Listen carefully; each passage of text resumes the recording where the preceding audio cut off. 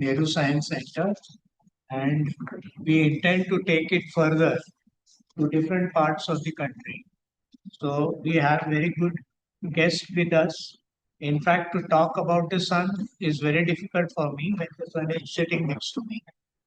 So the reason why I'm telling you is we have a person from PRL, Physical Research Laboratory, with us to talk to us about the meteorites.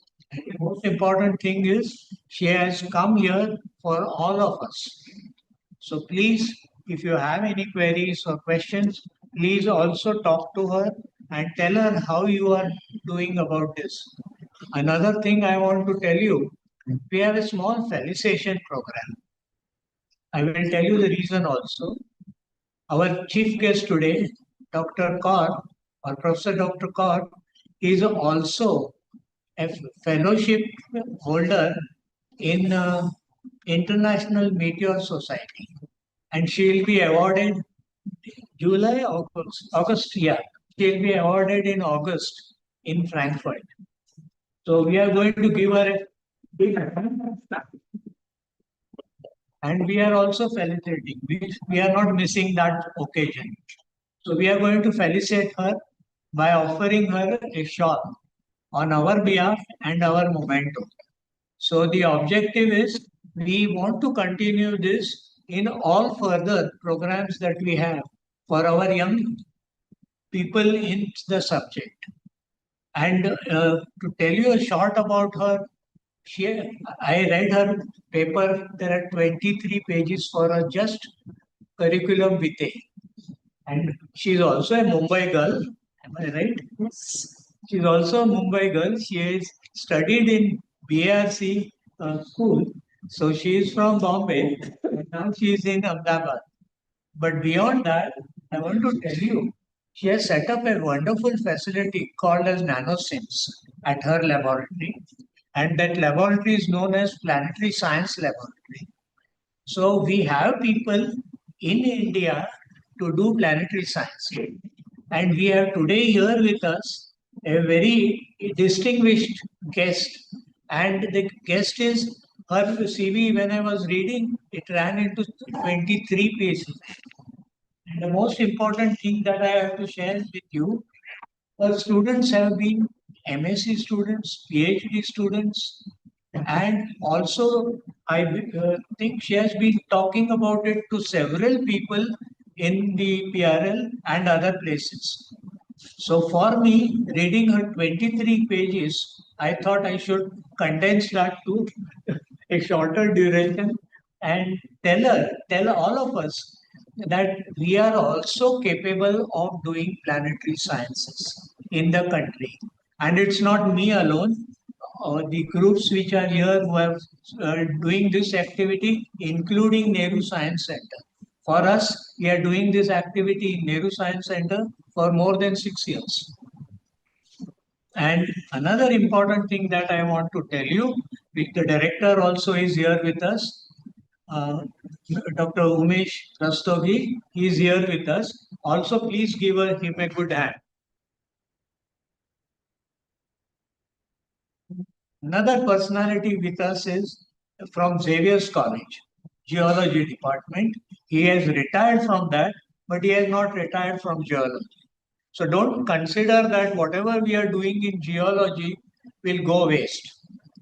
And one more important thing that I want to share with you is very important is the subject is not only for getting PhDs. You should move beyond that. And now here we have a personality like her who is an expert in, she has recently written a paper on moon.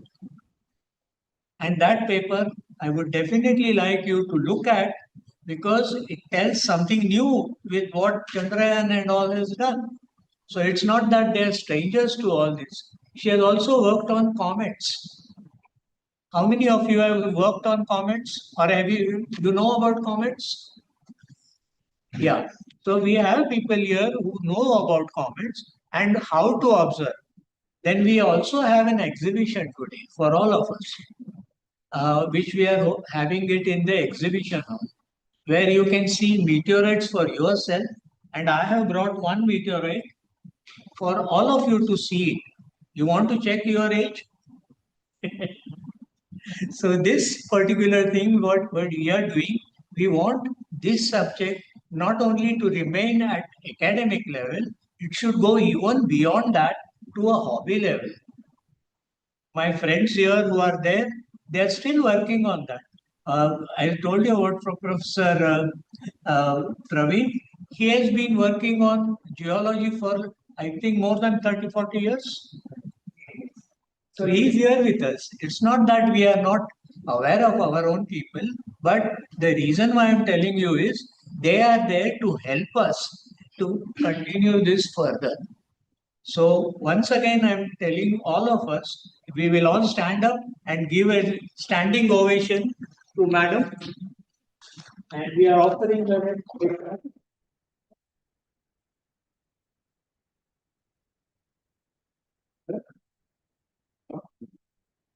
Yeah,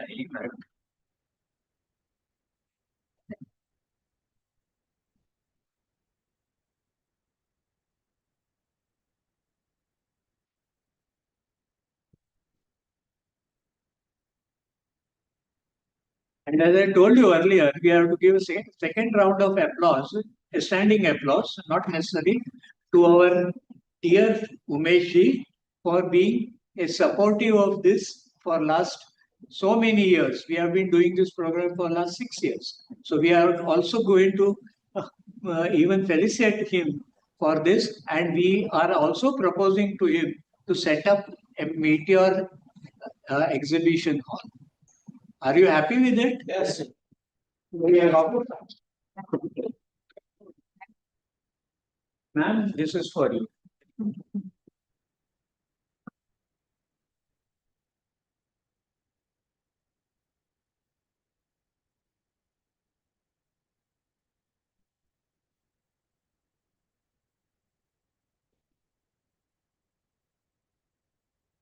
We are offering him.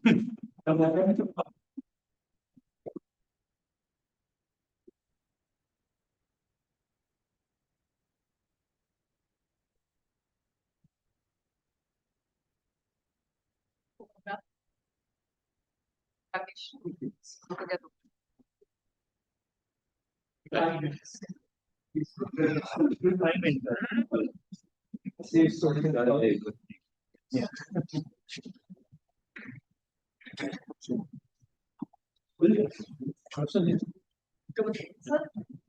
ये देखिए आप, they want to have a photograph. Please join us. No, he is my mentor. I owe all this program to me.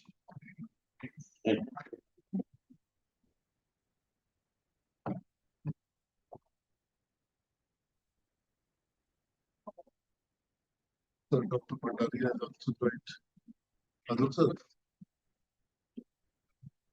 Pandari has also joined us. He asked me yesterday itself whether I can join.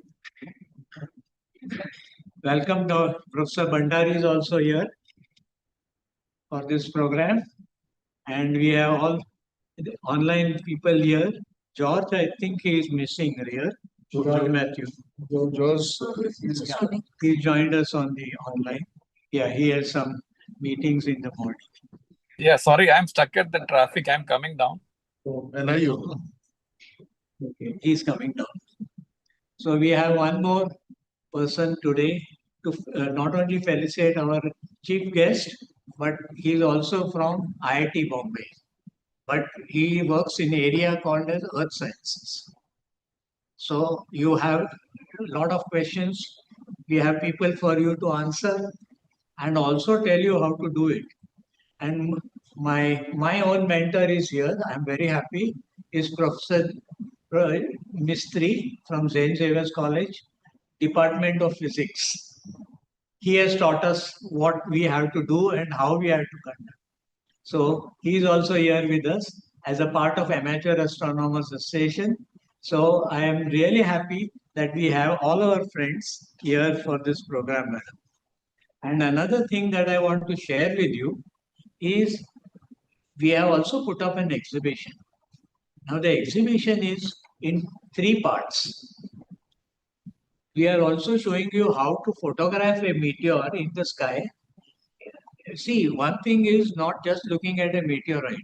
When the meteors come into the sky, also it's important. So we have one person who is doing photography of the meteors which come down, and then he is going to talk about it. And then we have our good friend already here, Rabde. He works on radio meteors. So meteors don't make just one impact; they make impact in 3 places. And I would say, madam, with your permission, can we say 4? We are now looking at meteors below the ground by using radio techniques. So, meteor study is not confined only to looking at a meteor, right? But you can do a lot of work. Even here, we have some nice programs which you can run on your windows, and then you can take the pictures of the sky. Fortunately, we have CCDs. Here is my professor who can tell best about that, but he will talk to you later. But what I'm trying to tell you is meteor science has now come to an amateur level to such an extent that you can do observations, you can record them in radio. Now we have monsoons here. So you will wonder how we can do. Radio meteors make a radio sound, and that too also on your FM band.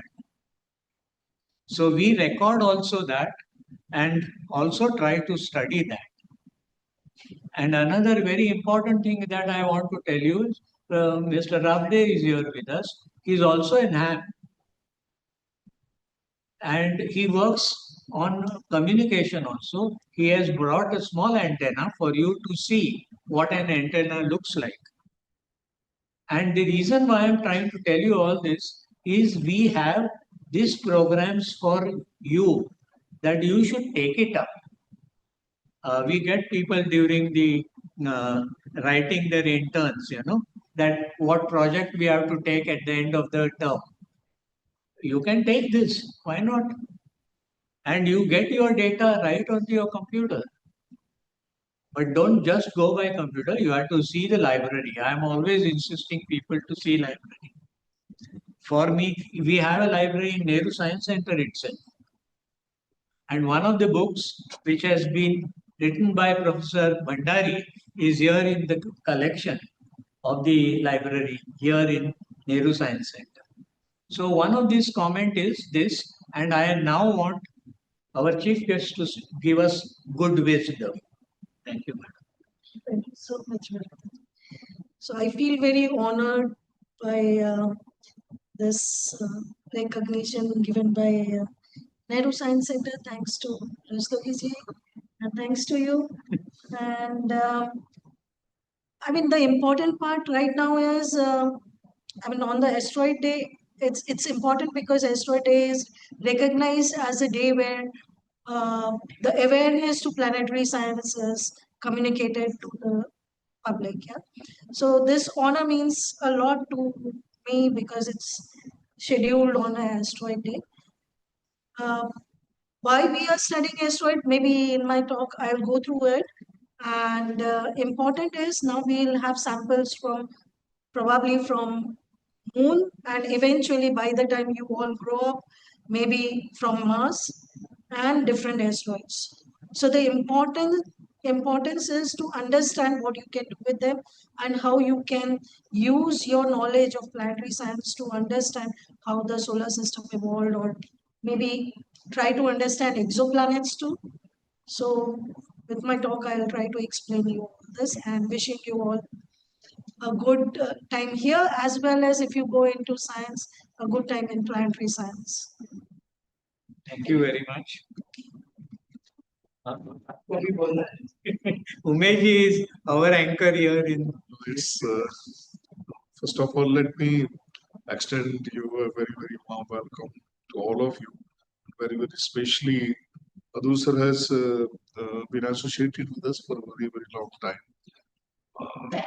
So I remember we organized it first time on a large scale in the year 22. And when after that, I think Professor Bhandari also came in physically. Professor Mistry is well known to us. I think it's a back coming to home because in this place only where we are sitting, maybe in a different format at that time it was. He has given, I think, innumerable number of lectures for astronomy Olympiad participants.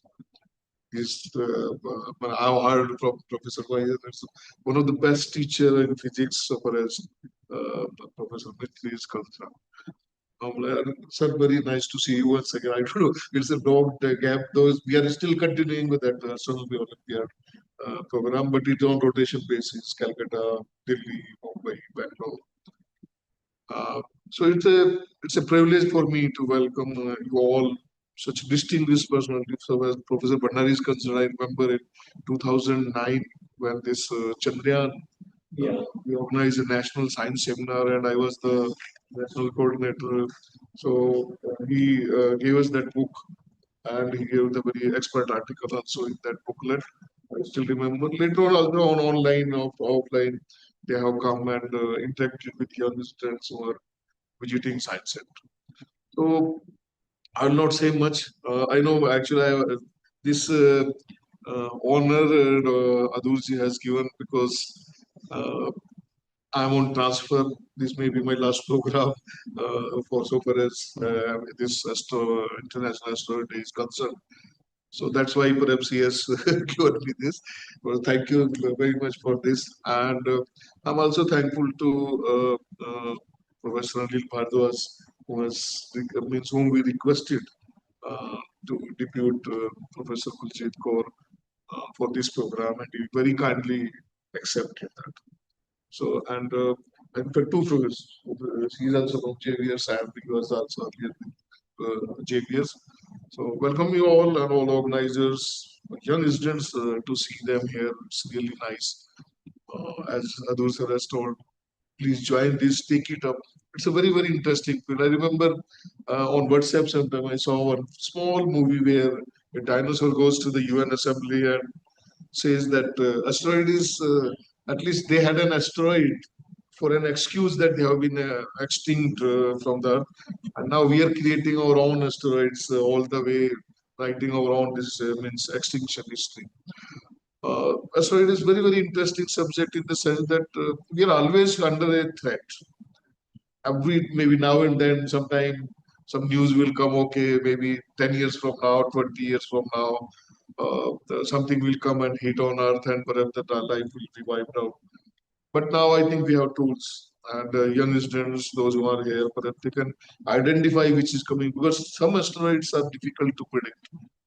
So if we can do that, if we can develop those kind of things, we have the tools now perhaps to divert them. Slightly, you just make off, it may go. Now, I was reading just before coming here about 2030 or somewhere that Apophis, which is likely to, when it's coming very, very close, it will be exciting. Perhaps you will be able to see with naked eye within a distance of 32,000 kilometers only. It's much, much, much closer. With an effort. I remember when I was kid that Skylab, when Skylab was falling, so nobody was able to sleep all night. I don't think that nobody was sure where it will fall. Finally, it was in Mahasagar, so everybody was safe. But those kind of threats will always be there, and perhaps with our knowledge, with our tracking system or new technology, new setup, will be so many young minds here. They can definitely develop certain things so that we can have nice sleep without any fear, and they should be able to divert also in case it comes. Welcome you all, and thank you, Adu sir, for all the nice words, compliments. Really, I'm really glad to welcome you all.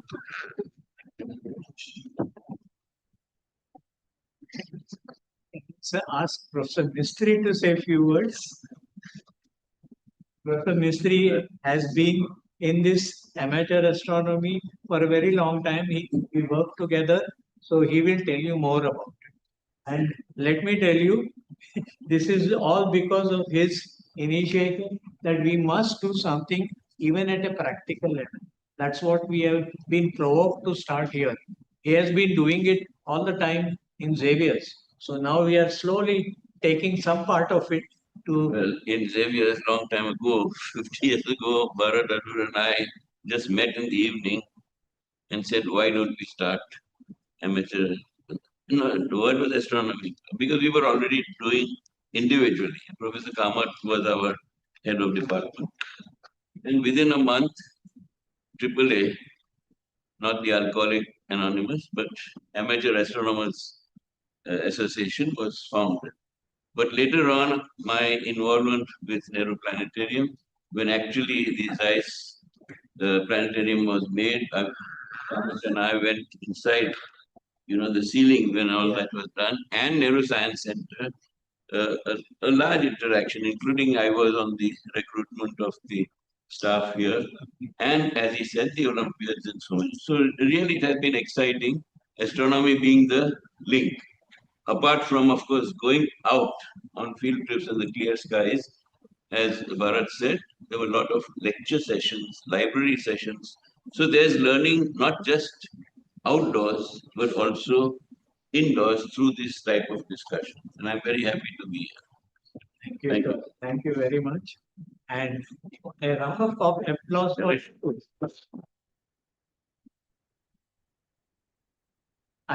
We have a lot of people around. I think Praveen can say something. Few words. He said everything what he had to say. I'm sorry then. Previous only. I'm very sorry. We have the person from IIT, George Matthew, is here with us. He is the person who is doing earth sciences in IIT. And he has facilities around in IIT. Professor Matthews, आगे आओ ना. Here also. See between space. So I would like Professor Matthew also to advise you, I would say. Am I right, sir?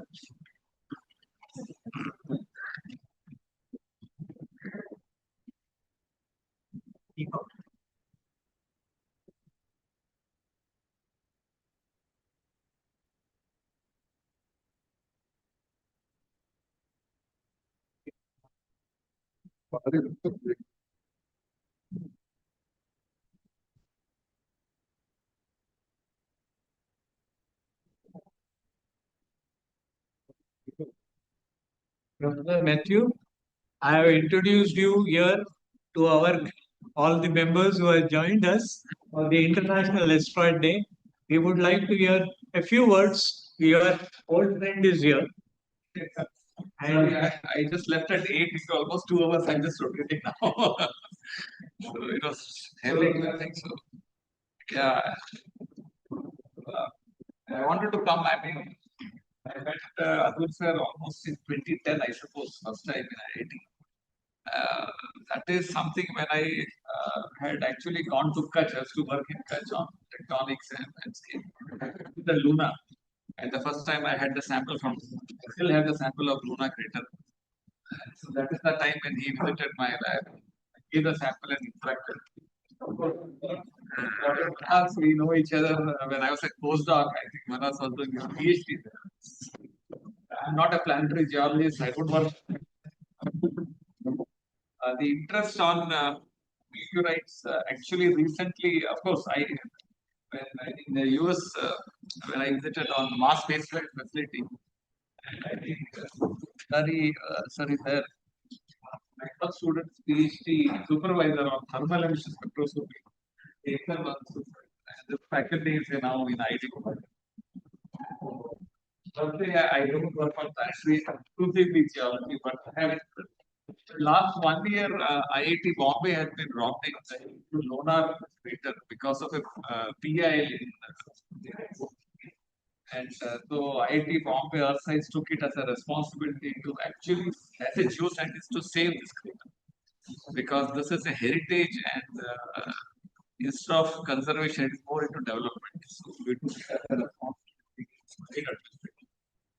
Is that something which I am going to talk? That's more than enough for Thank you so much, sir. We will. I'm giving you just 2 minutes. Then we are going to have her talk, and we are looking forward to her works at different levels. For me, she is not only a person with this, she is also a person from nanosims. She works in nanosims. She has her own laboratory. PRL. Besides, not only for nanosims, she has a lot of work on that. In fact, I told her also whether we can be a volunteer. In fact, I would love to be a volunteer. So we have people who know about. So it's not that you just have a meteorite in your hand and do nothing. You can still make up your own research paper. It's not just sufficient to have a meteorite. Yeah, you may have it here because our friend here is with meteorites and tectites. Uh, so this is what we have to do. I am happy, sir. We have one more person from geology. He is from Somaya College. He is the head of the department of Somaya College, who is here with us, and he is going to also be there for the program for the rest of the day. And one more thing which I have to share, that till we have a cup of tea and then immediately we will have her talk, and after her talk, okay. So we will have her talk first, and the all is yours. Thank you. Okay, Mr. Um, yeah. So I have a presentation, and you can tell me when to stop, yeah, because I can go on. You can say that it's too much. So to start with, let me say hello to Bhandari ji. Hello, Bhandari ji, if you're listening to me. Yeah, he is listening. Of course, I have come to listen to you. I am very happy that you are there in the asteroid day. I was there a few years ago, and I think you should excite everybody to collect a meteorite. There is no greater pleasure than having a cosmic body in your palms.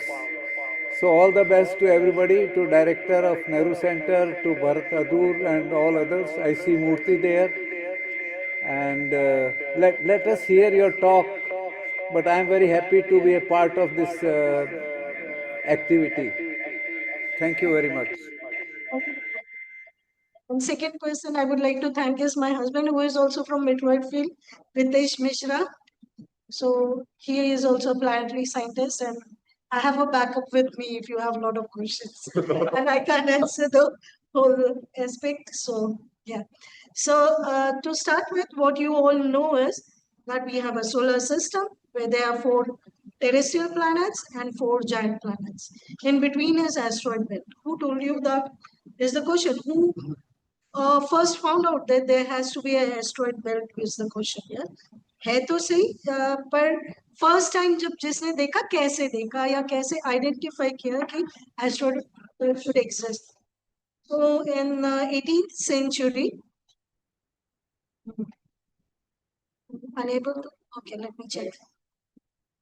So because he is handling the mouse, I think that's why I can't. Handling the mouse. So I can't move it. So if you can move it. Can somebody help her? Yeah, thank you. So there were 2 astronomers from Germany in 18th century, Titus and Bode, and they gave a equation. It's an empirical equation, means mathematically it seems to be valid, or they at that time it seemed to be valid. So they gave an expression where they could say कि Mercury इतने distance पे sun से, तो Venus इतने distance पे होना चाहिए, Earth इतने distance पे, Mars इतने. So this worked out. But they didn't see any planet at the asteroid belt. They said there has to be a planet. There is a missing planet out there. So astronomers should look for a planet out there. And they were unable to find, but they found small pieces later on. Now, for many decades we have been observing asteroid belt telescopically, and we have spacecraft missions.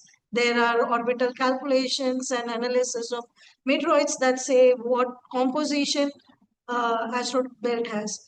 But the amount of mass that is seen in asteroid belt as of today is not equivalent to that a planet could have. Yeah? So there is something happening there. Asteroid belt is not really a missing planet.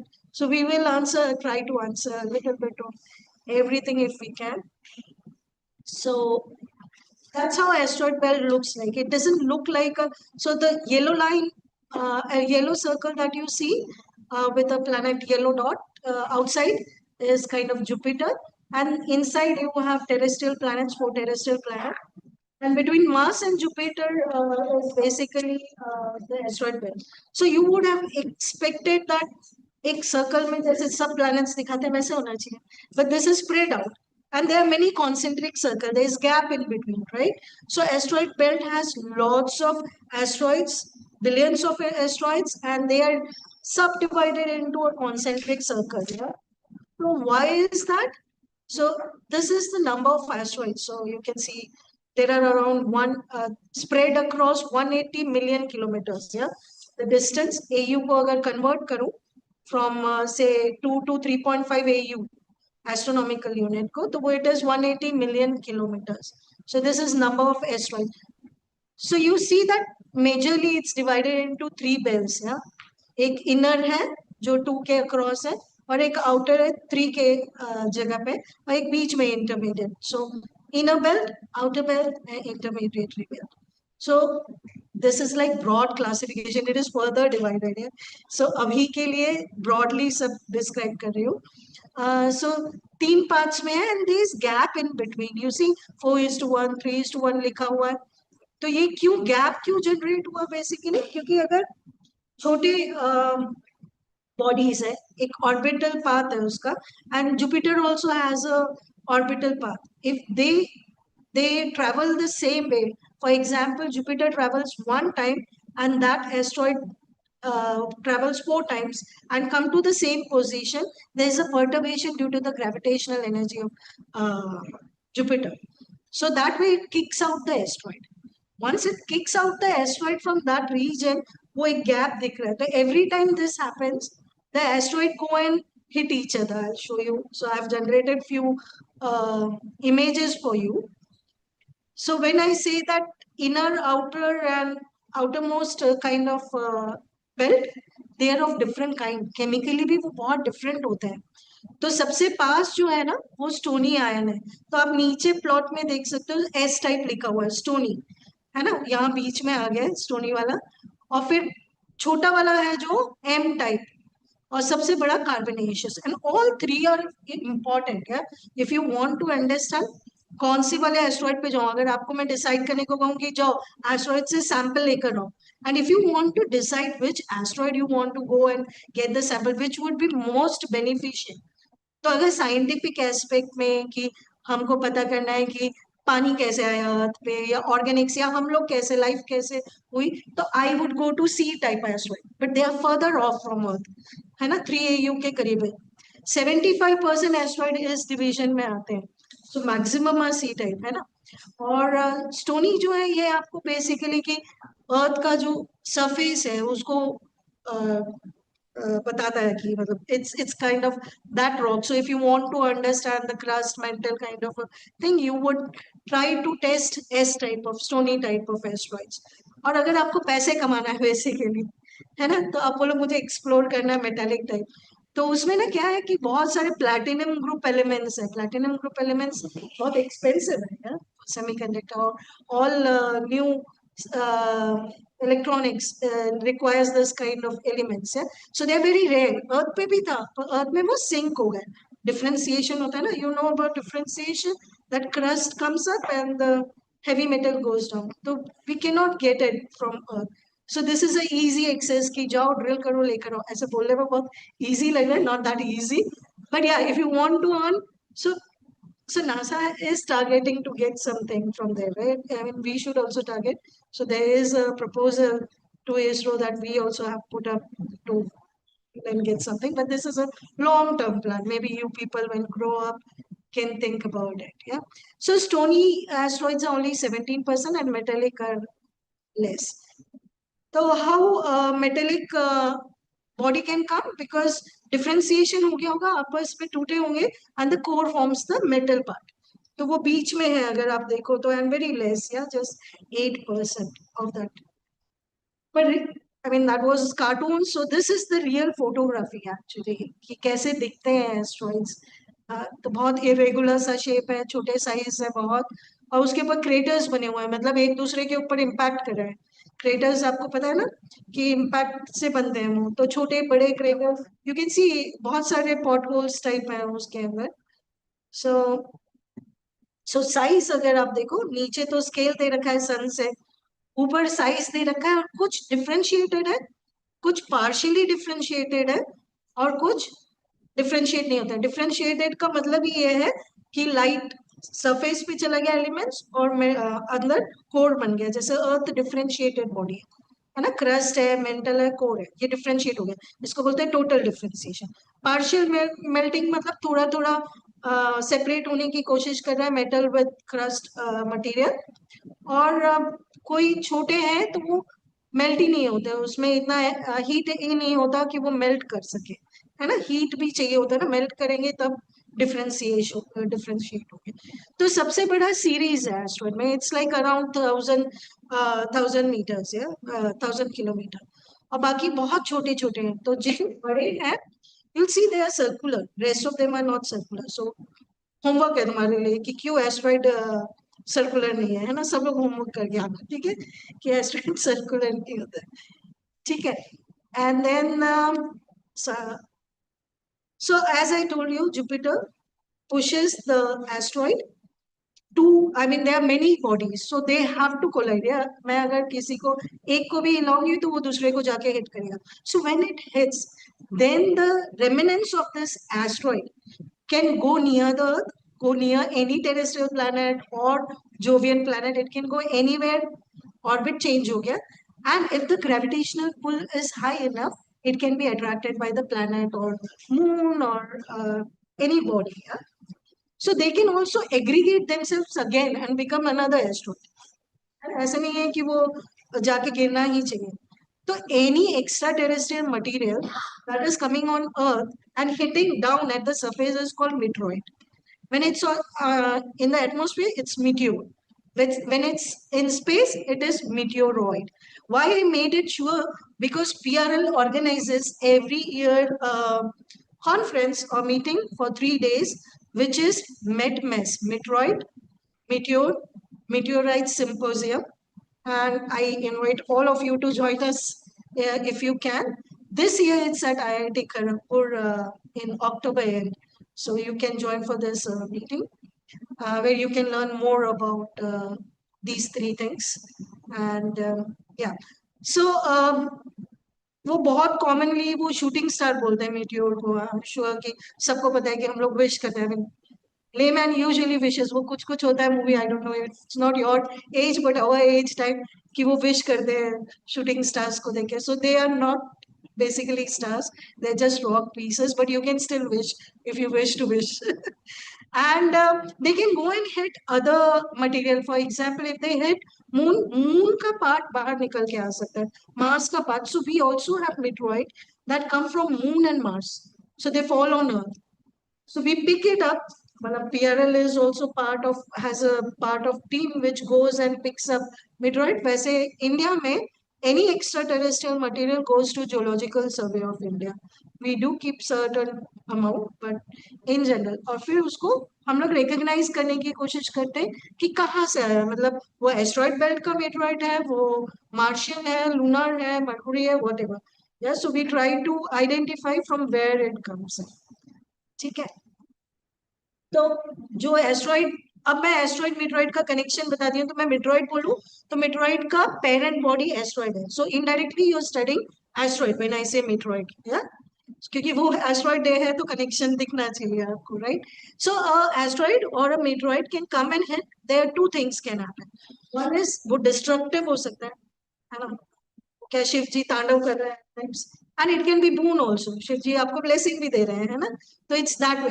तो एक बार तो dinosaur जैसे आप कह रहे थे, रस्तोगी जी कह रहे थे कि डायनासोर एक्सटिंक्शन हुआ था, तो if they have bigger amount of asteroid का वेट बढ़ा है तो वो जाके डिस्ट्रॉय कर सकता है आपको, तो डाइवर्जन जरूरी है। I think somebody is going to talk about that. और अगर हम लोग छोटे गिरते हैं तो we can bring it to our lab, analyze it, and understand how the solar system evolved, basically. And I'll tell you how we do. Right? So, since I have introduced asteroid, meteoroids, and these rocks that built up our solar system, now I'll go to my studies, which I do. I'm sorry if I speak few words that you won't understand, but I'll try to come down to a lower level. So now I start the topic, that is the rocks that built our solar system. Okay. So पहले तो पता करना है कि solar system बना कैसे ना, everyone should know कि सोलर सिस्टम बना कैसे। तो बोलते हैं कि एक मॉलिक्यूलर क्लाउड है, एस्ट्रोनॉमर्स को पूछो बोलेंगे एक मॉलिक्यूलर क्लाउड है, जायंट मॉलिक्यूलर क्लाउड है, उसमें कोर्स है। तो उस मॉलिक्यूलर क्लाउड का कोर में बोलती है ना बहुत सारा डेंसिटी है। तो इस टाइम पे हम लोग हाइड्रोजन मॉलिक्यूल्स ही ज्यादा बोल रहे हैं कि हाइड्रोजन मॉलिक्यूल्स वाला डेंस देते हैं। तो 10⁶ हाइड्रोजन पर सीसी, मतलब मैं एक क्यूब बनाऊं उसमें 10⁶ हाइड्रोजन आ जाएंगे, इतना डेंसिटी है वो कोर का। Why do I need density? क्योंकि मुझे स्टार बनाना है। तो फ्यूजन प्रोसेस, फ्यूजन पता है, हाइड्रोजन हाइड्रोजन को आप पास लेकर आओगे, फ्यूजन प्रोसेस क्रिएट करने के लिए मुझे वो मास भी तो चाहिए, उतना अमाउंट चाहिए भी ना। तो फ्यूजन होगा तो स्टार बनेगा, अदरवाइज स्टार नहीं बनेगा। तो हमारा सन एक स्टार है, right? So we have to create a star first. तो वो मॉलिक्यूलर का क्लाउड का एक छोटा सा पोर्शन जो है ये वाला, जैसे हाईली डेंस है, ये सेंटर में रहेगा और बाकी सब कोलैप्स हो। अब ये मॉलिक्यूलर क्लाउड के लिए पूछते हैं कि this molecular cloud is actually gets its material from different stars, nearby stars. जो stars होते हैं, जैसे सुपरनोवा सुना है, एक्सप्लोड होता है तो उसका सारा मटेरियल वो मीडियम में डालता है, इंटरस्टेलर मीडियम में डालता है, और मॉलिक्यूलर क्लाउड जो है वो इंटरस्टेलर मीडियम में है। तो इसका सारा जो भी मटेरियल है वो मॉलिक्यूलर क्लाउड में जाता है, वो कोलैप्स हो रहा है। तो ये दो तरीके से कोलैप्स हो सकता है, या तो वो सेल्फ ग्रेविटेशनली होता है, मतलब ग्रेविटेशन से कोलैप्स हो, अदर हो सकता है ट्रिगर हो गया कि सुपरनोवा पास में उसने ट्रिगर किया शॉक वेव देके कि जल्दी कोलैप्स करो भाई, है ना। तो वैसे भी हो सकता है ग्रेविटेशनल कोलैप्स या trigger.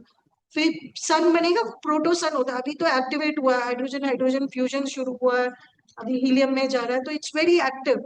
So lot of protons and helium atoms, alpha particles are coming out from there. So this is a very active stage for sun. आप अगर स्पेक्ट्रोस्कोपिकली एक्सोप्लैनेट्स या कोई स्टार को, यंग स्टेलर ऑब्जेक्ट को करोगे तो देखोगे कि उसमें बहुत सारे जेट्स और वो निकल रहे हैं, है ना। तो फिर बाद में after few millions of years then this little bit cools down and there is a sun and there is circular planets around it. So there is size पढ़ना है, size यानी cosmolocation बोल सकते हो मैं, और एक है क्रोनोलॉजी, कॉस्मोक्रोनोलॉजी। क्रोनोलॉजी मतलब टाइमिंग, जब मैं क्रोनोलॉजी मतलब क्रोनोमीटर यानी टाइम स्केल। तो हम लोग मेट्रोइड लेके ये दो चीजें बहुत अच्छे से डिफाइन कर सकते हैं, एक है कॉस्मो लोकेशन और कॉस्मो क्रोनोलॉजी। इसके अलावा थोड़े बहुत फिजिकल केमिकल प्रोसेसेस भी आइडेंटिफाई कर सकते हैं कि क्या हुआ हो सकता है, ठीक है। तो अगर आप देखो केमिकल, आपने पीरियोडिक टेबल देखा है ना, तो हमको पता है पीरियोडिक टेबल में बहुत सारे एलिमेंट्स हैं। तो अगर आप सन के अराउंड देखो तो ये सोलर अबंडेंस है, हाइड्रोजन बहुत ज्यादा, ये लॉग स्केल है, तो आपको समझ में आएगा कि जो बहुत हेवी एलिमेंट्स है वो कम होते हैं, लाइट एलिमेंट्स ज्यादा होते हैं। तो कौन डिफाइन करता है? जैसे आपके अंदर कैल्शियम है, आयन है, हु इज डिफाइनिंग कि इतना ही आयन होना चाहिए या इतना ही कैल्शियम होना चाहिए सिस्टम में, सोलर सिस्टम में भी, राइट। तो ये एक क्वेश्चन है, मेजर क्वेश्चन है कि कहाँ से आता है ये सब, राइट। तो ये सब आता है स्टार में से, डिफरेंट स्टार जो कंट्रीब्यूट कर रहा था, मैंने कहा था ना मॉलिक्यूलर क्लाउड जो है वो डिफरेंट स्टार्स उसको कंट्रीब्यूट करते हैं। तो छोटे स्टार भी होते हैं, बड़े स्टार भी होते हैं। सुपरनोवा बड़ा स्टार है, सन जैसा छोटा स्टार है। तो छोटे स्टार थोड़े आयन, एक आयन का बाइंडिंग एनर्जी हाई है, तो उसके बाद फिजन होगा, उससे पहले फ्यूजन होता है। तो वैसे डिवाइडेड है, एलिमेंट्स कहाँ से आते हैं, लाइट एलिमेंट्स कहाँ से, ठीक है। तो अभी so we used to understand this solar system evolution. Yeah, what process happened, what time scales or locations things happen. We target meteoroid for the study. Yeah. तो सिर्फ मेट्रॉइड के पास है इंटरप्लैनेटरी डस्ट पार्टिकल. सुना है? Interplanetary dust particle के लिए आप balloon से जाके डस्ट कलेक्ट करके ला सकते हो, या फिर हाई फ्लाइंग प्लेन से भी डस्ट कलेक्ट होता है. ये डस्ट जो होता है एस्ट्रॉइड या कॉमेट जो पास से जाता है ना, उसका डस्ट है, वो कलेक्ट करके ला सकते हो. या फिर आप फ्लाई बाय करवा सकते हो. जैसे कॉमेट के लिए, कॉमेट कलेक्शन के लिए ऐसे एक टेनिस का एक रैकेट होता है ना, वैसे था, वहां कलेक्शन करके लेके आया उसके विंड को बेसिकली. तो और हाइबुसा 1 सुना है? एस्ट्रॉइड गया था, फर्स्ट एस्ट्रॉइड कलेक्शन जो था वो हाइबुसा 1 जासा ने, जापानीज स्पेस एजेंसी लेकर आया था, वहां का मटेरियल. तो TRL is very lucky to have Hayabusa 1 sample, Apollo sample, Hayabusa 1, Hayabusa 2 that we have analyzed in NanoSIMS lab. Yeah, so we have Hayabusa with us. We have Hayabusa 2. I have also analyzed Stardust samples, but this was in US when I was there. So all sample return missions have been analyzed with NanoSIMS actually till then. तो meteoroid ऐसे दिखते हैं. May be Bharat ji आपको दिखाएंगे meteoroid. उनके fusion crust होते हैं क्योंकि एटमॉस्फेयर से आते हैं, तो फ्यूजन एरोडायनेमिक शेप होता है, वो फ्यूजन क्रस्ट होता है. तो you can identify these are the meteoroids. India में बहुत सारे मेट्रॉइड्स गिरे. ये एक्चुअली अपडेटेड नहीं है, पर इससे भी ज्यादा, तो 2 डिकेड्स में बहुत सारे मेट्रॉइड्स गिरे. तो इन जनरल वो बॉम्ब गिरा है या स्केयर होता है, पुलिस को फोन करते हैं, या फिर बहुत एक्टिव लोग जो भरत जी जैसे एक्टिव लोग हैं, वो लोग जाते हैं, कलेक्ट करते हैं, हमको भी इन्फॉर्म करते हैं. तो we go and collect this meteoroids. So there you have this meteoroid from where. So you will see a fusion crust. He might show you the fusion crust जैसा होता है.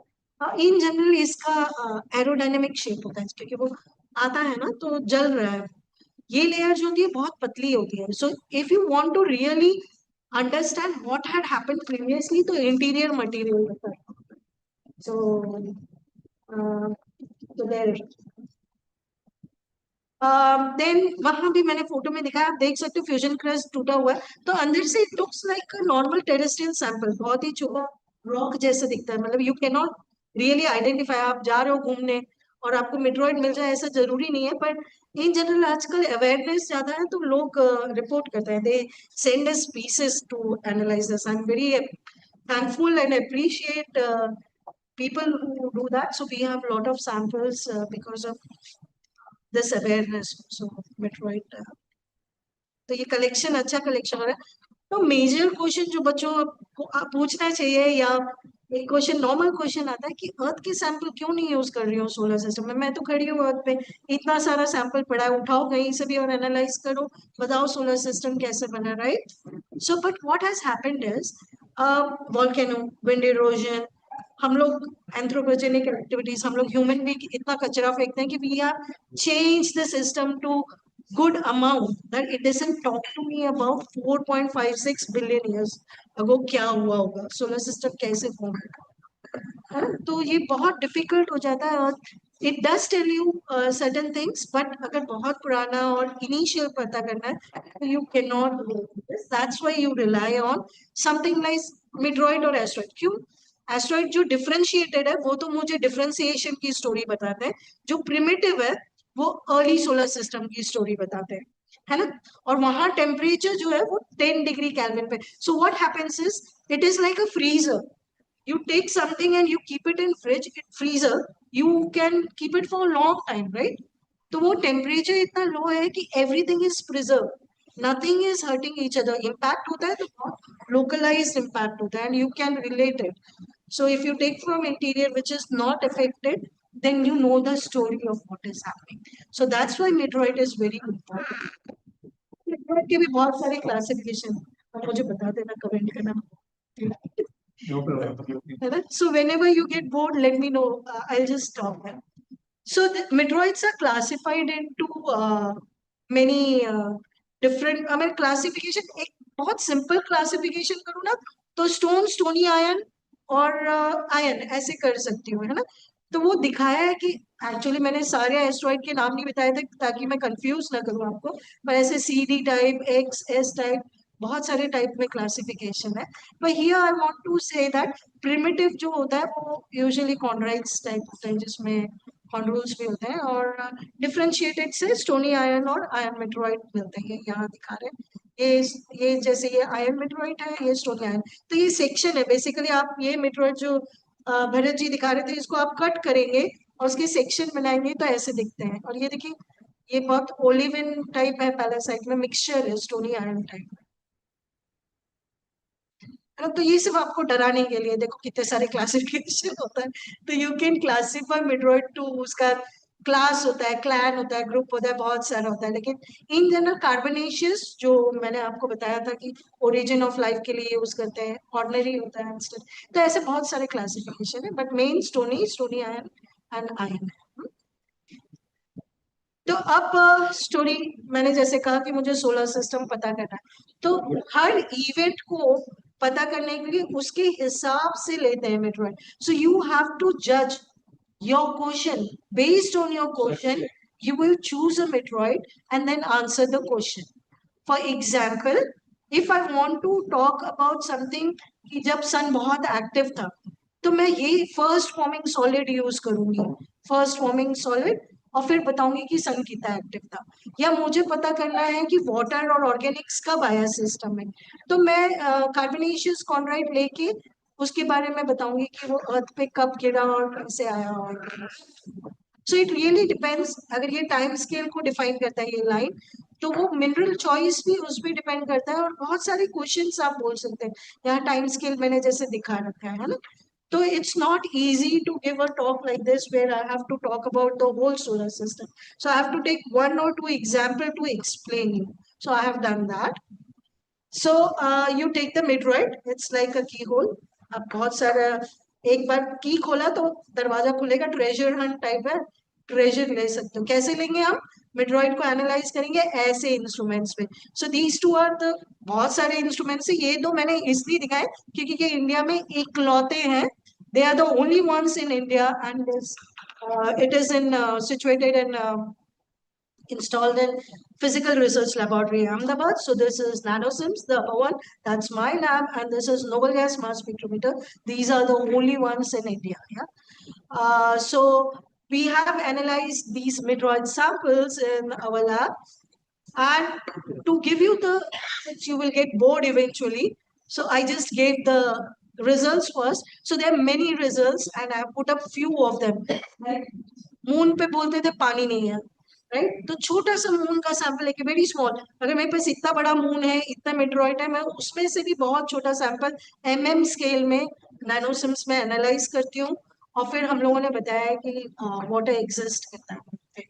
या फिर हम लोगों ने जैसे ये फर्स्ट फॉर्मिंग सॉलिड है, इसको कैल्शियम इंक्लूजन होता है, उनको नैनोसिम्स में देख के बताया कि एक्टिविटी कितनी थी सन की। Sun is not as dominant as it was, million times ज्यादा था एक्टिव, बहुत ज्यादा एक्टिव था, तो ये बताया हमने।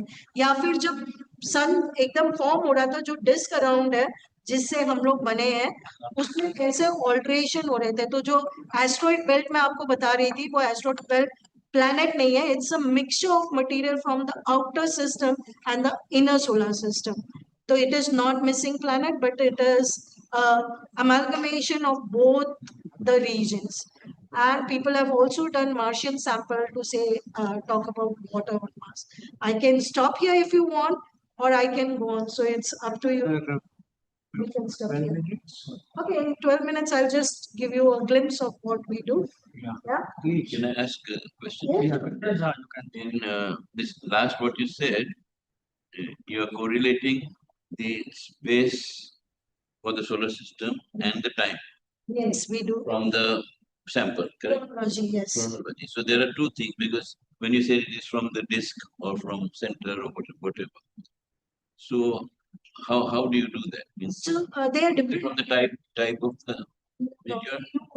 isotopes, different isotopes. For example, if I, since So the solar system protoplanetary disk is hot at the near to the sun and cold outside. So there has been different process. The oxygen isotopes. I don't know how many of you kids know isotope.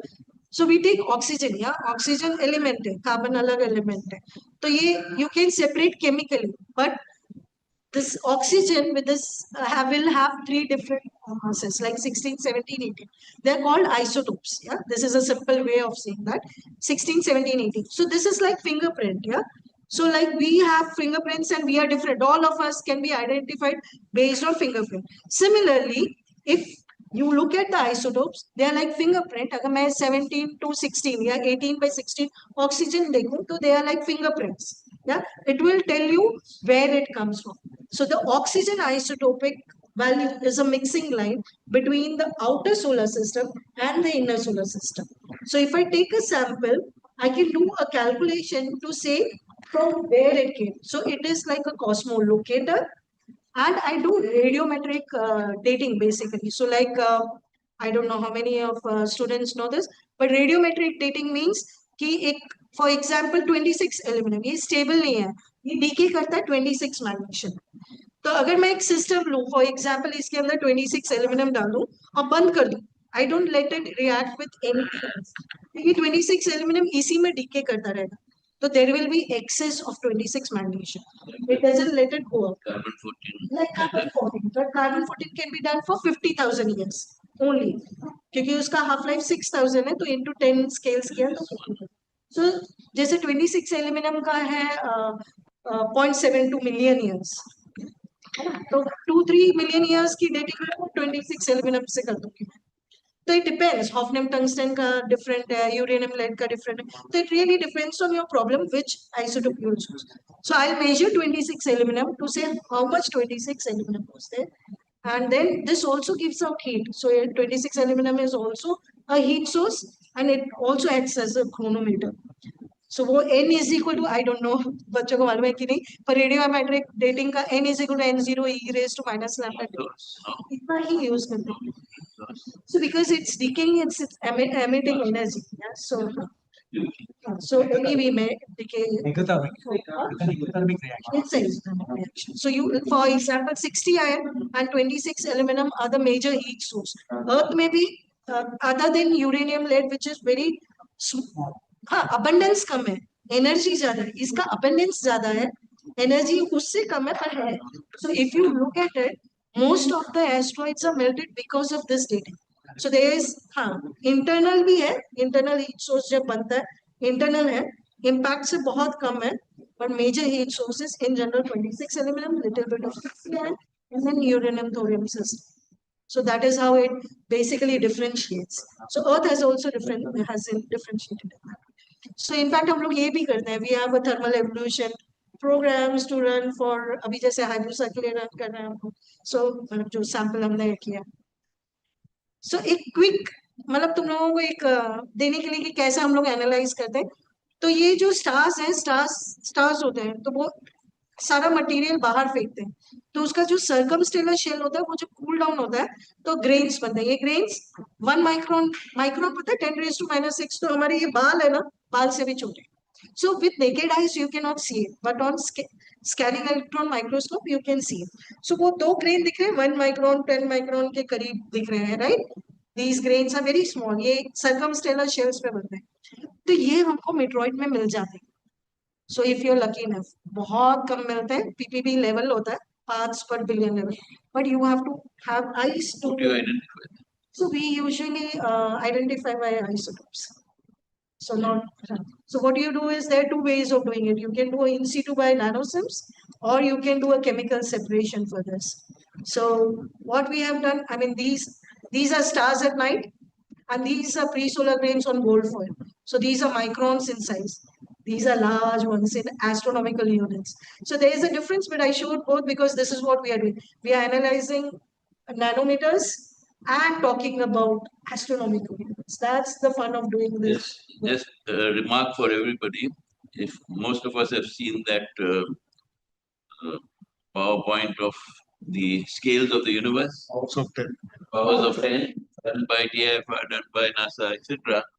And it's a philosophical situation that when you go to the largest and the smallest, it is a complete chaos. Yes, that When you go to absolute small things, okay, or to large, and in between, when you see either galaxy or atoms or whatever, it's the same structure. Professor Vaya used to say that Yes. what happens at 10 to the power 20 Also- order was decided at 10 to the power minus 16. Right. So the fun is that this is also indirect astronomy. So you cannot go inside the star and see कि कौन सा reaction चल रहा है. But you can only see the photosphere. Telescope says spectroscopically, this is the only way to know कि क्या reactions हो रहे हैं.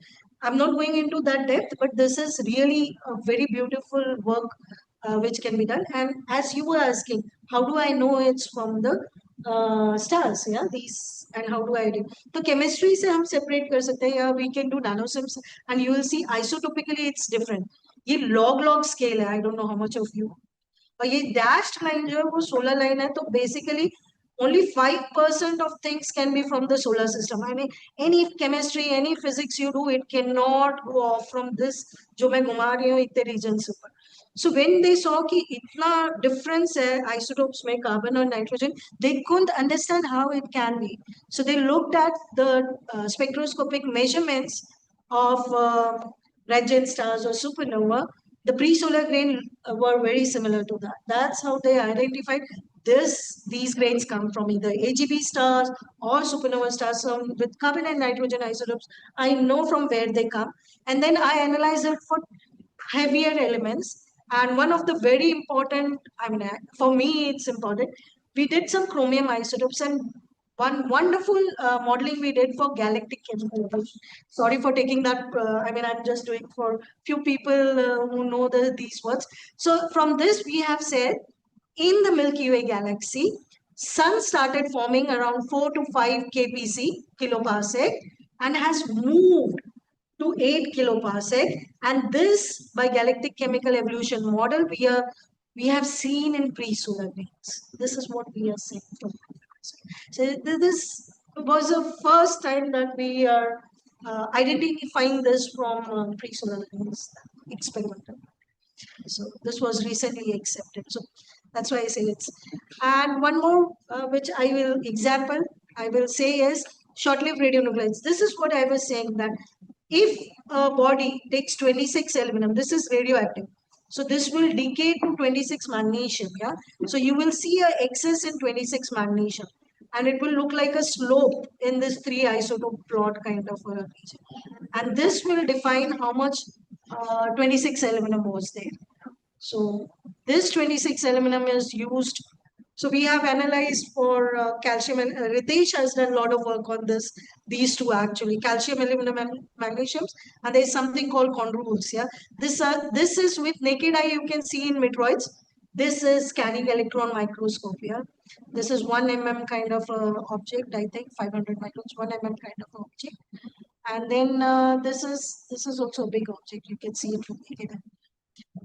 So this was a Nature Astronomy paper which Ritesh and I published in 2019, where we said that superflare used to exist in sun. Yeah, so he is the first of all for this. Yeah. And just because we are talking about asteroid, I thought I will put this. So we have analyzed this samples from Itokawa in our lab, and this was a mission that went in 2003, and I think it came back. So these are the 4 grains that I got. The maximum size is 80 microns. So 80 microns means 80 into 10 raised to minus 6 meters. So that's smaller micron sample, and we analyzed in our lab. You can see the small ones 1, 2, 3, and big ones 1, 2 are the analysis made by my lab, which is to understand again 26 aluminum we did. And we also looked at oxygen isotope and heavy isotopes. And this is what we are trying to say for Itokawa. We are saying that this is a little, I don't know how many of you will understand, but let me try. So the idea is sun forms, and the first planet to form is Jupiter. Okay. Now when I'll call it proto-Jupiter. Now when proto-Jupiter forms, it is not as big it was So it is getting attracted by gravitational or gravitationally pulled by sun. So it's going inside. There is a disk. So there is a disk of high temperature minerals, which is called non-carbonaceous one, Nc. And on the other side is cool objects, which is volatiles, water, which is called carbonaceous kind of contracts. Okay. So these two are separated by this proto Jupiter. It's not allowing them to mix. So ये जो comet वगैरह देखते हो, it's very volatile and is from this region, and terrestrial planets coming from the hot region. So Jupiter when forms divides this. Now Jupiter moves in. So this is called it's a migration theory of formation of solar system. The Jupiter moves in, Saturn, proto-Saturn is formed. So there is a resonance between the orbital path for Jupiter and Saturn, and it pulls it back, the masses that are at the edge. So it moves in till 1.5 or something of AU, and then it goes back to the region where it is right now, 5A. Now, this is a migration theory. During this, some of the carbonaceous material from outside and inner material gets churned away, and that is what forms the asteroid belt. That's why you have carbonaceous material and stony material from the non-carbonaceous all along that. So this is one theory that explains this well. So as of today, migration theory is well accepted model, and there's isotope theories to actually follow this. And in my work in Hayabusa, we say that 26 aluminum and stuff that I see is from the non-carbonaceous part. So it belonged, the parent body for Itokawa is non-carbonaceous part. And that's what we stated from Itokawa for Itokawa asteroid. Now we are analyzing Hayabusa 2 sample, which is from Riku meteoroid. This is a carbonaceous meteoroid, so we are looking for organics from this. So we have samples and we are checking organics in this, and people have seen. You see this circles? These are organics part. Yeah, they are called globules. So you see this? So some are hollow globules, some are filled globules, but they act as organics, probably like lipids, bringing up organics from where we form. It's not stated as yet, but yeah, people think about it. Like you can relate it to astrobiology kind of. So we are working on this where we are using our nanosims to see the differences in isotopes. So this is the real image that you find from nanosims, and you will see high red ones are anomalies that you see in carbon or nitrogen, and we are hoping for the best results from Regu analysis, and there I stop for you. Thank you all for listening. Some question answers. If you have any questions, we have a person here next to you. And I would also request you to answer your tea. Oh, thank you. I think can I go? No, it's okay. I'll manage. And we have the next speaker, but I think you have a feel of what she was talking. I have already circulated meteorite now, which is in front of her. I want her to also see it. So we will have the next speaker is Dr. George Matthew from IIT Mumbai. Important is IIT Mumbai. He is from Department of Earth Sciences. Many of our samples which we have done also are from that particular place. Especially electron microscope. I had seen electron microscope for the first time in Earth Science in his lab. Yeah. Your observation before we are about to talk about George Matthew.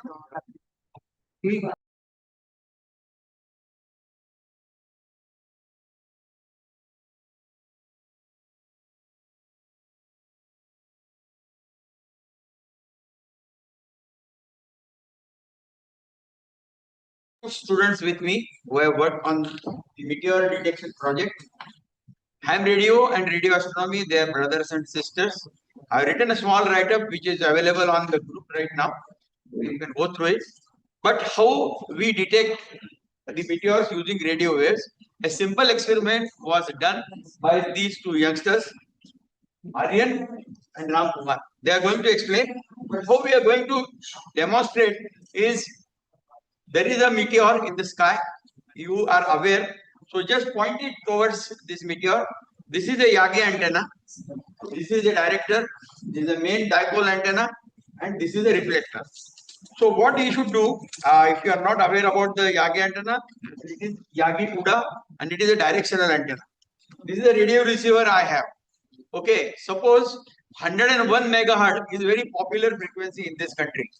So you are aware that if you have angle of say 45 degrees and then reflection comes somewhere in Goa, okay, Panji you can say. So you point towards the meteor and suddenly you will get some burst of radio signals coming from with Bharati Goa. It will come for a moment. If there is a meteor shower, it will come for a long. If the meteor shower is very high, the signal will be very strong. If it is low, the signal will be very low. So accordingly, you point the antenna in the desired direction where there is going to be a meteor shower. You record and then confirm on the program that yes, we got the reflection from Goa radio. So this kind of a experiment both of them have done. They will give a small presentation. Please go there. We are doing it from here. Okay. You can speak from here on. Who is going to change the slide? Slide. Who is going to change the slides? Okay. So let's see. Yes, sir. So this is a simple Yagi antenna. Those students who are not aware just can view this after during the lunch break. We are also going to demonstrate this in the exhibition. How to detect? Of course, there will be a dummy demonstration because we don't have the meteors right now. But we can show you how everything works. If you are having any queries in the setup, you can ask me questions. If you are at all, you are having any queries. But this is a very simple way. Any school going student, college going student to do this kind of an experiment. Boys, they will be using a SDR dongle and a software where the signals will be recorded continuously.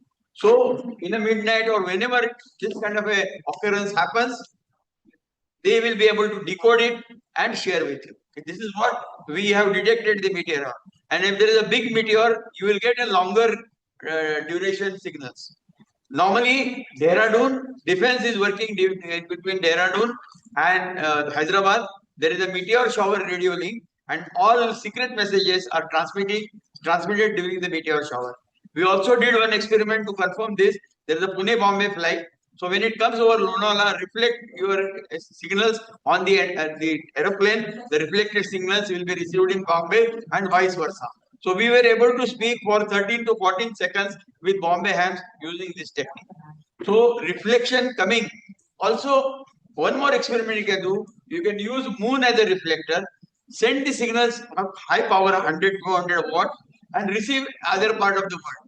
So this is also being done and confirmed this kind of experiment detecting meteors. Thank you and over to the Aryan and Ram Kumar.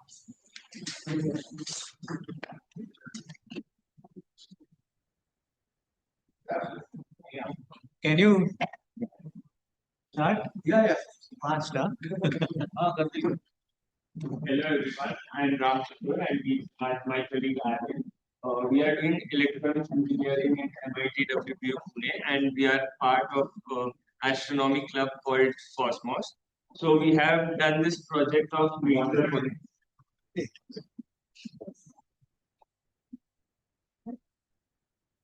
Next slide.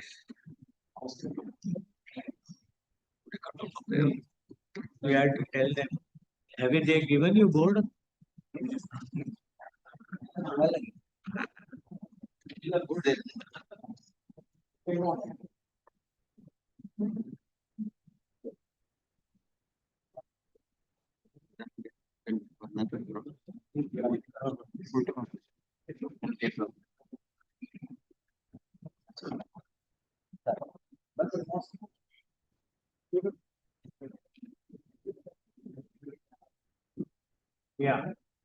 Can we go ahead?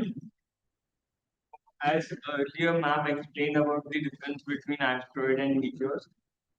Asteroid is the larger part and meteor is the smaller part. And the meteor, when it enters the Earth's surface, it leaves behind a trail. And these asteroids are usually made up of silicate, iron, nickel, and carbon compounds. So, are these meteor a threat to Earth or threat to satellite? The answer is no. Asteroids are usually predicted earlier because of the large size, and meteors are detected when they are entering the Earth's atmosphere. So, predicting the meteor, can we save the satellites to avoid collision? Again, the answer is no. Because meteors, we can predict the intensity of meteor shower, but we cannot predict the exact location where it might come. And when we predict, it might be too late for us to save a satellite collision. And the chances of a satellite collision occurring is very rare. Why is meteor detection necessary? The first thing is when these meteor enter the Earth's surface, they burn up in the region of mesosphere, which lies above the Earth's surface of around 80 to 120 kilometers. And studying meteor detection helps us to get a better knowledge about the mesosphere region of the atmosphere. And the second thing is citizen science, which means that we have contributed globally about meteor detection. Usually, the most contributors are from North America and Europe. From India, very few people have done this meteor detection. Uh, Earlier, the meteor detection began during the World War I phase while a radar setup was there. They detected ionospheric changes, and now recently this has been done on rooftop by us.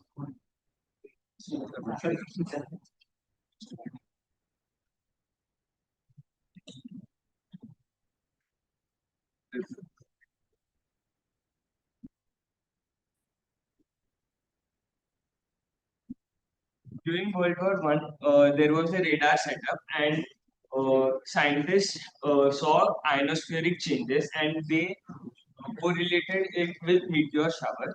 And now, recently, we don't need big setups like radar detector. We can do it on rooftop with a few basic setup of Yagi Uda antenna, like Sir is holding, and we have managed the reception. Aryan will explain you all about the reception process. So what basically happens, how are we detecting meteors? We cannot just simply point our antennas toward the meteor because they are very random and most of them are not even visible. What actually happens is that when meteor enters our atmosphere, it gets ionized and leaves an ionized trail behind it. We point our antenna to a distant FM station which transmits FM signals which get reflected by the ionized trail, and that is the signal we receive. Our basic setup was Yagi Uda antenna, 7 element, and for receiving end we were using RTL SDR, and for software side we are using SDR Sharp for collecting data and providing it to another software called RMS, which is basically for detecting meteors and uploading it to a ARMOC international platform.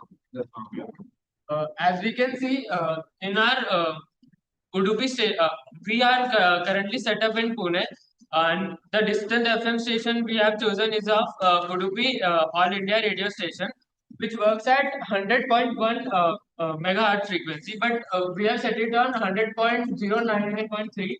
There's an offset of 600 to 700 frequency, just because to listen the audio ping when a meteor is detected, and that audio ping is virtually connected to another software called RMS. Which software is for detection of meteors and uploading to the global platform from which this software has been open sourced. The As you can see, there are types in the second column. You can see mostly type 4 and type 3 meteors. type 1 is being a most prominent meteor, and type 4 is being basically just a noise. 1 and 2 types are usually seen in meteor showers. Hence, like for now, we haven't really detected a meteor shower. This is the image, like how when a meteor gets passed, there is a trail left behind, and on the left side there is a FM station which transmits FM signals, and that is reflected by that ionized trail and is being received by us. We have received a global recognition on our platform where other fellow members also detect the meteors and upload it. The limitation is that for now we have only pointed it at a specific point, but we will try to use more antennas to point it at different directions so that we can get a view of whole.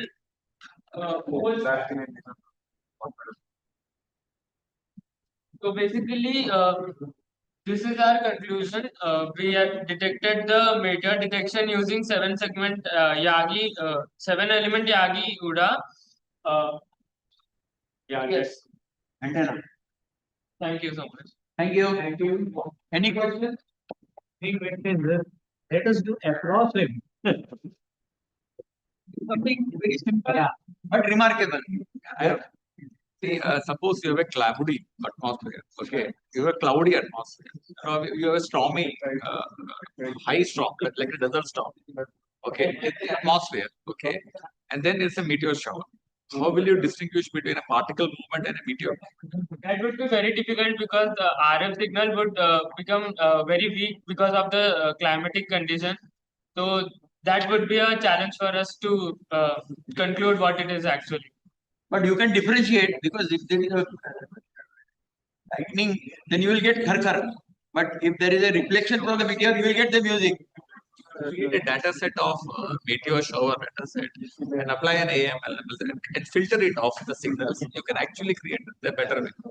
Okay, so create a database for across the world. The background. See, they have just started off the study on meteor. This is the first experiment. Next year, probably we will meet. We will have more data from them. They are young. They can. They are young. See, they are young and they do not know what cannot be done, and that is the benefit. So that's where you are here. Yes, that's why I'm here all the way. So, one question Dr. Mistry has, you can. I'm a busy, sorry. What is the signal that you're looking for? The Reflection from meteor. the frequency. The RF signal is in mostly FM FM range. 101 megahertz FM signal. How sharp is it a It straight? is not very sharp. It is very Because faint. you filter it out. You will. It is very faint. But Faint is one we thing. get a audio ping when a meteor is detected. From the offset we have set in frequency. That's how we get to know that there is a meteor detected. Can you show that software? We can just show what we have received. You get a musical tone and you can confirm that it is from that station. You can also monitor that station on your SDR or online. Any more questions? We can show you the signal, how it looks on the. No, because signal to noise ratio can be. If there is a big meteor shower, Even if it is small, but SNR is mostly around 2 to 4. It is not. Can you amplify that faint signal and better analysis? Post analysis. that's another way. that's another way. Yes, we could. See, with the software, you can detect also size of the meteor or number of meteors, whatever. If it is a big meteor, probably signal will last for a long and more clear. Amplification a problem होता है कि background gets amplified simultaneously. First you have to have a enhancement of In our software, there is a option plugin where there is a AGC, automatic gain control. If we turn it on, it will just suppress the meteor frequency because it is very faint. yeah. And the offset which I've told is because you can see it is very noisy. The frequency spectrum, it is very noisy. But I would suggest if you come to my department, do a wavelength analysis. You can actually differentiate all this. Yeah. I think our geophysics faculties can. Where? IIT Mumbai. IIT Mumbai. Geophysics faculty. IIT Power. Geology Signal to signal wavelength. They will come. So you just enter it. And that will be actually an exercise for our UG students to participate. Yeah, kya baat hai. It's a good one. You can also visit the Asteroid lab there. They have a wonderful lab. All kind of new ideas. Yeah. Please come and Yeah. we actually have a ground station at our college campus in which we have different types of. What we are doing is we have actually modified even the geophysics. Some of the seismic signals we are now in fact using in Wayanad to actually. When they move with the steps, they have a certain frequency. So when there is a danger where they are crossing the path, the signals are getting recorded. So we are going beyond the understanding towards our science to application oriented. So this is one of the application you should try it out. I'm not sure about it. But I'm just giving an offer, just try it out.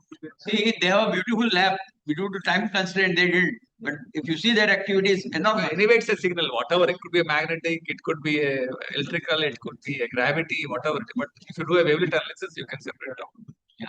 Thank you.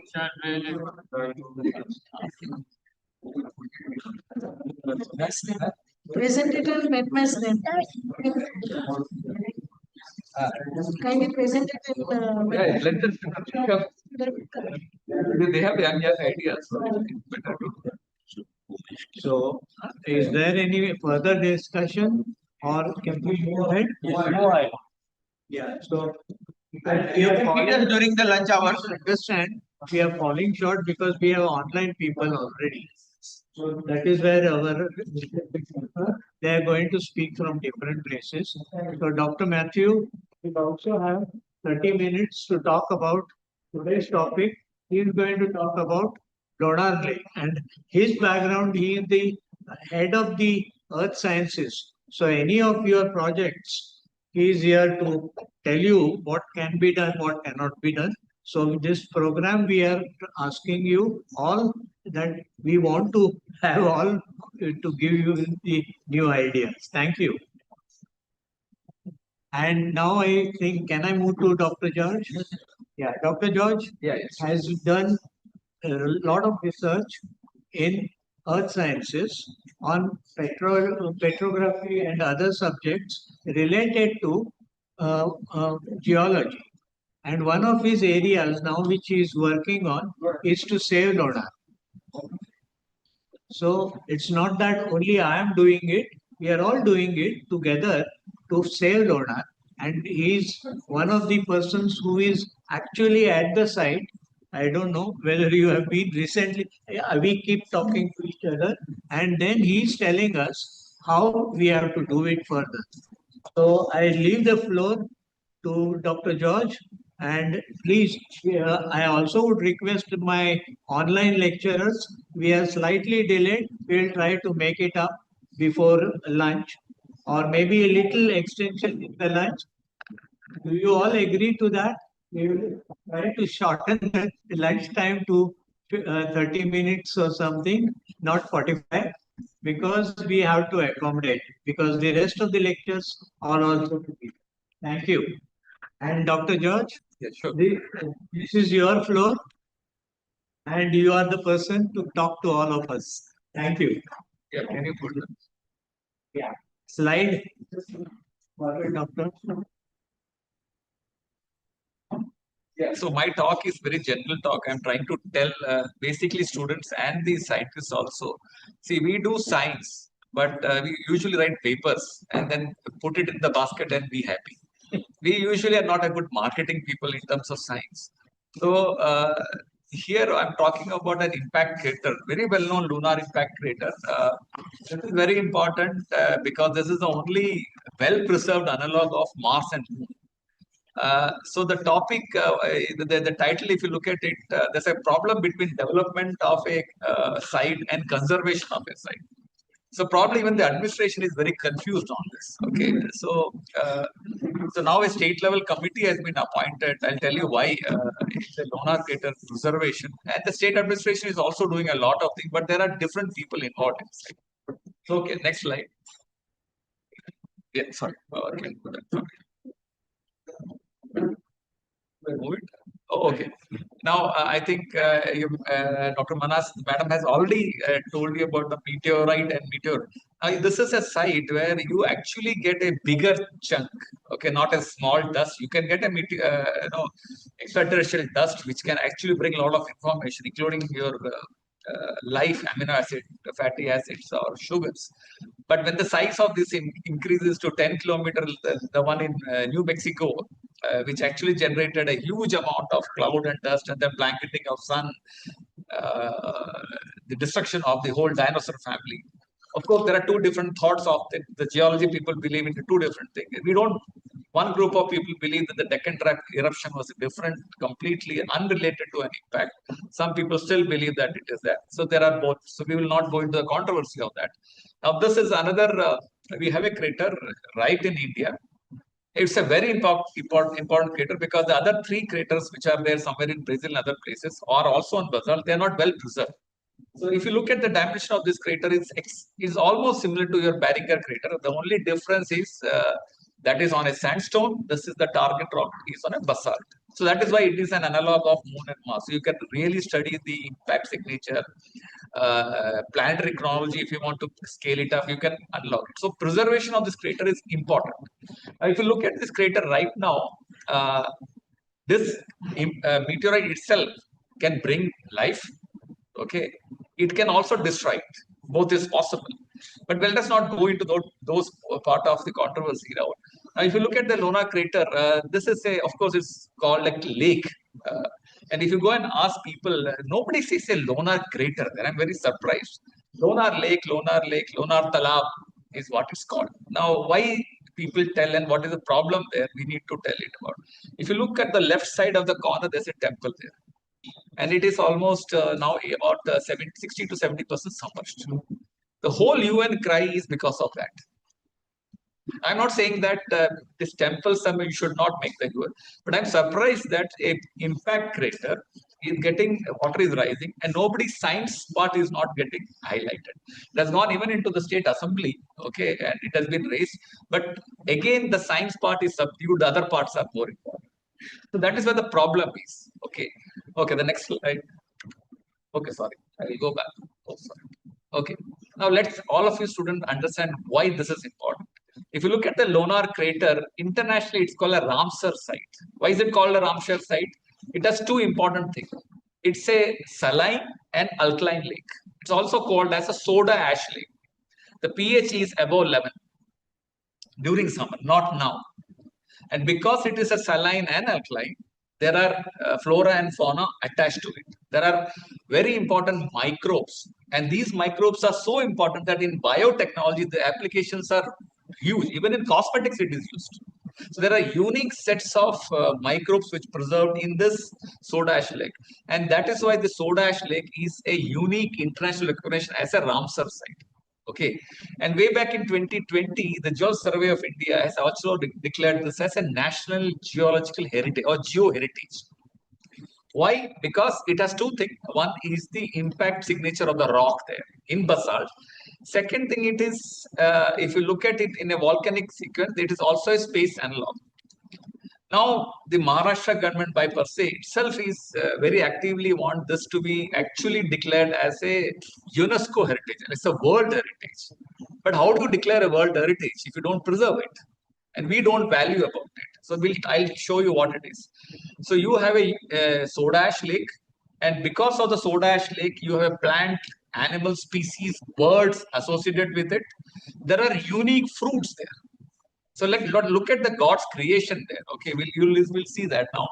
And there are about 1,000 to 1,200 years old temples, about a couple of 15 temples, and there are deities there. And now ASI is in the preservation cycle. So within the crater there are some 15 temples, which is very rare. Now you cannot remove a temple from there because it's very, very old. So you have a temple, you have a biodiversity, and over which you have a impact signature, which is on a basalt. Are you getting? Now the problem is which is more important. Are you getting my point? Which is more important, and which is more important is the controversy here. Okay, so let's go here. Now this, some of you might have seen this pink lake. This happened in 2020. Okay. Now why I'm showing you that not a unique. Many people have seen it. This is a time from May to June. Okay, what happened? It became a highly saline lake, and it was a COVID time. So very less interference of human beings. So number of sediments, heterogeneous sediments going into becoming a turbidity became less. So during saline increase, this haloarchaea microbes increase. They survive. Now, because of the high salinity and the sunlight, UV light, it will secrete a carotenoids. Okay, and these carotenoids will remove for photosynthesis orange colored pigment. That is what you see. So it's a rare. Look at that lake. Lake itself is rare because it has rare microbes. Okay, and look around it. You have a forest. This forest has today 19 tigers. It was about 14, and I am told just 10 days back we were there. We had 19 tigers. Very specific time. Morning 6 o'clock it goes back. Around 5:45, 6, all the families come out. So the forest guards actually close by 6 in the evening and opening by 6. So there's a very specific time this is open. So it has leopard, it has so-called hyena. Now hyenas are not there. It seems leopards have eaten away and took away their caves. A lot of peacocks. There are wild boar, there are nilgai, and snakes, variety of snakes. So it has a own habitat, which is naturally found. Nobody has created it. So its biodiversity has to be preserved on an impact crater. So let's move ahead. Now, if you look at the geoscience, why it should be preserved, it has geological signatures of crater. If you look at on the left side, you will see beds, basalt. All of your students may know it's a volcanic rock. It's a uniform rock. If I take a basalt, it's a uniform rock. You will not see any planes. Like sedimentary rock, if you deposit, you will see plane. In basalt, you don't see it. But after impact, these rocks have turned up. So if you look at the lake, the dips are on opposite. It's a causal dip, which you will not see. Some places, if I take this this rock, the rocks are folded like this. Like this, it is folded. It's folded like this. Can you see fold? Like this. Okay, which are very rare. You cannot fold a ductile material. Okay, so because of the impact, this whole it's melted and folded off. And on the bottom, you can see a melted vaporized rock. This exposure is right on the forest guest house. There's a pedestal made on the right side. And the forest guest house pedestal is made on the crater. It's fine. 1 or 2 pedestals is okay. The right one, you can see a melted rock. So these are evidences of crater formation, impact melt rock. So this has to be preserved. Right? We have seen it, but for the next generation, what is there? For you and your next generation, we need to preserve it. This is a geo-heritage. So geologically, it has to be preserved. Now, can you see this is ejecta blanket? Close to hammer, you see a glassy material. And this ejecta blanket is, if you see the crater, it is not on the crater, it is on the southern eastern side. Okay, it's a fenced area. It's where the whole ejecta has been thrown out. One of the ejecta zones. These are very, very important things. It has to be preserved. And if it has lot of it, if this becomes water body, then water rock interaction, they will become clay. That is not useful to us. We cannot even date it. So right now we have even collected sample from here to date this sample because they are glass. So these are preserved. We need to be preserved. You cannot do anything on them. No agriculture, no trenching activities you can do because you have to preserve for future generation. Okay. That is geological. What else you have?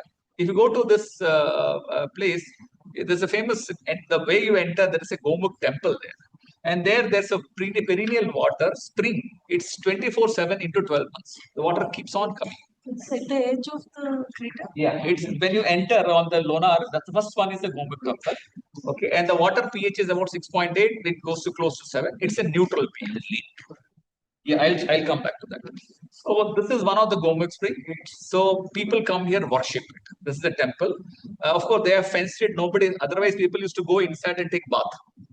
So the 2-year back district collector Dr. Kiran Patil actually stopped it, and the city administration has taken a step to do that. That you should not wash your clothes, take bath because the water is going inside. It's a preserved water. Now you see this water comes down and goes like a stream into the lake. Remember, the pH is only 6.5. But this pH is going into the lake, which should have a pH of close to 11. You're diluting it. But this has been happening throughout the centuries, not a new thing. Today it's not good. It's been happening here. So what is the new? Nothing. No new things here. Okay. This is called a Sita Nani. It's believed it's called Sita Nani. It has a history. There's a Shivlingam, and this is another spring. So total, if you see there are 4 natural springs which is draining into the lake. Okay, which has a neutral pH going into the lake, diluting it. But there is a balance between the lake input and the spring input. There has been a balance. So what has happened now? Okay, so before going that, this is unique. All of you, most of you know it. Okay, the problem here is the age. It's said that it is about 52,000 years. But when it is dated, we have 4 different ages. Okay, one of the technique was, of course, radiometric dating, the parent rock dating, potassium argon. Okay, it gave a date something like close to 570 kilo. Kilo means 1,000 years. Okay, and when you come down to thermoluminescence, light sensitive signals, of course, I learned it at PRL when I was a postdoc at this. Those signals are 50,000 plus minus 2. Come down, you have a cosmogenic, it is about 37 plus minus 5. And again, there are 2 more ages, 22 and 15, which is right. Because unless you have precise age, you cannot do a planetary correlations. You can scale it to craters of Moon or Mars to study it. So first of all, you require a precise age. And every technique has its own inherent problem. Argon will have its own inherited argon coming inside. It has to be corrected for it. So we're trying to date precise age. But roughly one can believe that based on paleomatic dates, less than 40 kilo years, it should be between 50 to 35. Roughly, should be like that. So that is a bracket age. So first of all, the age is a very, very important thing. And if you look at the Lonar Lake, there are no staff gauge. There is no lake height. If you go to dam, you have a scale. There is nothing like that. Because nobody believed that the water will come up. You're getting? So today they're trying to put a staff gauge, but the lake has already come up. So when it dries up, they will put it. Okay. Okay. So a couple of the last slide. This is they have made a beautiful research lab. It's just 2 kilometers from the crater. The idea is exactly like Beringer to actually excite science. There are a lot of labs there. And on that, if you see this place, can you see this? They're actually going to create a planetary telescope. Very good. I mean, for the children to look at the star gazing. There is also a planetarium going to come up here. Still very good. 3-dimensional, 4-dimensional, moving on space and everything. Very good. Okay. But the problem is the labs are made. There is nobody taker. There is nobody to take it. Unfortunately, Amaravati University was given this. They made it, funding it. Now they have raised their hand. So when I looked at 3-4 months back, I said, if state government supports it, IIT Bombay will take the responsibility to set up the lab, run the lab, and 24-hour monitoring lab, both geophysical, all these things. But funding has still not come. But there is a lab made in line with. So there is a good attitude in terms of preservation. But the problem is the confusion between development and conservation. So there is a beautiful dark room with all posters. With samples, they are going to keep it. So the problem is, what do we want? Development or conservation? In the lunar crater or in any impact crater or any signatures of extraterrestrial body, you are not supposed to do development. You are not supposed to do conservation. You're not supposed to, even if there are some archaeological things there, you are not supposed to do development. You should only do conservation. You should preserve it.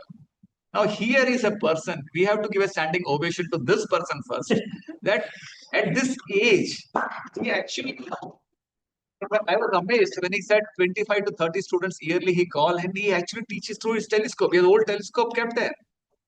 And the whole day I was there in that, he had 4 to 5 cupboards. He opened, we could only see 1 cupboard sample. There are 4 cupboards yet to open up. And all his collections are by students. And he has named the name, latitude, longitude very precisely. And I went and told my students also. that the kind of interest a person takes. Okay, so salute to Professor Madhur sir, because otherwise cannot do another example. Yeah, right. Although very simple thing, but these regular meetings are required. Are you getting? So thank you, sir, for calling me. Okay. Thank you. Oh, okay. I also leave you with one more as an ambassador to students to take geoscience also as a career options. Okay, in IIT through JEE Advanced, because geoscience is another science which where you have physics, chemistry, maths, and now we actually apply all AI, ML, and everything. And if you don't work on your earth, where are you going to work? Thank you very much. Very nice. Sir, I would like to ask you one question. Aren't we talking in contradictory where talking about conservation of lunar as well as then we want to publicize it for being a So, madam, see, madam. How to balance it? Yeah. So, madam, to geotourism is good, but put a ticketing counter and restrict the number of people. Yes. Okay. See, you can not put a stress on a region, whether you go to Shimla or you go to Ladakh. I mean, I was amazed. In Ladakh, there used to be no mosquitoes. Today, there are mosquitoes. Why? Because the number of people have suddenly increased. The tourists have come, the hotels have come. So, any tourism has to have a balance, because these are heritage sites. If you increase the stress on the ground, the repercussions you will have to face it. There are biodiversity, there are migratory birds, there are animals. Although they sit quietly in the morning time, but you are still disturbing them.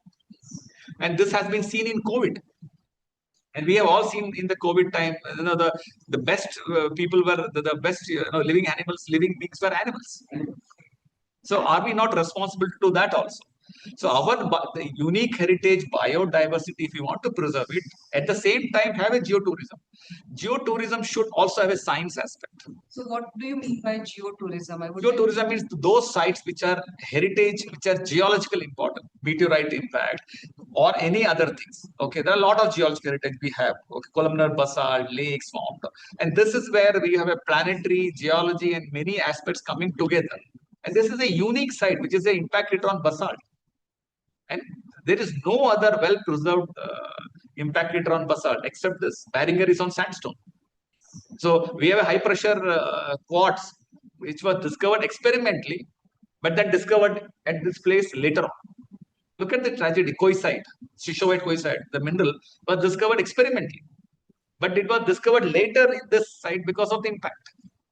So these are some of the minerals when they form either by impact or by subduction, when the plate actually moves with high pressure. So these are very rare. So you can have a tourism, but have a balance between the input of number of people. And because when you increase the number of people, you bring out hotel, parking, so and so for peripheral infrastructures. So you need to have a balance of these things. So I'm not saying that you don't have visit temple or tourism. I'm sorry to tell that one of the meeting I was told that they are trying to keep a ropeway to go to a temple. And one other suggestion was in the Kamaljet temple they will make wall. Yeah. Madam, I said, sir, what are you trying to do it? एक भी पत्थर वहां मत रखिए sir, कुछ मत कीजिए वहां पे, प्लीज मत कीजिए. वो पानी में भी डूबेगा, अपने आप उतर जाएगा. आप उसमें कुछ मत कीजिए. Rope way, why? Because people will now take a rope and go to the temple and come up. This is not a picnic site. Not a picnic. This is not a forest traveling. This is an impact crater. The problem is we don't tell as impact crater, we say as Lonar Lake. Are you getting the difference? Impact crater means it's a bolide impact crater. So people will understand. Once you say Lonar Lake, उसमें मंदिर आ गया, biodiversity, बाकी को छोड़ दी. Science part chala gaya. And one more thing, since students are there, this if the lab comes up, very good. And about 140 kilometers east of it, southeast is Hingoli, wherein there is a LIGO project. India's gravity wave measurement LIGO project, which is a 2 kilometer, 2 Michelson interferometer is coming. It's almost 2 kilometers long because gravity waves are large wavelengths. So for the interferometry, they are making a lab, LIGO project. IIT Bombay is also involved in LIGO project. So the whole area is a science hub.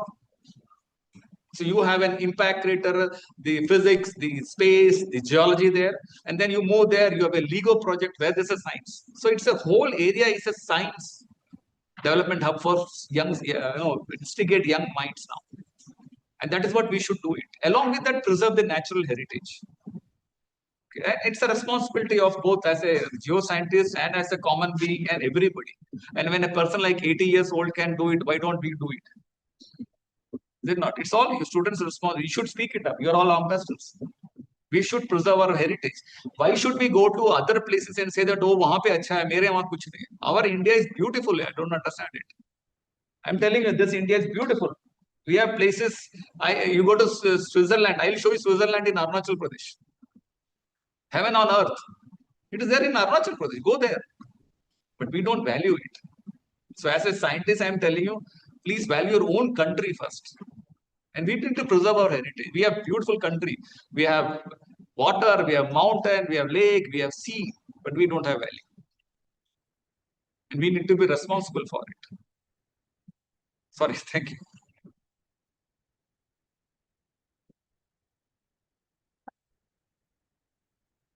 One small question.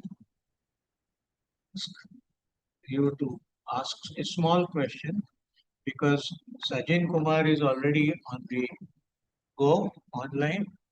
Is Sajin Kumar around? Yes, sir, I'm here. Okay. Hi. I'm Hi, sorry. sir. We have slight delay. I'm thankful to you, sir. Thank you, sir. Sajin Kumar is already on the line and he will be our next speaker. And he's from Trivandrum, Kerala University. He's having a department of geology. And my personal contact with him is from Luna Crater. I did not know today he has taken a topic of impact crater. What is impact crater? So, to say a few words about him, he has been a wonderful geophysicist and he is not just sitting in Trivandrum, he has also gone to Lonar. So, we are trying to propagate anything and everything in India. We are not interested in only Barringer crater. Normally, all people say, oh, America, Barringer crater. Then what about here? So my request to Sajin Kumar, sir, I am opening the gate for you to talk. Thank you. Thank you very much, sir, for inviting for the second consecutive year.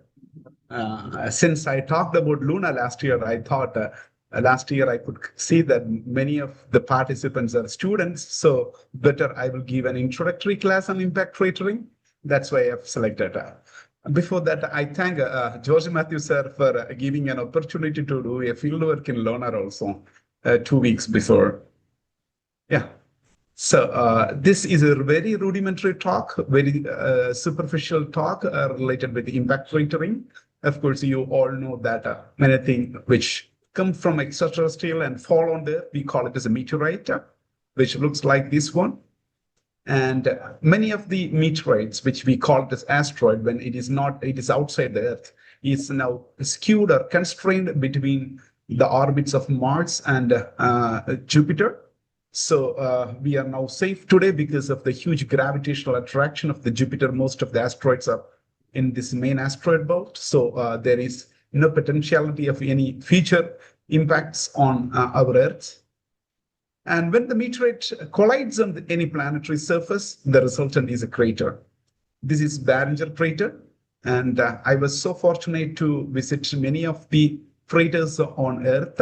And this is my visit to Barringer. I would say a few sentences in continuation with the professor George Matthew, where he have mentioned about this one. How to preserve or conserve a Lonar crater. You should take a paradigm from this Barringer crater.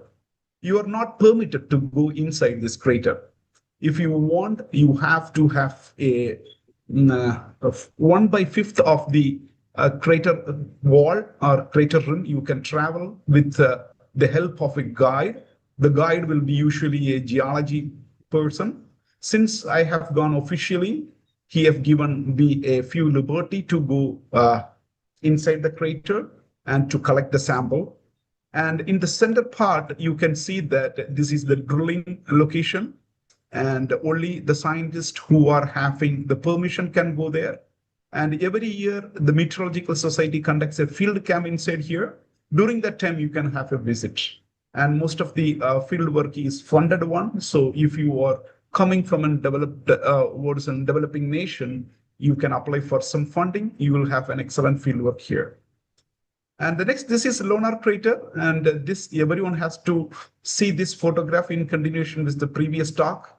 This is my visit during 2018. Here also you can see that the unforested pristine Lunar crater, where you can even see the floodplains. Now these floodplains you cannot see in the present day crater because all the floodplains are now occupied by forests. So such a devastation is happening in Lunar. Lunar is no more the pristine beauty still preserved, but the people who loves environment says that you have a forest there, you have a wildlife there, but wildlife and forest can be constructed anywhere in the earth, but you cannot create an impact crater anywhere on the earth. So this has to be preserved for the posterity. Yeah. When the earth was formed, something else about 4.56 billion years, the earth looked like this one. So the surface temperature, which was predicted when the earth was formed, is something else about 2,700 degrees Celsius. During that 2,700 degrees Celsius, you don't have an active atmosphere or hydrosphere or even lithosphere or biosphere. But rather, two geological processes were operating on the earth during that time. The one was meteorite impact.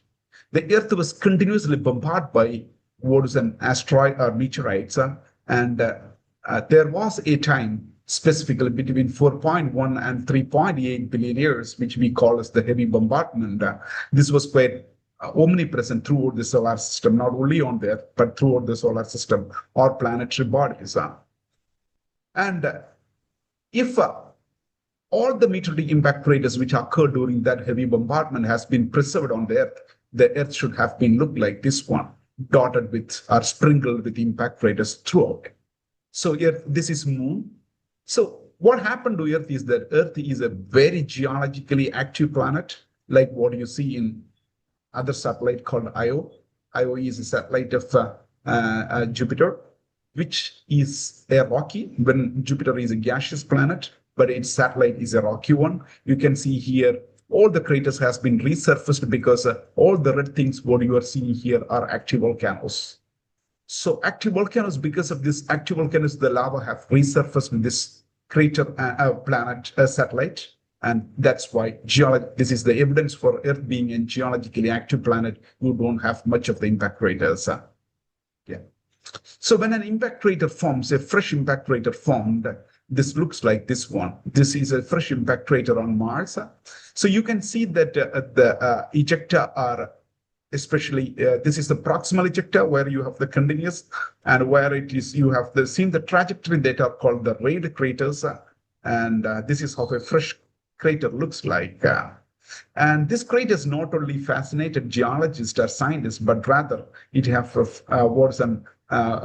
captured the hearts of even a layman, because so many super hit Hollywood movies are there regarding impact craters.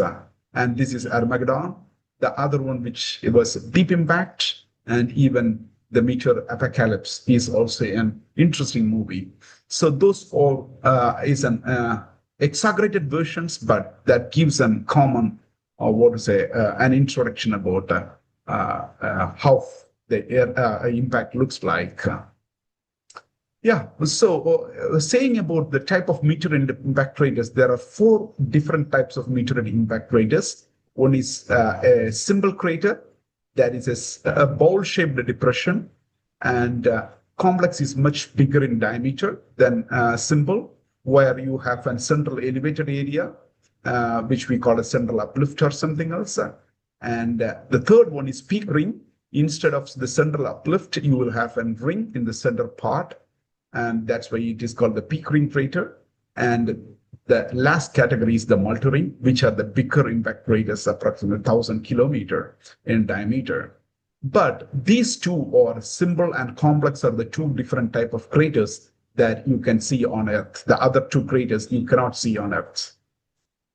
And if you look into the history of the impact craters on the Earth, you can see that about 211 impact craters on Earth so far identified. And you can see the major clusters are in 3 continents, North America, Europe, and Australia.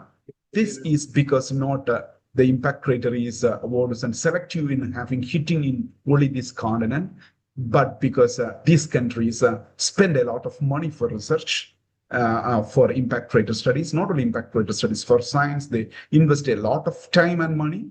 Unfortunately, you can see the Asia, Africa, and South America, which is devoid of many impact craters because we spend less money for scientific purpose. And of the 2,211, only 4 are there in impact craters, of which the 3 are identified only in the last decade. Only Lunar was identified as an impact crater for the last 50 to 60 years. That is not because of anything else, because that preserves the morphology of an impact crater. That's why Lunar and the rest only because of the recent studies in the decades.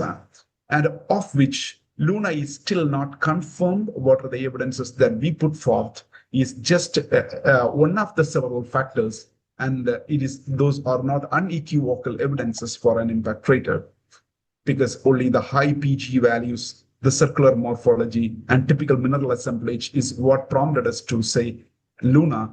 Those factors or those evidences can be seen in other geological processes too. And the biggest impact crater which is seen on the Earth is Fredefort in South Africa, and the biggest in the solar system, which is an unconfirmed one. It is on Mars. It is Utopia Planitia, which is something else about 3,300. But so far, the confirmed impact crater is the Aitken Basin, which is the south pole of Moon, is the confirmed, the largest crater on the solar system. And this one you may be feeling interested, because this is an asteroid called Vesta, and this Vesta's 90% of the surface is occupied by an impact crater, and this is so big, so the central uplifted is something else about 22.75 kilometers height. So this could be the tallest mountain in the solar system, but unfortunately, this is called Rhea Silvia, and Rhea Silvia is never considered as the tallest mountain in the solar system, even though it is the tallest point on the solar system, because impact cratering is never considered as an orographic or orogenic process. Orogenic means mountain building processes. So once impact crater will be confirmed or considered as an orogenic process, then Rhea Silvia will be the highest mountain or the tallest mountain in the solar system. So far now, Olympus Mons is considered as the tallest origin impact crater. Yeah, the smallest meteoritic impact can be, you see, every day something else of 60 tons of meteoritic dust. The dust towards the meteorites which burns in the atmosphere and comes as ashes, falls on the earth every day. So this can be even, you can collect it on your own house by keeping a mug of water on the roof, and next day you will get water the ashes.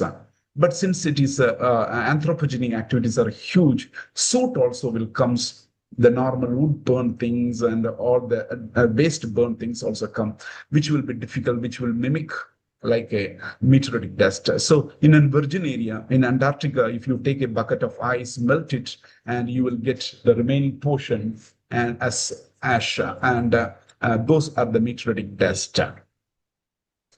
And the smallest crater so far identified is hardly 15 meters in diameter. That is Abilene crater in Kansas.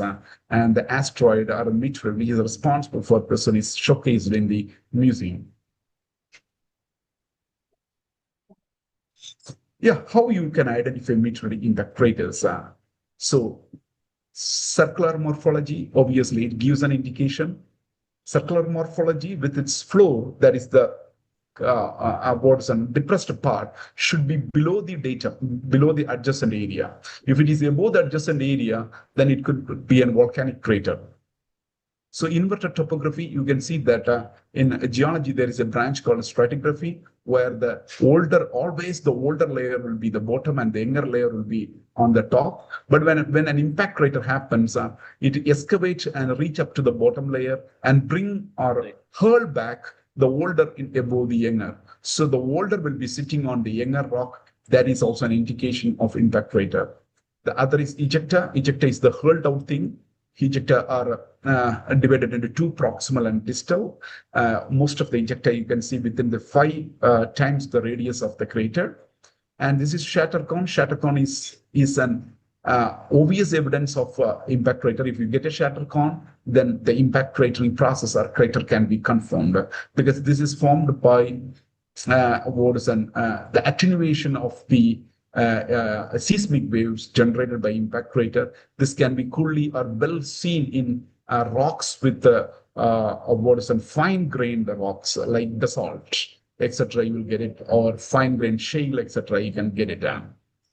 And next is impact pressure, because when an impact happens, the rock will be shattered and that will be welded together by the melt formed. That you can see. This is from Lonar. I have took it. This is from Lonar. And you can have melt rock. Melt rock means you will have sufficient quantities of melted glassy material in the rock. And anomaly. This anomaly is from Chicxulub crater, which have resulted in the extinction of dinosaurs. And finally, if you get a meteoritic remnant, that also confirms an impact crater.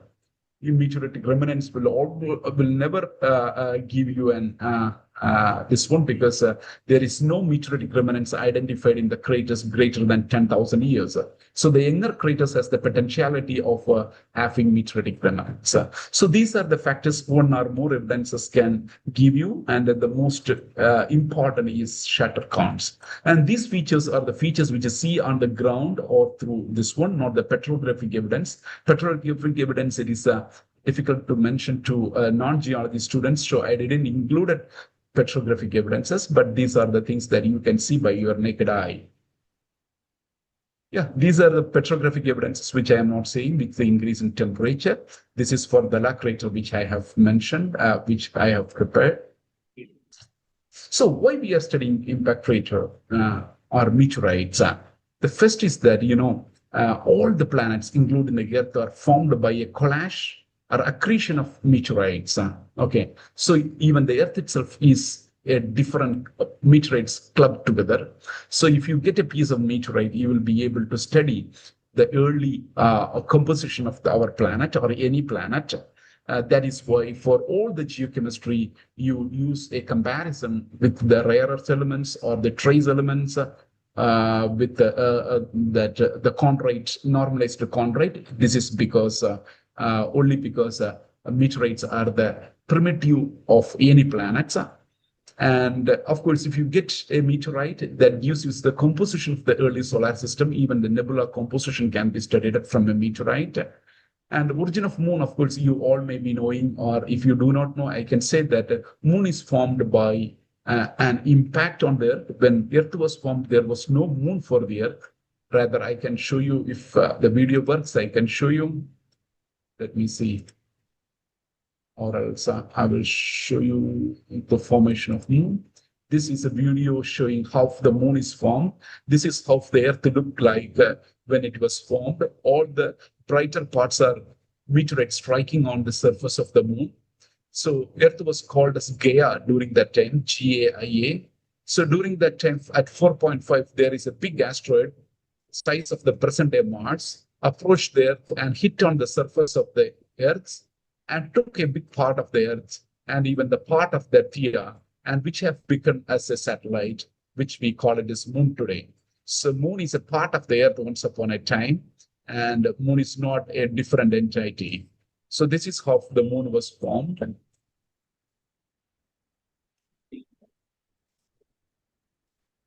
Yeah. So next important is the satellite of Mars. Mars has two satellites which are called Deimos and Phobos. You can see the shape of those one. Those are not circular. Circular in the sense these are not formed together as a satellite. Rather, this is formed. These are captures asteroids from the main asteroid belt between the Mars and Jupiter. So Mars was also not having satellites, but those are the captured asteroids from what is an asteroid belt. And the other importance is that initiation of plate tectonics is a wild theory. It is not a confirmed theory because plate tectonics actually, when the asteroid, a bigger asteroid, hit on the very brittle, the surface, the lithosphere. This lithosphere has been tessellated into blocks, which started moving. So the initiation was given by meteoritic impact.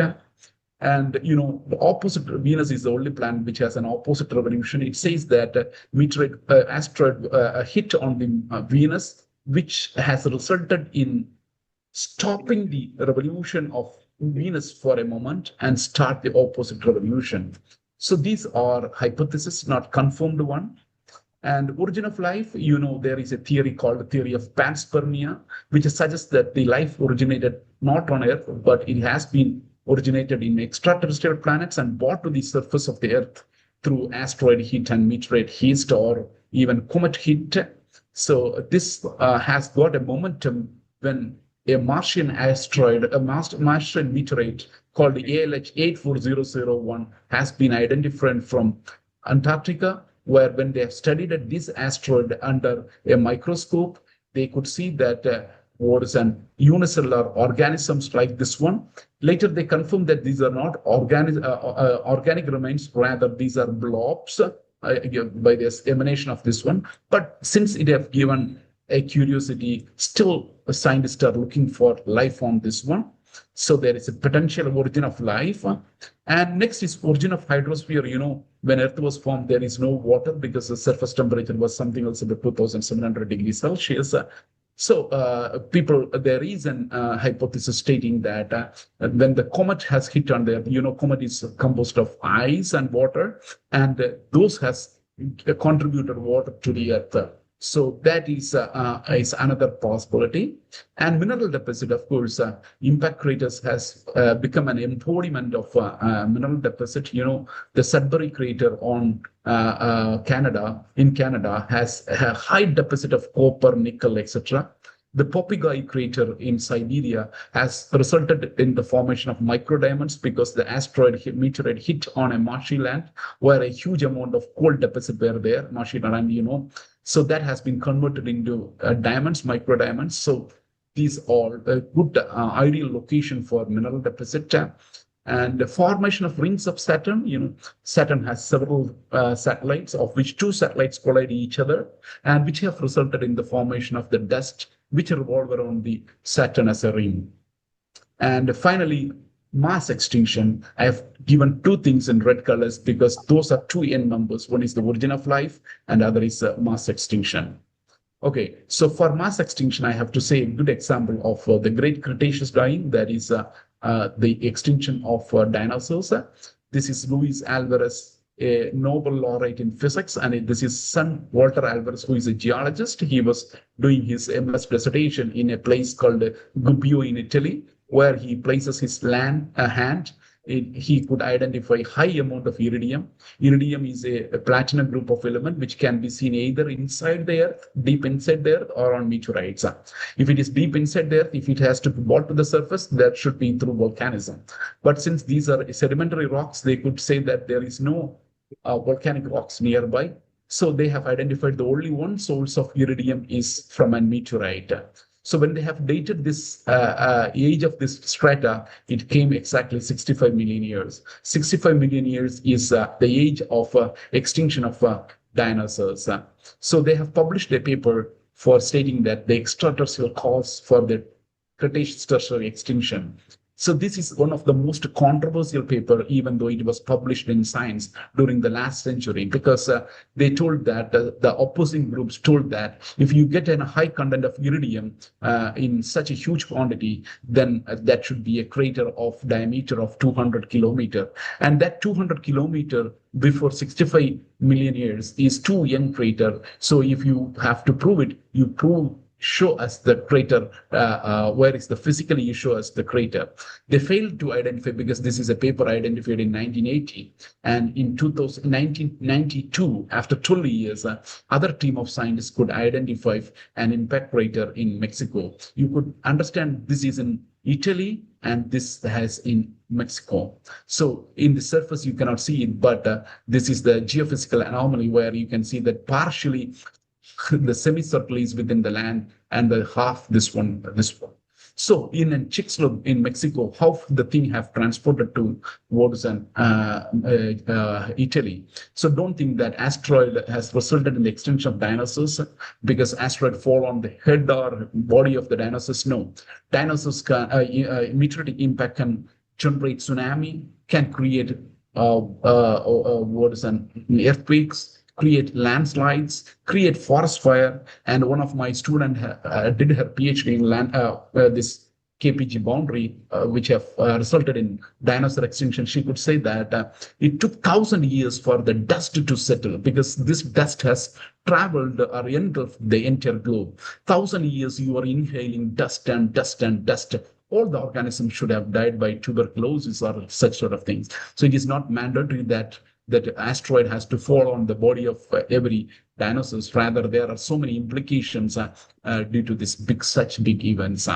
So you know how many series or Jurassic Park movie have came, and starting from my school days till it is fascinating this one because dinosaurs is such a marvelous organism which captured the hearts of several people. Yeah, if dinosaur didn't undergo an extinction, dinosaur should have looked like this, or we have looked like this. You all people, students are small dinosaurs, and I am a big dinosaurs. We'll be talking, interacting each other. This one, without having a story to say about the mass extinction event of dinosaurs. So you see, now most of the rovers on Mars, they plan to land on meteoric impact craters because meteoric impact craters are ideal sites where extreme environments, high temperature, high pressure, which helps for the primitive organisms to thrive because all the primitive organisms love living in extreme conditions, which are called extremophiles. Yeah, we have several papers published on impact craters. If you are interested, you can have even 3 of my students have got the coveted Barringer Award for doing research on impact craters. And Luna, this is Luna crater. We have done extensive studies. We stopped it because of the untimely demise of one of my colleagues in Bush University. And even we suspect that at least in Luna, if it is proved to be an impact crater, that should have affected the Harappan civilization which lived in Luna. Yeah, this is the famous quote of the person who landed on Moon, Neil Armstrong. And here is my website. You can see more detail about my study, my mobile number, my awards and email address, all these things. I have made everything else in a quick hurry because I have another talk at 1:30, subsequent meetings, etc. So I made it very quickly. So I request any doubt, please ask me. Thank you very much for giving me an opportunity.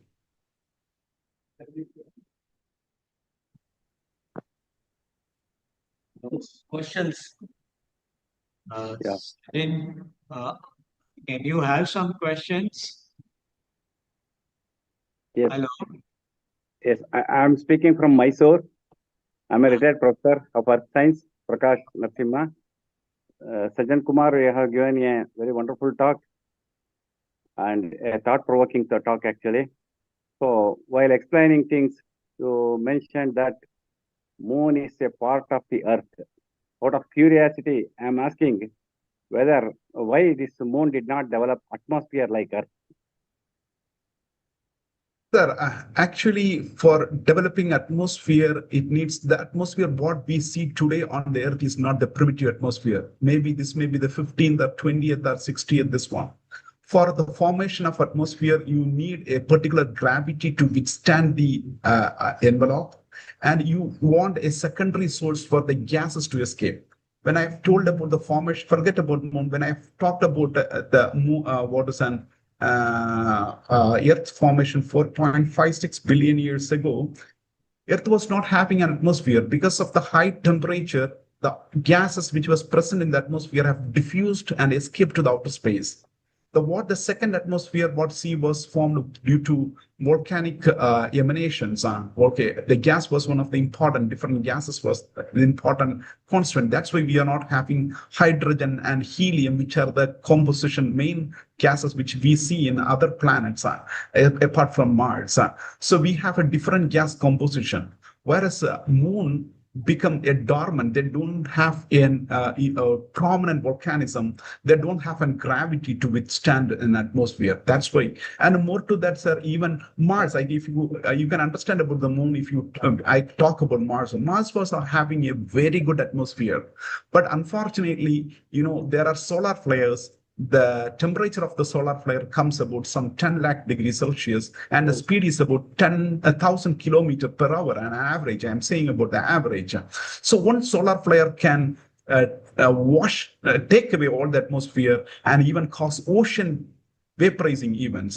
So Mars was having a well-developed, but unfortunately, it was not having a magnetic field to deflect what is the solar flare. So once the atmosphere was lost from the Mars, and Mars became a geologically dead, so they don't have a prominent volcanism to emanate the gas, and they don't have sufficient gravity also to withhold this one. So you need two things important. Gravity is important. You need a source for the gas. Otherwise, even atmosphere is formed, it will be washed away or taken away by wars and the solar flares. Okay. Thank you very much, Sajan Kumar, for thought-provoking lecture. Okay. Thank you, okay. sir. Thank you. They are available to see in the exhibition. Hello. Yes, sir. Any more questions? If not, thank you, sir. We give a big applause to Professor Ajay Kumar. Thank you very much. And we do look forward to have your talks in future also, sir. Yeah, And thank you, sir. we Thank invite you to Bombay. When you are in Bombay, please visit Nehru Science Center. Sure, sir. Sure, sir. And we are very happy to you for your talk. Today's talk was excellent. Thank you very much, sir. Thank you, sir. Thank you very much. Thank you. The next speaker we have is Dr. Yogita Kadlak from Physical Research Laboratory. Again, is Yogita around? Hello? Yes. Yeah, Yogita, are you there? Yes, I'm. Yeah, Yogita is there. And the speaker is Dr. Yogita. She is also working on many of the meteorites and also on a lot of work she has done in the meteorite at Physical Research Laboratory. She is an associate at PRL in the same group of planetary sciences. And we have here Dr. Yogita Kadlak. We look forward to your talk, madam. Thank you very much. Just I share my screen. Yeah, we can hear you, ma'am. Okay, now can you see my screen? Okay. So first, I would like to apologize that I'm coming between the people and their lunch. So I would try to make it quick and not try to bore you with the very complicated stuff. So today, thank you very much. I'm going to present about the asteroids and how we can use the asteroid to understand the origin of our solar system. So today, we are celebrating this International Asteroid Day, which marks the anniversary of the Tunguska event, in which the bolide of size of about 40 to 60 meter, which is approximately similar as the size of the height of the Gateway of India, hit the Siberian forest and burned down approximately 2,000 kilometer square area, which is again like 3 times the more than the area of the Mumbai. And so therefore, this day recognizes the importance of the asteroids, and in order to also to understand the origin of the solar system, Earth, as well as our existence on this planet. So to begin with, or to start with, before we talk about the asteroids, our whole solar system that formed from the molecular cloud, that was a cloud of the gas and dust. And in one of its dense center, sun formed, and around the sun, there was a disk of gas and dust. From this disk of gas and dust, the planets as well as asteroids, or all the material or the objects we find in our solar system form. So initially we have the dust, as we can see on this plot, and this dust then stick together, again to coagulate together, come together to form like micron size, millimeter size, and centimeter size solids. And these solids then come together to form the planetesimals around like in this range, about 0.1 to a few million years here, that the asteroids form, that are like the seeds of the planetesimals. And then these asteroids then collide together to form the bigger objects, and more bigger objects like the rocky planets or the gas giants. So there is a different ways how they propagate, or they go in a different directions, that mainly depend on the mass they accrete before the dissipation of the solar nebula. So for example, this is what you see in protoplanetary disk, also in other solar system or other stellar systems. For example, we have the sun or the star in the center, and the nebula, this gas or the dust which is around the sun, it's then it gets then differentiated or fractionated, mainly because of the temperature. So near to the sun, we have the high temperature materials or the refractory solids that contains near to the sun. And as we go away from the sun, the solids which are volatiles like water ice, that contains in the outer part of the solar nebula. That's what exactly happened in our solar system. So the planets, which are the terrestrial planets, 4 terrestrial planets that we find, they're mainly composed of the rocky material like silicates and the metal. And as you go away from the sun, then the objects, or like the planets in the outer solar system, they are mainly made from the volatile solids like the water ices and other ices. So this then people mark this as a snow line. Snow line is a line beyond which the water ice contains, and before which mainly the refractory elements or the refractory solids contains. So here it is about between the orbit of the Mars and Jupiter, snow line exists, which suggests that the volatiles are condensed after the orbit between the Mars and Jupiter. So now if we compare whole mass that condensed into the solids at the present in our solar system, this is how it looked like. This is a comparison of the sun and the planets which are formed, and also other asteroids. So just for the comparison, sun comprises of about 99.9% mass of our solar system. All other planets, all planets including Earth and Jupiter, they mainly make about 0.1% of the mass of solar system. And asteroid, as you can see here, it is much smaller in number in terms of the mass of our solar system. But still, why they are so important to study? For that, if you like, as we have seen, the sun is the major reservoir of the mass of our solar system. So sun comprises of the more than 99% of the mass, and therefore the composition, the chemical composition, or the abundances of the elements in the sun are the representative of the abundances that are present at the time of the start, or the time at the formation of our solar system. So here on the y-axis are the abundances of the element that are measured in the solar photosphere. And there are some special kind of meteoroids called CI chondrites.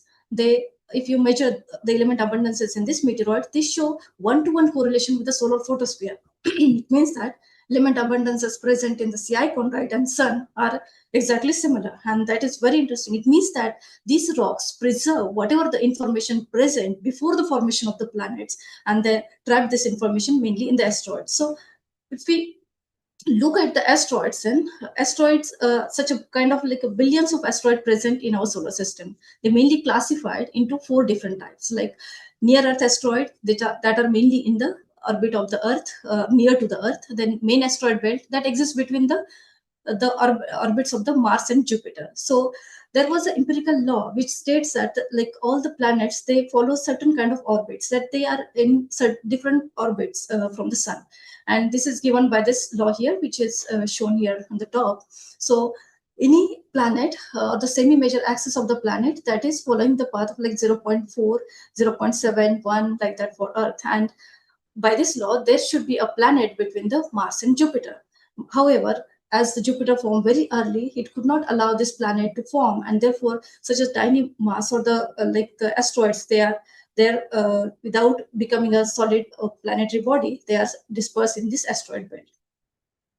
Then there are different asteroids which are Hildas, which is in between asteroid belt and the orbit of the Jupiter, and then Jupiter Trojans, which are in the orbit of the Jupiter, present in the orbit of the Jupiter. So these are different type of asteroids. And near-Earth asteroids, they are again classified into different types depending on their orbit around the Earth. Those like Omars, they have the orbit which is outside of the orbit of the Earth. Then Apollos, which intersect the orbit of the Earth. Also Athens, which is similarly. And Atiras, these are within the orbit of the Earth. And as you can see here, has the time increasing. We are continuously discovering more and more near-Earth asteroids in the coming, in the recent times. And if you look at the composition of the asteroid belt, so here the distance from the sun in the asteroid belt, and these are the stony type asteroids, which are mainly made up of the silicate material or the metals. They are very much near to the Earth. And if you go away from the Earth, then in the outer part of the solar system, the carbonaceous material or the carbonaceous asteroids are enriched or higher in numbers. And M-type asteroid, which are the metal-rich asteroid, these are the leftovers of the differentiated planetary bodies are the core of the differentiated planetary bodies, where we have mainly the iron nickel metal present in this type of asteroids. So as we see from this one, then with the material or the objects which are near to the Earth is likely made up of the similar kind of materials or the meteoroids.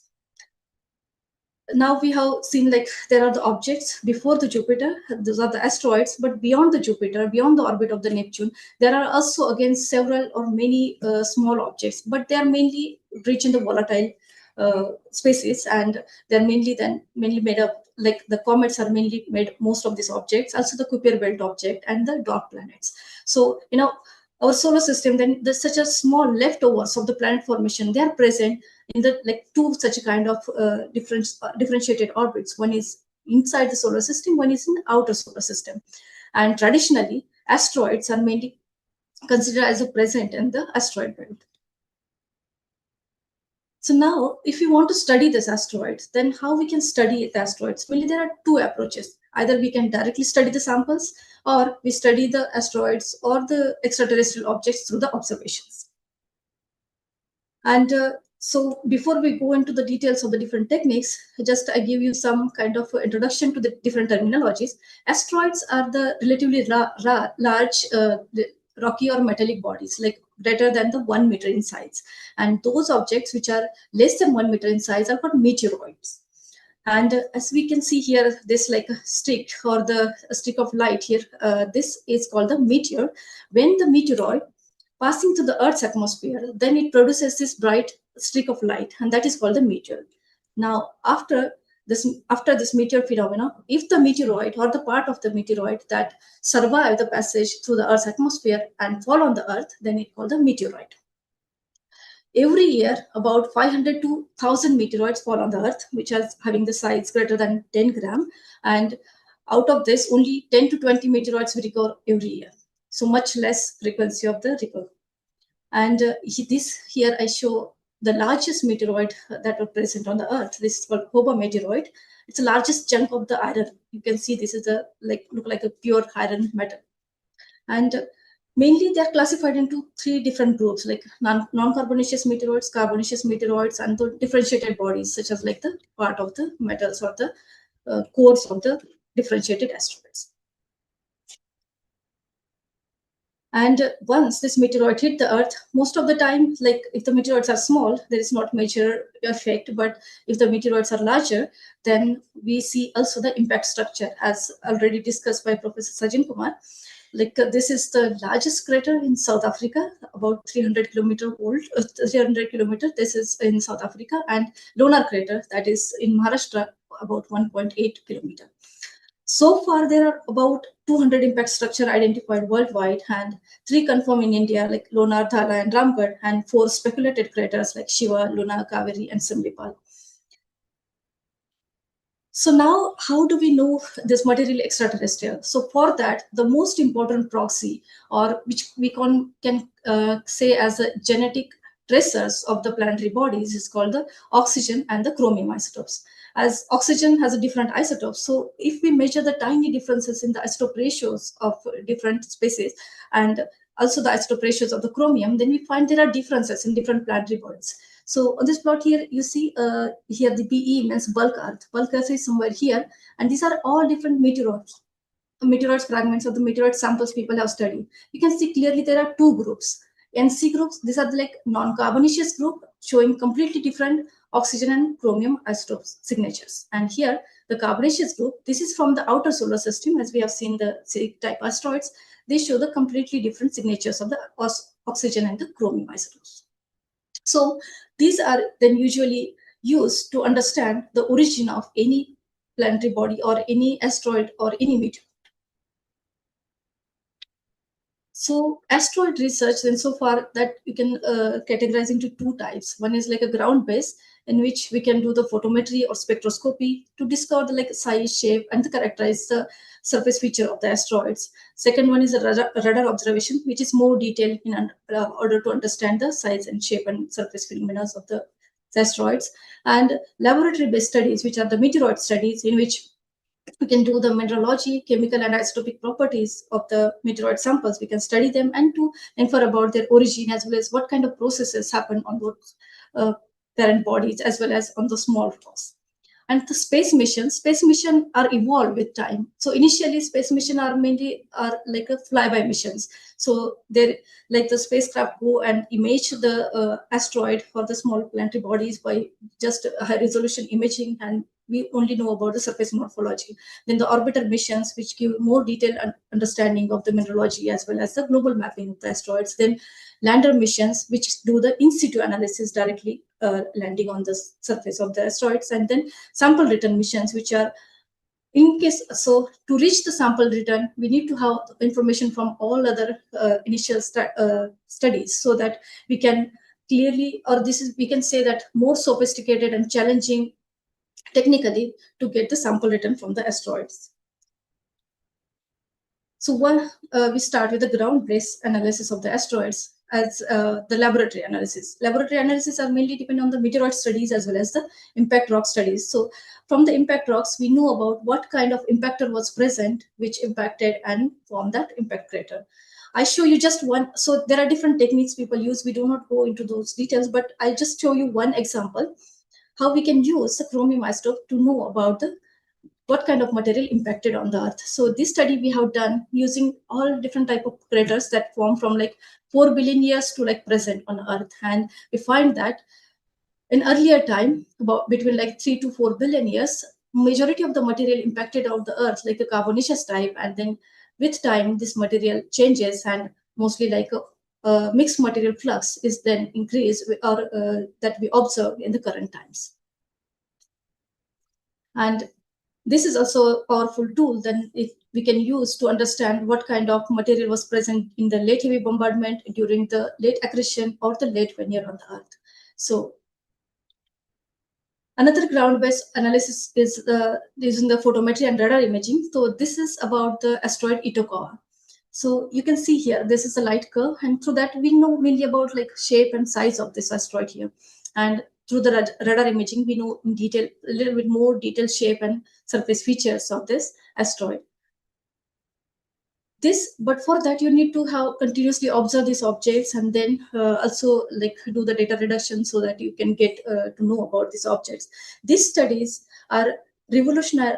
The major revolution comes into this study is through the near Earth telescope observations. This was the new WISE. This is called Wide Field Infrared Survey Explorer. This worked from 2009 to 2024. It observed the objects in the infrared region. And this is a telescope which is about, I think, 500 kilometers above the Earth, and this survey the sky all the time, like 21 times in last 10 years, like from 2013 to 2024, and it discovered about 215 near Earth objects, as well as 25 comets, as well as characterized 44,000 solar system objects. So it basically scans whole sky around us, and then from this information we can get information about the diameters of the asteroids, albedos, how they are orbiting, their orbital parameters, and also to detect the potentially hazardous asteroids are present around the Earth.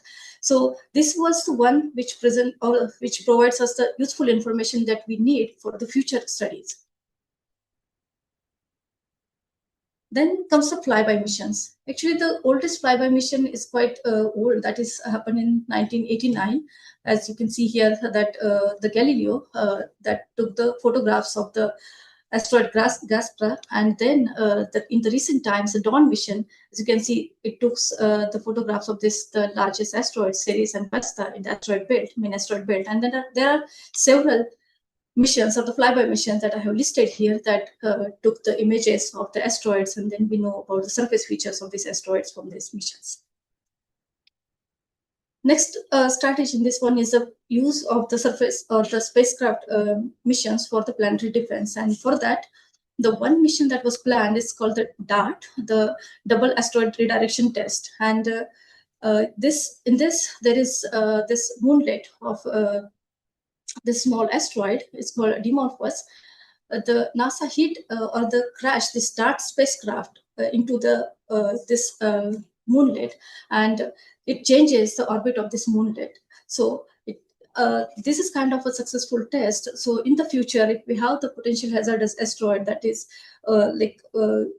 problematic for the Earth, then we can, this is kind of successful test that we can redirect their orbits and then make us the less hazardous. So I have one video about it. I will show it at the end.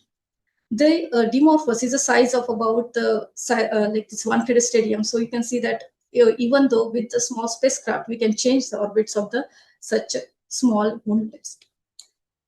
The last one is the asteroid sample return. Asteroid sample return is the last part or the most sophisticated parts in the asteroid studies, and in which the first one is done by the Japanese Space Agency, that is the Hayabusa mission that are mainly took back the samples of the particles from the Itokawa that in 2003 to 2010 it was functioning. So this is the image of the Itokawa taken by the Hayabusa mission, as you can see here. And later on, then two more missions. One is again from the JAXA Hayabusa 2 that went on to understand take the samples from the Ryugu, and then from the NASA is the Bennu. And there is one more planned by the Chinese Space Agency in Tianwen-2 in the coming future. So from these three, like, what is the importance of these three asteroid missions? So as we see, we see different structure and the shapes of this asteroid. And in case of Itokawa sample, these are the samples written from the Itokawa mission. And as I have talked about it before, the oxygen isotopes, which are the genetic tracers of the planetary bodies. Here, the differences in the oxygen isotopes. The blue one is the terrestrial material that is on the Earth, and Itokawa is showing this, like the samples are in the red symbol. It suggests that this Itokawa particles or the Itokawa is mainly the ordinary chondrite material, and this was the direct first analysis of the asteroid samples, and it also is the direct proof of the ordinary chondrite parent body. Then the Ryugu sample return. So here, main difference is Itokawa is type of the ordinary type of material, non-carbonaceous material, and Ryugu, you can see here, this is how the Ryugu look like. It look like a kind of a diamond shape in space, and the samples that are collected from the surface of the Ryugu. As you can see, this is look like more like a darker in color, and then more detailed analysis of the Ryugu samples. Here, what we observe is that mainly the material or the volatile rich material that is needed for the life, for example, the amino acids. There are almost like 20 essential amino acids are needed for the proteins in our cell. And in Ryugu samples, they found out about 14 such amino acids are present in the Ryugu samples. And if you look at this oxygen and chromium isotopes, which is similar to the CI chondrites. Again, as we have seen the CI chondrites, which is same as the sun, and Ryugu, which shows the similarity as the CI chondrites, means something that we are observing, which is made from the very same material as the sun is. And this provide the evidence that the life or the precursors of the life form before the formation of the Earth. As we have seen, this is same as like the carbonaceous or CI type of material. The Ryugu gives us the information, and then Bennu, Venue is also like carbonaceous, and we also like the different studies, people found out the volatile rich fluids as well as the organic material present on the venue, and those are also like the basic ingredients of the life are present already on this asteroid before the formation of the Earth. Here, the oxygen plot again, both of this, Bennu and Ryugu, which are similar to the CI chondrites, and which is again the stronger evidence that all of this material again present before the formation of the. Can you hear me? Am I audible? You are there? Yes, loud and clear, sir. Loud and clear. Thank you. Okay, thank you. Okay. I'm sorry. No problem. Our people are just coming in. Yeah. They had a lunch, so gastronomy was on. Let it be peaceful. Uh, we are starting now. Yeah. Dr. Day is from Geological Survey of India, Kolkata, and his work, he has also worked on a crater. And he has a long tradition, or his education has been for analysis in geology and also for geographic, as well as he has also done a lot of work in oil explorations also. So we have people here today, the speakers. And why I'm telling you all this, we have a mission. Dr. Day, we have a mission in Mumbai to save Lonar. Acha. Second talk, probably you must have heard about Save Lonar. Yeah. One of our speakers, doctor from IIT Bombay, George Matthew, he just talked about what is happening with Lonar. Now, without wasting too much of your time, we will allot you the same time of 30 minutes. And that I hold my people to be responsible for waiting further. Okay. And please, I request Professor Day to take the floor, and we are looking forward for your talk. Okay. And he's from Geological Survey of India also, as well as he's a Geological Society of India. He's an active member in that too. So he is now here with us. Thank you, sir, for being with us. I am very happy. We are all very happy to see you. Thank There you. are more people joining us. Sorry. Take your, the full floor is yours. Yeah, I was there with you since morning. I've seen I've listened all these presentations. It's a wonderful presentations. Yeah, that made my journey of course a little bit easier. So shall I start now? Yeah. You are on. The floor is yours. So okay, thank you. So I'm sharing the my slides now.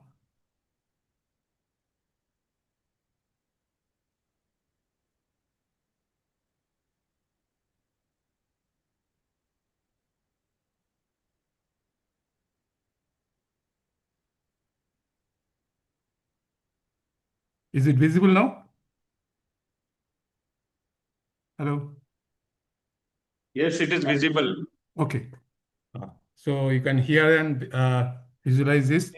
Okay. Today I'm going to tell you in very short, very outline of the work which we've done a few years back. And now this is about the Ramgarh impact crater. Okay. And this is the Ramgarh, as you, okay, just a minute. Yeah, we are able to see your slides, sir. Yeah. Sorry. Something happened. I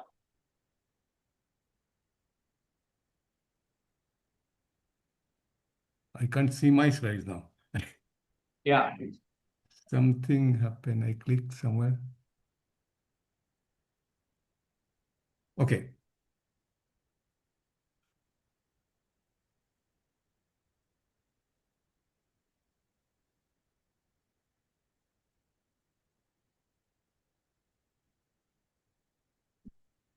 News, sir.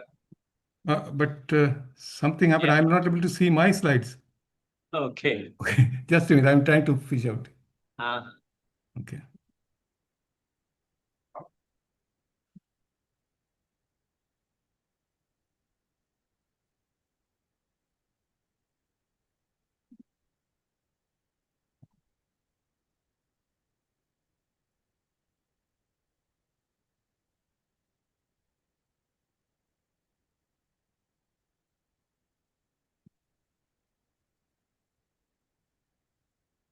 Now, is it visible now? Yeah, we are Okay. able to see your PowerPoint. Yeah, good. Something is happening. Yes, sir. Yeah. So, so I'm talking about this is Ramgarh. It is in the Rajasthan, near Ramgarh village, and this is situated on the Vindhyan range, and geomorphologically it is about 200 meters above the ground level. There's a rim of this thing. Crater is about 200 meters above the flat plains of Vindhyans, and of course, the cultural thing is that there is a temple here in the on the rim crater, and this is this is actually the Ramgarh crater. Now, and here is the temple. A small temple is there, and it is famous for that temple. Now, this is 3D view of Ramgarh crater in Google Earth image, and below is the panoramic view of the crater. And so what's happening? So so actually in this slide and presentation, I'm going to tell you about some geological evidences and the geophysical anomalies, how it is correlating each other. And these are the geological evidences. There are a lot of fractures here is seen here, and these are the gravity anomalies. Anomaly maps are shown here. So these are the things. How these two things are tallying. And now we'll see this one. The status of this thing is already officially confirmed. Is a meteorite impact, and the evidence is the diagnostic of shock metamorphism, which was detailed by the earlier slides, earlier speakers. And the key proof of the planar deformation features in the cores, that is also there. And impact was estimated as about 165 million years or so. And it's a massive asteroid. And this is declared as a geoheritage site also.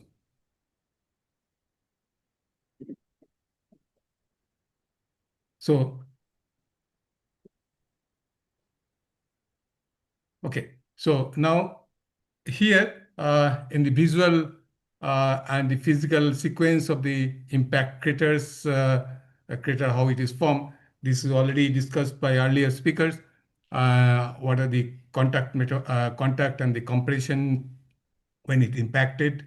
The velocity was typically hypersonic speed, around 11 to 72 kilometers per second, and the meteorite begins to violently deform the flattened part and flatten, and the rock directly underneath the meteorite was compressed and shattered, subjected to high temperatures, and the excavation was automatically done by the ejector explosions and the ejector blankets, and it formed initially as a temporary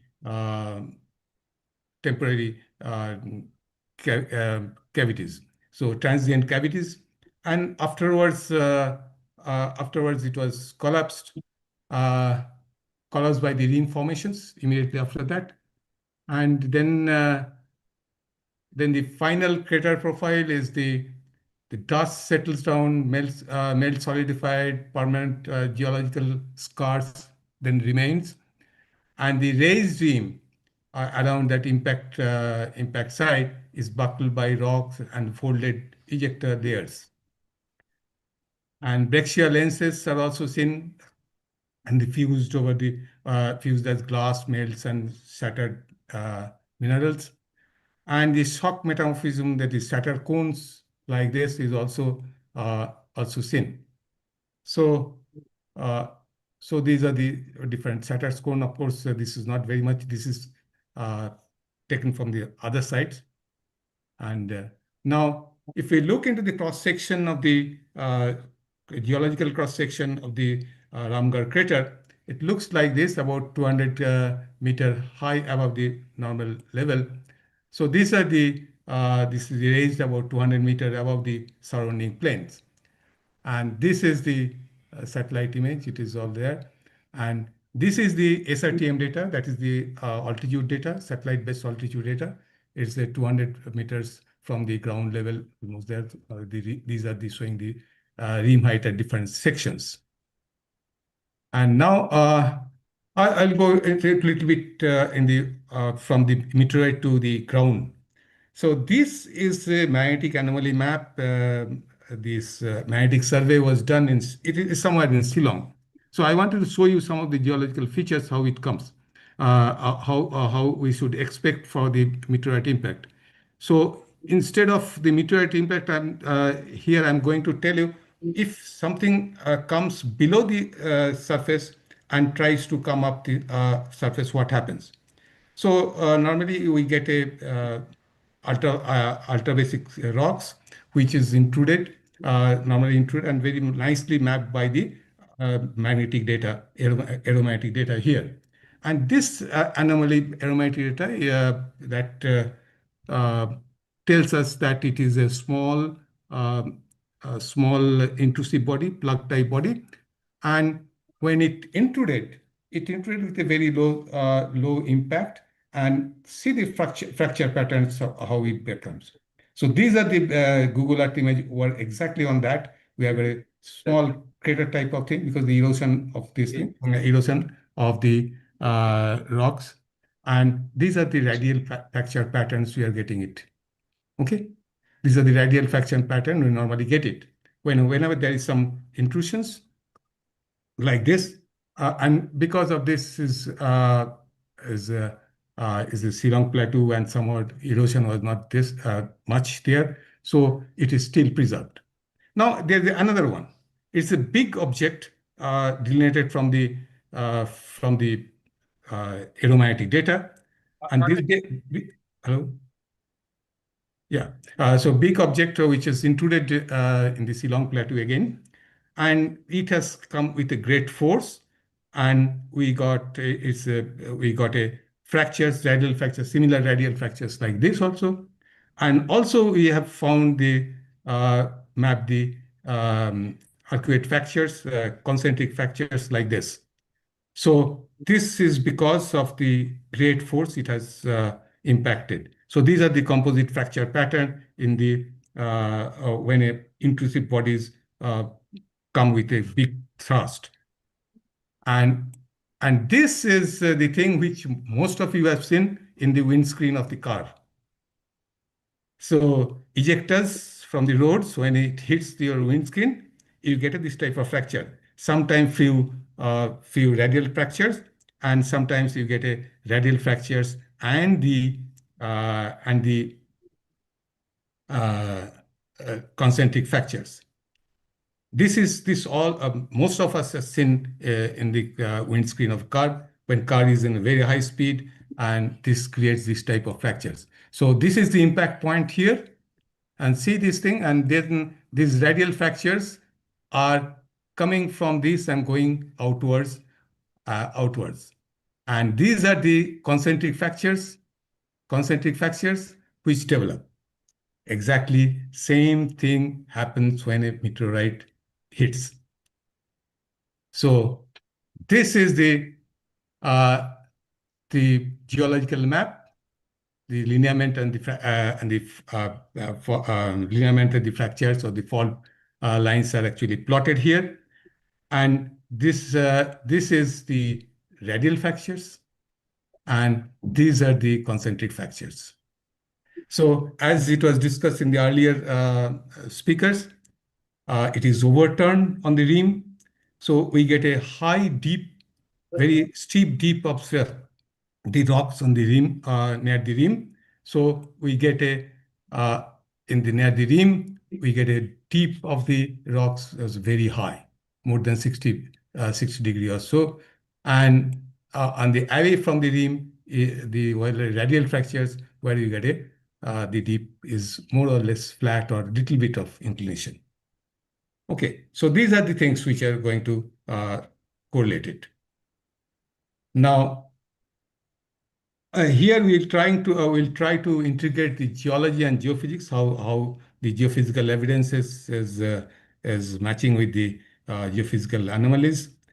And this surface erosion over hundreds of million years has erased much of the original structure.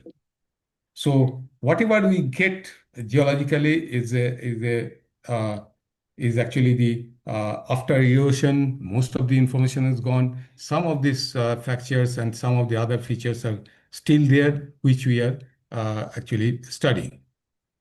So now, to study this crater impact crater like this, we need to have geological methods. We establish mineralogical and physical impact evidences, rock minerals, and the shock features, and the geophysical methods which reveal the buried structural architecture, depth, and false impact architectures, etc., which are underground, which is not seen from the over the surface.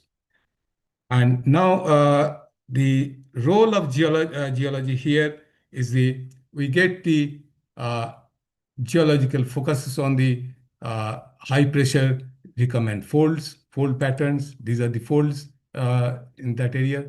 So we got a recurrent fold here, and we have got a planar deformations in the on the quartz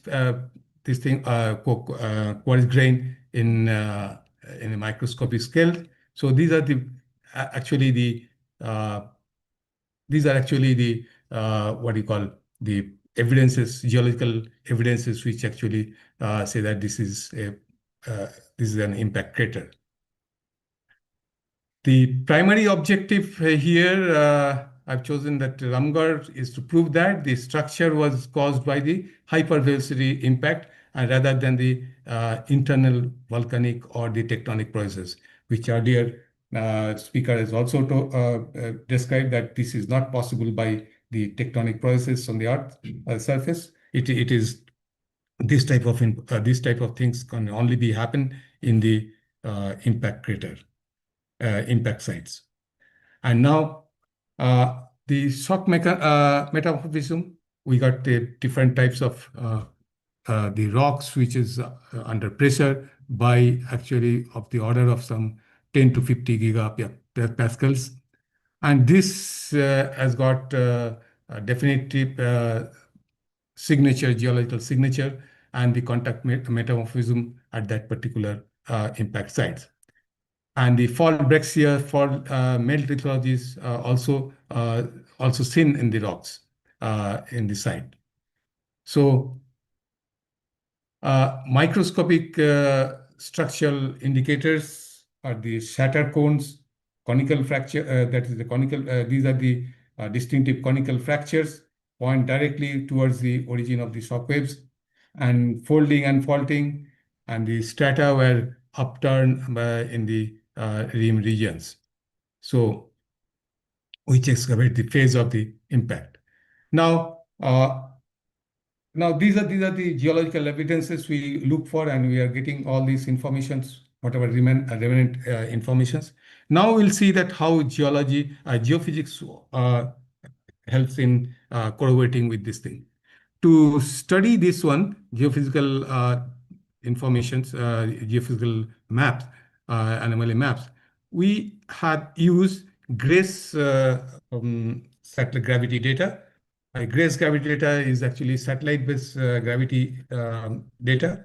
Here, two similar satellites were flown at a very low altitude with a fixed distance between them, and the variation in the distance due to gravitational pull on the Earth will give a measure of the gravitational force of attraction, how the gravitational force of attraction is changing.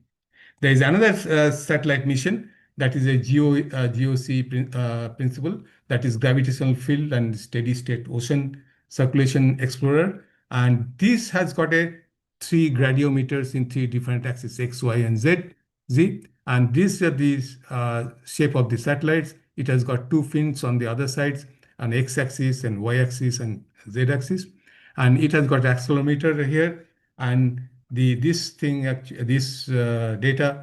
the differences in the gravity gradient, horizontal, vertical, and the y-axis data. So this gives the measure of the gravity data source here. Another one is EGM2 principle, that is a geoid, and based on the high degree of spherical harmonic expansion, that the integration of satellite data, tracking altimetry, and terrestrial gravity data, we have used this data, this geoid data for these particular purposes. And all these things are actually integrated by GGM plus data constructions, which is actually high resolution composite model, integrating GRACE, GOC, and the EGM 2008 global gravity model data, and also the SRTM data. So global resolution of this thing is by about 200 meters. 200 meters. This is the pixel size, and the spatial coverage is about the from the 60 degree plus minus 60 degree, and it is all modeled with the available terrestrial data also.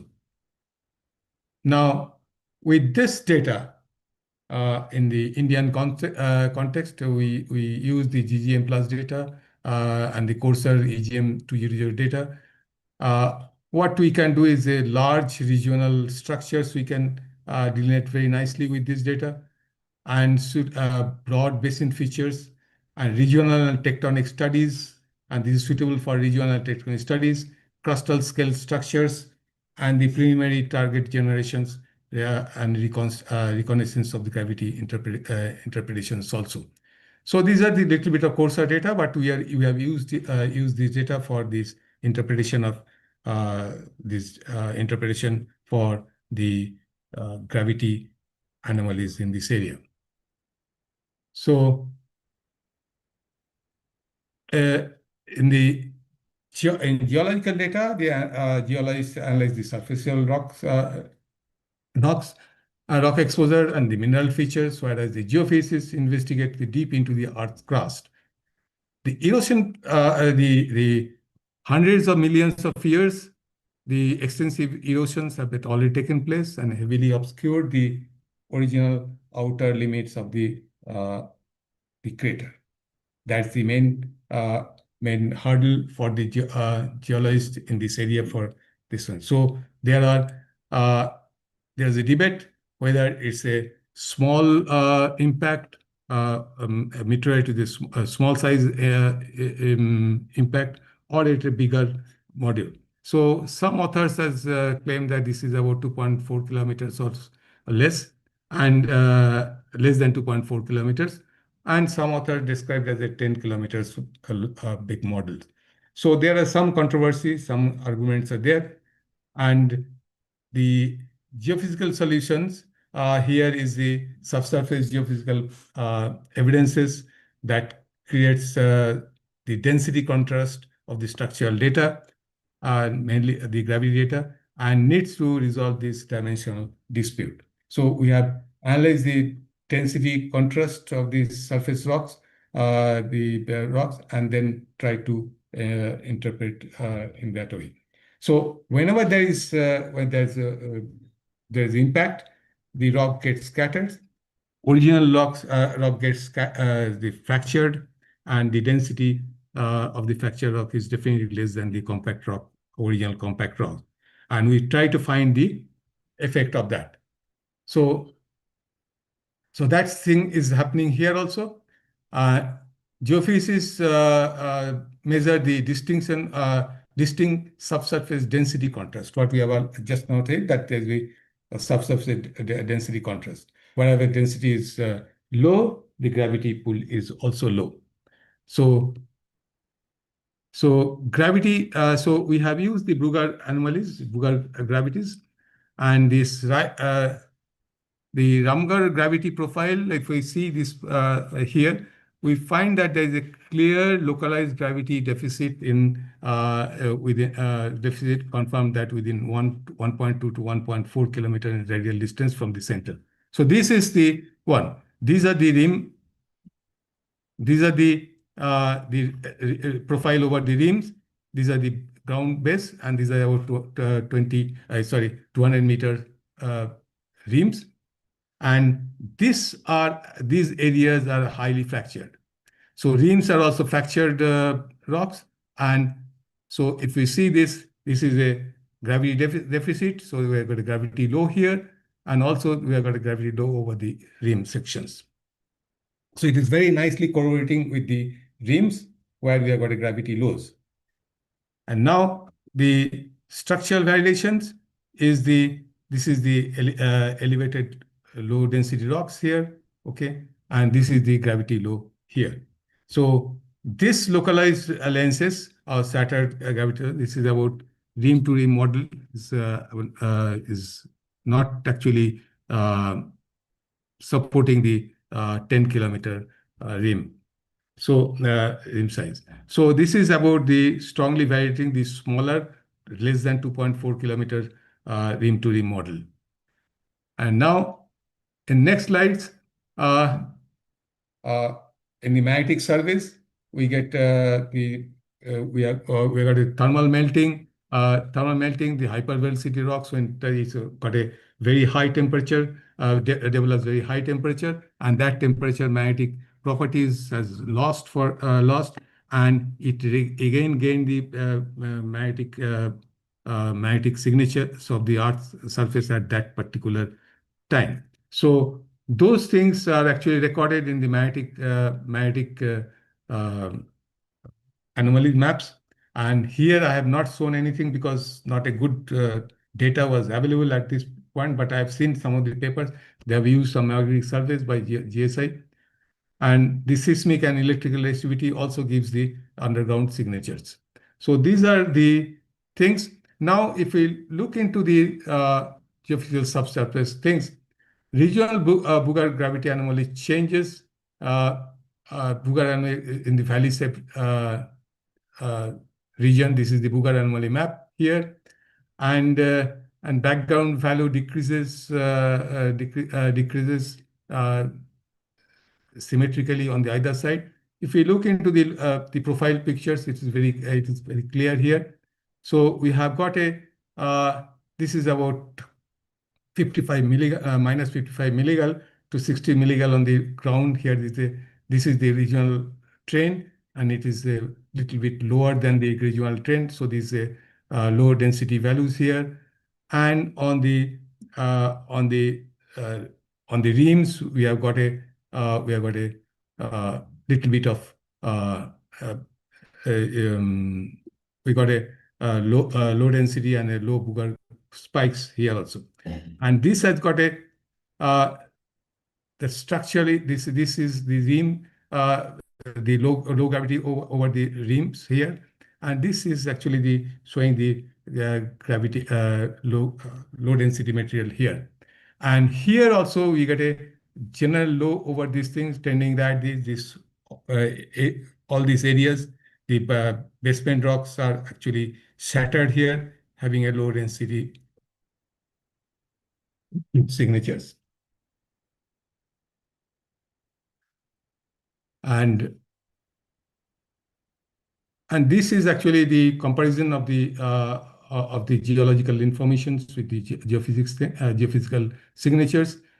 The Saturn cones, quartz, PDFs, and these things are actually origin proof here. And geophysical contribution identifies the large scale density and the magnetic deficits, magnetic anomalies expected from the impact scattering, which you're getting it here.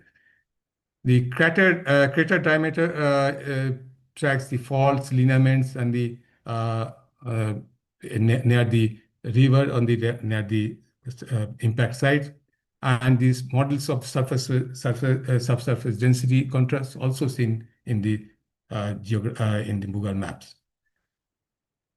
So, and the depth analysis, the erosion level based on the exposed stratigraphy is in these areas. Estimates the erosion levels only, and here they calculate the true thickness of the disrupted breccia lenses and at depth on the crater basins. So these are the two things. So geological evidences gives the surface evidences, and with the geophysical evidences we get the depth information of the breccia lenses. So if we look into the gravity profiles here, different profiles in different directions, so we find that the east-west profile that shows the sharp, narrow, negative information, negative over this rim, and this is the flat background around plus minus 3 kilometers. And then we have got a asymmetric, slightly asymmetric anomalies in the northern rims. And here we have got a regional fractures on the background, regional backgrounds. Here, this is the gravity profile with a little bit undulating features, and the deepest features, and the deepest southwest rim is the fault displacement of the rim. So here there is a fault displacement is there, and so we have got a some little bit there is a fault here on the north-south, almost northeast southwest. And if we look into the gravity lineaments, and here the yellow lines are the gravity lineaments, red as the faults geologically mapped, and these blue ones are the drainage lineaments. So it is all around this thing, and all these things, fracture patterns are within, say, 3 to 4 kilometers, maximum 5 kilometers from the impact sites. So, and the structural lineaments mapping here, the regional and Booger anomaly field successfully maps the linear structural trends. Booger gives the linear structural trends. All the geological map already mapped there. It is most of them are actually matching with the trend of the geological fractures. But the absence of arcuate or the concentric lineaments are absent at a distance from the about 5 kilometers from the from this thing from these impact sites. So that's the thing. So we are getting the arcuate fractures which are within 4 to 5 kilometers from the impact sites. So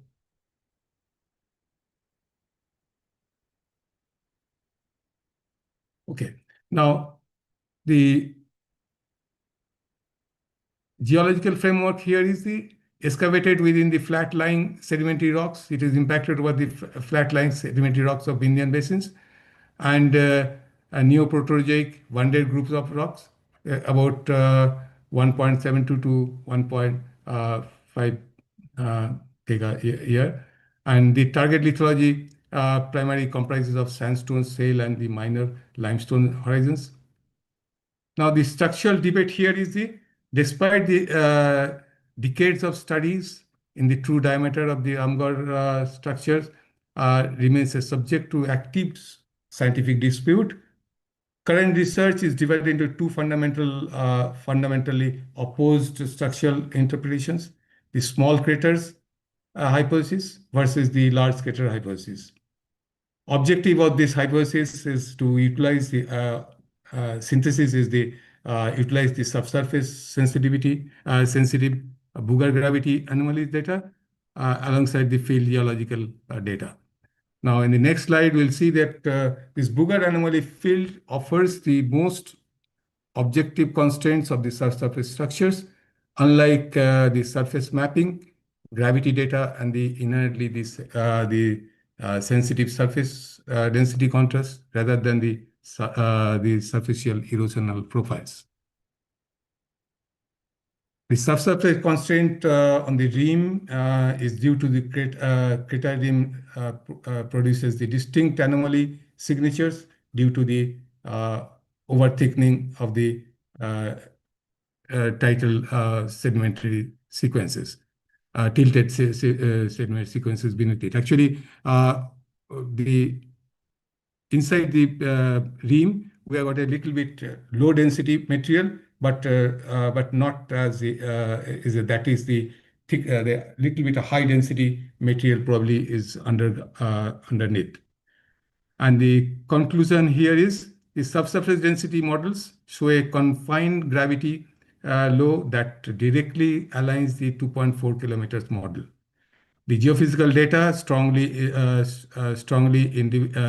invalidates the 10 kilometer and the fully corroborated with the field geology, and is fully corroborated with the field geology. Now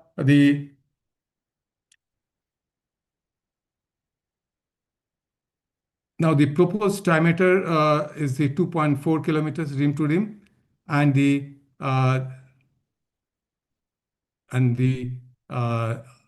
other hypothesis was the large hypothesis was the 10 kilometers apparent diameter. The actual geomorphological crater, the rim is around 200 meters rim topography, and here deeply eroded central uplift and a much larger structure They say that the original rim was actually eroded, and it is it's the much larger structures. Primary evidence based on the satellite images, gravity anomaly models, and the shattered cones and the structural mapping. Here the discontinued arcuate lineaments and the northeast sector near the Parvati River. Actually. The gravity supports the lows were strictly confined with the 1.2 to 1.4 kilometers. Unsupported data for gravity is no gravity low or detected beyond 5 kilometers.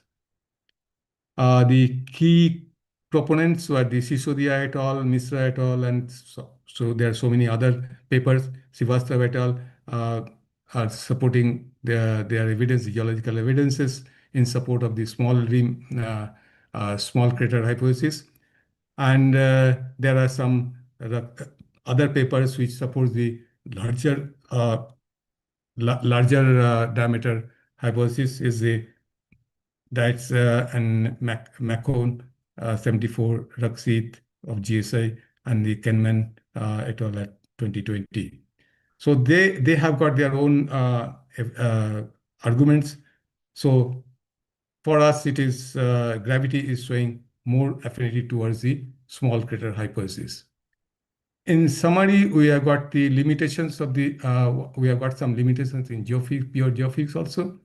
Without geological evidences, geophysical anomalies and structures map a vague circular anomaly without any definitive physical or mineralogical proof of an extraterrestrial impact. So we need to interpret the geophysical data with the help of the geological evidences. And the limitation of the pure geology is the field geology alone is restricted to the superficial mapping and tracking, and leaving the scientists unable to peep into the beneath the surface of the Earth surface landscape. The synergy of the Ramgarh crater is the integrating the subsurface geophysical data with the surface geology is only way to resolve the true size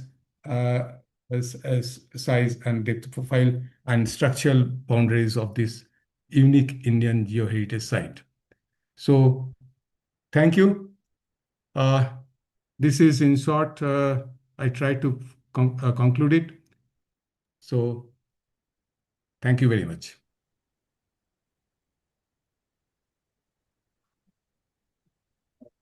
I have a short question for you, sir. Okay. The short question is, are there any samples being taken from this region, especially of the center of the crater and to the rim and maybe the ejecta? Was there any ejecta? Yeah, there are. They have taken samples, and I have shown one of the photographs of the fold. As because we have done this study based on the other and along with other geologists here, and they have got the samples. We did our part from the geophysical side, so I do not have those samples with me, but I've seen these photographs of those samples, and it is with them only. Okay, it is And there in where our are paper. yeah. And where are these shatter cones available? Are they still? Shattered cones are not very much developed here. It's not very much developed here. It's not seen here. And further, is there any prospecting done in that region? Prospecting? Prospecting, looking for samples of meteorite. Yes, definitely. It must be there. Besides shatter. Besides shattered cone, yes, there are the prospects, but it is also filled with water. The same thing as Lonar. So they have done some studies also. I'm not very sure about whether they have got a meteorite samples or not. And the last question which I have, are people allowed to go there and do their research? I don't have any idea. No, I'm asking you Yeah.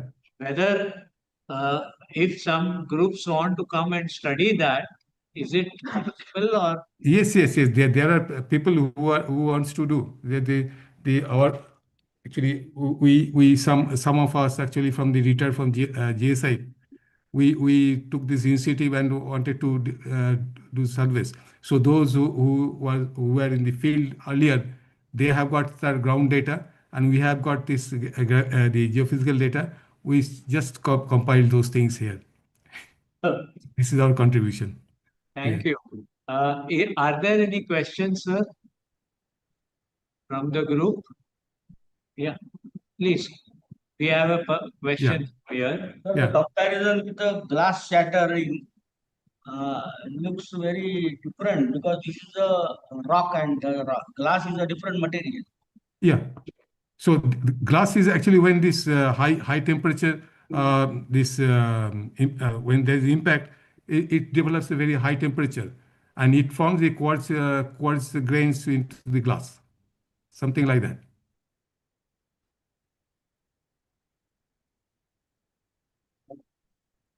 Any one more question, please? Yeah. You have explained the rays of the what do you call the ring, na? Ring. Ring. Raised by 200 meters. Mm-hmm. You have explained it that how it has happened. Ah. But then why not for the other craters? Other Like craters? Lonar. Yeah. Yes, it is there. There. In lunar craters also similar thing is there. You get across the world, wherever you have an impact crater, more or less you will have a rims. But there are 200 meters. It vary upon impact. The outer rim happens because of the impact. If the impact is very high, then probably you may have bigger rims, like what Sir told about Ramgarh. Same you have with the Lonar also. But there are some craters which may not have that much impact, or over the period of time they have diluted the geological feature and all that things. Sir, just out of curiosity, what is the actual diameter of the rim? It is about diameter is about 2.4 kilometers. 2.4. Little less than that. Yeah. Okay. Are there any more questions from the young fellows here? If not, can we thank him? Oh, you have a question. Sorry, sir. Yeah. You can come here. Come here. No. Or maybe sit there and ask. There was a Yeah. slide about Stand up, stand up. there was a slide about complex creators and Yeah. peak center. So why are these things formed? You were not audible. Yeah, can you Why are peaks formed in complex craters? Why? Center peak into the crater, why they are formed? Please repeat. Why are peaks formed in complex craters? Complex crater. Acha. Complex crater, actually, it was described by the earlier speaker also. When there is a huge crater more than impact by a large body, the complex crater actually form. So it has got a different types of different impact sites. So when that means if it's a small impact object, so it has got a limited limited size of the rims, about 2 point within say 4 kilometers or so. And if it is more than 4 kilometers, it is a big impact. Why is there a peak in the center? Why? There are It peaks. depends upon the Is it- large body traveling at a very enormous speed. When it hits the part, it creates the ejecta and the rim is created. Whatever that small part in the center, what you see is the material, what is left over. That is the center part.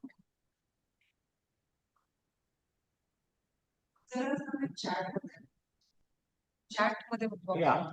So I think we have. Chat इथून बघू शकतो का?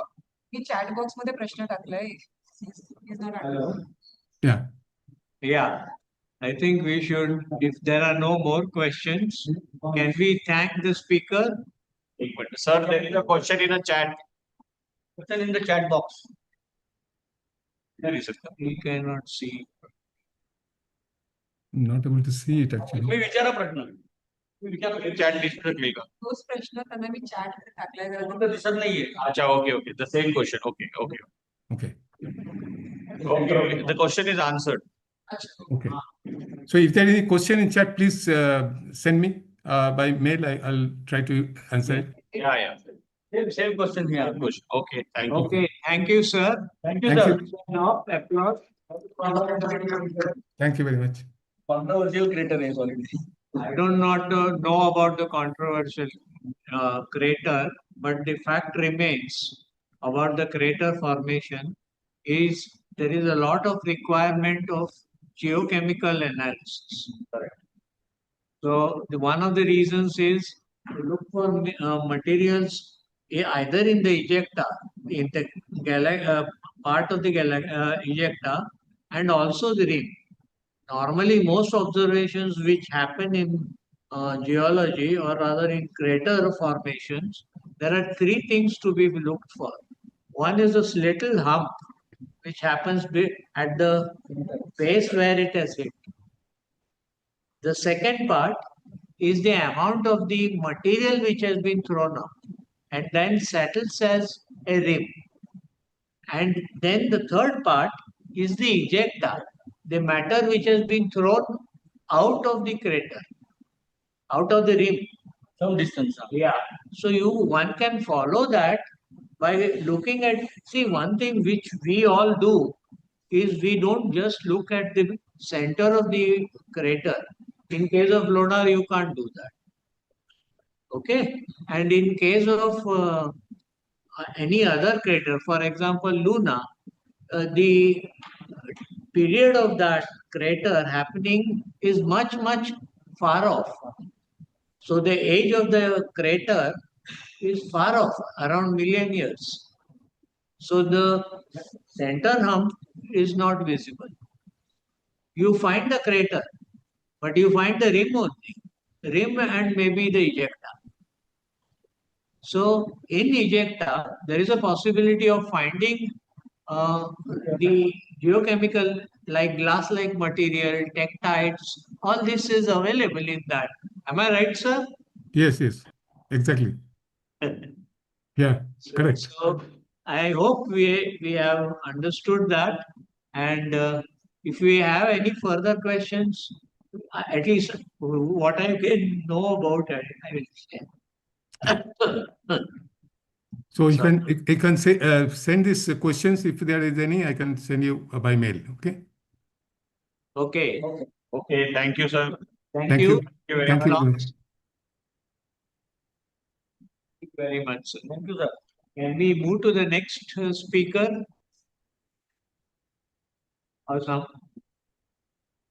Can we move to the next speaker? Anuj Kumar Singh. Anuj Kumar. Yeah, Anuj is there. Hi, Anuj.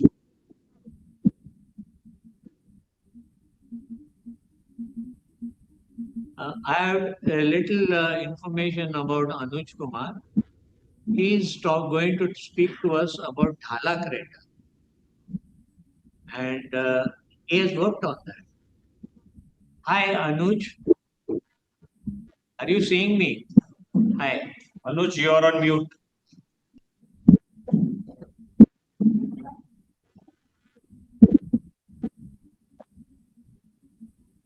Can we start? Or you want to start? You're on mute. I don't hear you.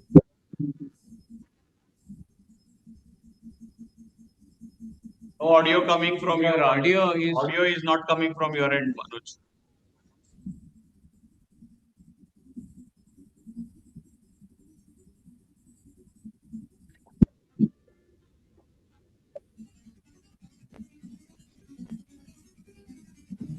Huh?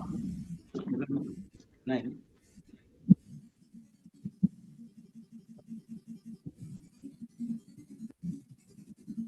Hello. He can hear us, but he can hear us. Yeah. He's saying, no, he's nodding means he can hear us. Audio is not coming from his end. So, yeah.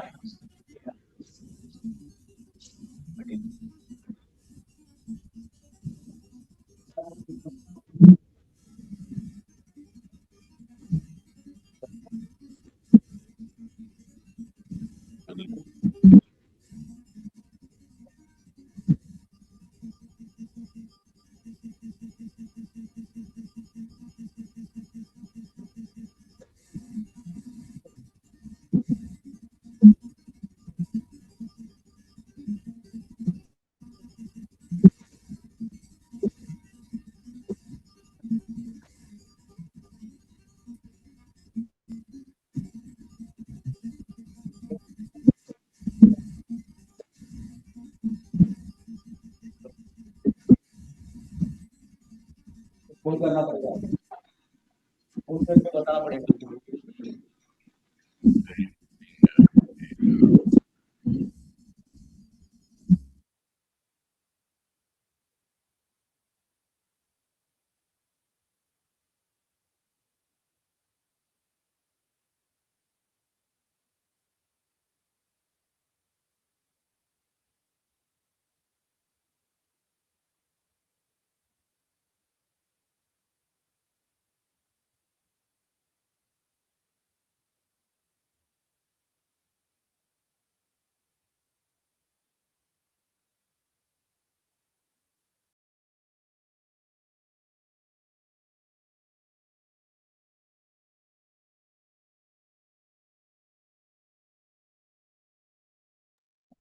He has been having his personal collection here of meteor.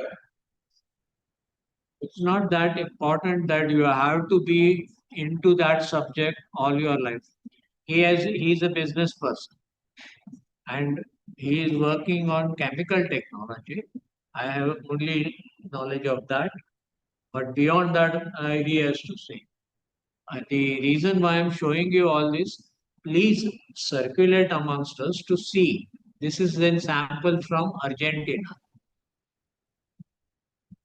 And when you are looking at these, I would definitely like you people to see it, means just not see it. Along with that, I'm sending you this. So please return these back to us. Am I right?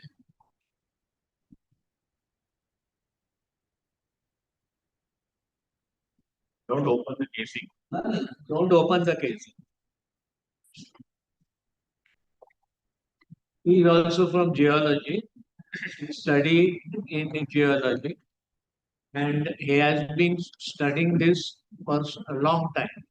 And it is his personal collection. So when we have a talk, he has been also a member of Amateur Astronomers Association, and he has been doing this. He has his own personal collection also of rocks and meteorites. See, don't think that you can only collect stamps and coins. This is also a good hobby. And one of the most important things that I would like you to share, most places do not have meteorites, or for that matter, they don't even have rocks also. One of the saddest thing which I realized when I was doing my work, we don't have even the ground samples. So what we have to do is, not we, in a sense, we are said to do is get the sample from USGS. That means United States Geological Samples to compare our meteorite samples. So it's my earnest request to all of us that even our own soil we have to analyze and make a standard of that. And nothing happens because we are not initiating that. So for any experiment, from where you take the sample, you should also have the soil sample. Otherwise, how can you distinguish between the soil and the sample? So please, in your future endeavor, please see that along with your sample, if you can pick up, I'm talking about the recovery of meteorites. And recovery of meteorites, we do it magnetically. And we also do it by using the what people call it as metal detector. We have done that. We have looked as low as nearly a 1 feet below the soil without digging. And then we started digging and picking up the soil. So for the recovery of these things, I would suggest that you need sample. Is Anuj ready? Sir, Anuj? is my voice audible? Yes, yes. Now we can hear you. Can you hear us? Can you hear me, sir? Yes. Yeah. We can hear you now. Do you have any presentations, sir? The PPT? Yes, sir. Let me share you. Yeah, we are waiting for you. Yes, sir. So can I just conclude whatever I have been telling our boys? Yes, sir. He is now looking for PPT. So this is one thing which I would strongly tell you. And the normal philosophy of looking at meteorites is you should know the geography of that place. Half Is of it, our work doesn't happen on that. is it visible, sir? And when you take yeah, are you ready? Yes, sir. Yes, sir. Please, please We are summarize just what you are trying to saying. fill up. So, Can I continue with what I've been telling? yes, sir. Yes, sir. You And can. one Please. more thing. If you are ready, I'm going to stop. I'm No, just sir. filling Please up the summarize space. Okay. what you are saying. You can continue, sir. To tell you a little about Dr. Anuj, he has worked on Dhala crater and he is a professor in Jharkhand. So he has come specifically from Jharkhand to tell you about Dhala crater. Besides this, he is associated with several geological society groups and he himself is a professor of geology and he has done work on Dhala. So today's program, that is how we conduct our programs, asking people from all over the country They are not doing only in Mumbai, or they are from different places. So their experiences also you should ask for. So don't consider that I am going to only ask the question. You are all free to ask the question to the speaker. Anuj, a round of Yes, applause sir. for you. We are looking Thank you, forward sir. to hearing from you. So, shall I start? Yes. Yeah, you can continue. So, I have chosen the topic, is a general topic of impact cratering and shock metamorphism, but most of the previous speakers and Sajin sir and in the morning, the Matthew sir, all have explained these what are the impact craters and what is their importance. But just I want to summarize one more time for so that we can have a background to go to the Dhala impact structure. So the first one is what is impact crater? So impact craters are formed when a hypervelocity extraterrestrial object strikes to the surface of our planet at around 12 to 70 kilometer per second speed. So the as a consequence of these hypervelocity impacts, certain type of structures are formed on our planets. Those are called impact craters. These impact craters may be of different size, different shape, depending upon It is not the visible. size of. Red color is not visible. Yeah. Anuj, Sorry, your sir. presentation is PPT. Your Yes, sir. presentation, yeah. We are not able to see your presentation. So just Ah, but you can continue, and if you carry on. can you see this slide, sir? No, no, we are not able to see your presentation. Just one more second.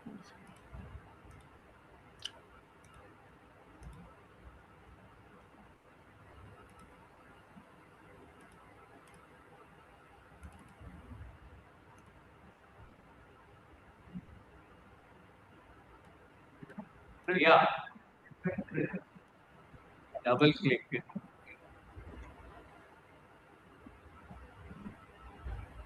Yeah.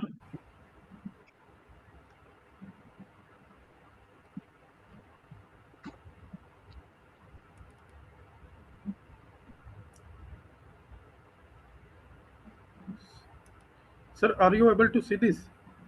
No, no, we are not able to see your presentation.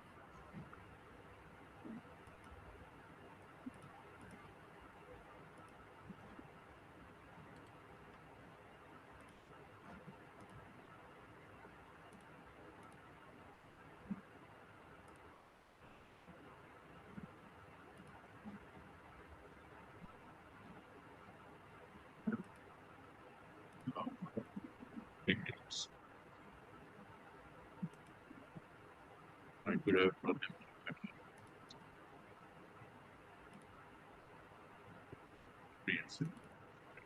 Very specific. I got this one.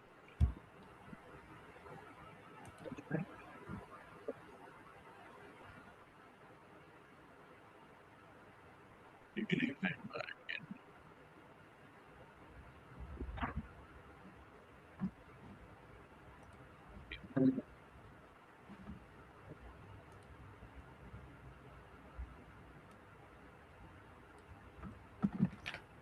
So is it visible?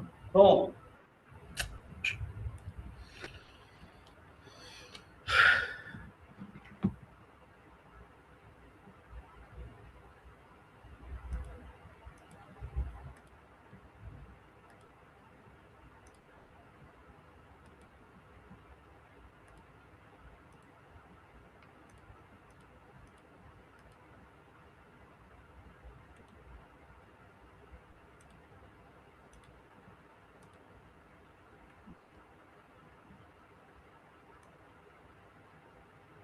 Yeah. We are now able to see. You put it on slideshow, and start from the first slide. Yeah. Wow, very nice. Is it visible, sir? Yeah, now it is visible. Yes. Carry on. So these are Yeah, beautiful. yes. So these are the impact. These are different impact craters from different part of the world. The first one you are seeing since in the morning. This Beringer crater, also known as the Meteor crater in USA. It's a simple crater, and then other one where you can see these ejecta rays around the crater. This one is a Camel crater in Egypt. It's a very small in size, about 45 meter in diameter, and a very young one. It's about for 4,000 years old only. And then the third one you can see is it's not a crater. It's a just a consequence of the cosmic airburst, the famous Tunguska event in Russia. And then the fourth one is a Tycho impact crater on Moon, where you can see the central peak. Yeah. So it's a complex impact crater. So there was a question that why these central peak ring are formed.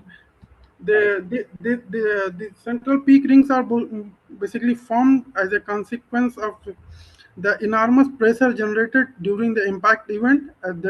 As a consequence of these enormous pressure, that's around 100 gigapascal, these rock which face this pressure behave in a fluid manner, and as a consequence of this fluid behavior of the rock, the central uplift part of the structure try to come up and cover the its previous volume as soon as the uh, impact occur on the surface. So these central uplift or the central peaks are formed, and the pressure temperature generated during these impact events are much higher. As you can see, it's around 100, several hundreds of GPa at the point of impact, and it's readily decreased away from the center of the crater. And then, as you can see, the pressure temperature generated during the impact is much different from what we see or we observe during the normal metamorphic processes. In the diagram, you can see this blue shadow region where it represents the metamorphic conditions what we observe on our Earth as an endogenetic metamorphic process. And then on the right side, this red zone, it represents the pressure temperature condition generated during the impact event. So these shock metamorphism are completely different from the normal metamorphism, and the effect of this shock metamorphism in the target rocks and the minerals are completely in a such a way that they are irreversible in nature and cannot be formed by any other endogenetic process on Earth. So these are some of the, on the right side you can see some of the uh, some of the features that are formed by impact, and the pressure range required for their formation are also given. So why do we look for these new impact structures on Earth? You have heard since in the morning that these meteorite impact structures are linked with mineral deposits. They may answer to the origin of water and life on our planets. Then they are in the one of the slide of the George Matthew sir and also the Sajin Kumar sir discussed that this lunar crater in a basaltic rock and the best uh, statistical study analog for the moon and Mars.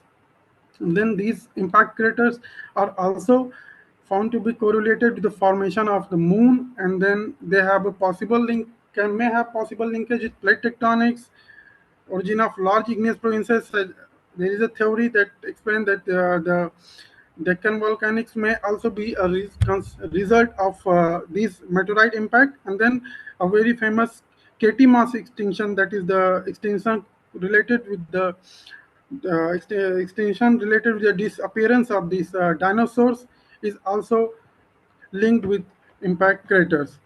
So with the advent of space exploration program, as you can see, the surface of other planetary bodies like the Mercury, Moon, Mars, Venus, all of them are filled with these impact craters of variable size and shape. So the importance of these impact cratering research in recent years have increased manifold because of advent of this exploration program. And so these impact craters, the study of these impact craters may answer many of the questions that have discussed by the previous speakers. So I will not discuss it in detail. And so on Earth, there are around 210 impact structures discovered so far, and in India we have only 3-4 confirmed impact structures, and then 3-4 are the suspected ones. So these are the one you have seen in the morning: Lonar impact crater. The bottom left is the Ramgarh impact crater in Baran district, Rajasthan. And then this is, in the right corner is the Dhala impact crater in Bundelkhand district. It's a complex impact crater, and we will discuss more about this Dhala impact crater in the further slides. So the age of most of these impact craters are found to be concentrated towards last 500 million years. The reason is, as many all of us know, that our Earth is a dynamic planet, and because of ongoing geological process like weathering, erosion, volcanism, burial, most of the signature of ancient impact structures have been eroded away. So there are only a limited number of structures, around 30 structures, that have been found to be of pre-Cambrian age. The oldest impact crater on Earth is so far dated is Yarabubba impact structure in Western Australia. It is the oldest one, and it has no physical signature left on the surface today. So the formation of impact structure is although an instantaneous process, but to understand it, to simplify, the impact creating people divided it into 3 parts: this contact and compression stage, the excavation stage, and the modification stage. And then the size of these impact craters may vary depending upon the size of the impactor, and their morphology may vary depending upon the nature of the geological setting of the target where the impact have taken place. And the post-impact processes may also alter the final geometry of the impact structure. So these are the simple impact structures where you have seen the morning Lonar, Dhala, and this one is the Kamil impact crater. It is the only impact crater on Earth with a ejector ring, because it's a recent one, and we are fortunate that we could see this ejector ring preserved on the main on this impact crater, because most of the impact crater on Earth, these ejector are completely eroded away or buried under the post-impact sedimentary activities. So this is also, again, these are the ejecta blankets you can see on the, but these are photographs on the, most of the photographs are on Moon. Then this is a complex impact crater. The first, the Fredefort, very famous Fredefort impact structure in South Africa. It's about 250 kilometers in diameter. And then the next one is Sudbury impact structure. It's in Canada. It's about 150 kilometers in diameter. They have in Fredefort impact structure, we found central uplift, although it's not completely preserved, or some part of the central uplift is preserved in the Fredefort dome. And then we can see the Manicouagan impact structure in Canada also. It's about 85 kilometers in diameter. So in the large impact structure, the acoustic fluidization, there is a process known as acoustic fluidization correlated with the, somehow you can think about the elastic rebound. As soon as the impact occurs, the material, it compresses the target material, and as soon as the compression, the phase of compression complete, the material try to occupy its initial volume, and as a consequence, we see the central uplift in the central part of the structure.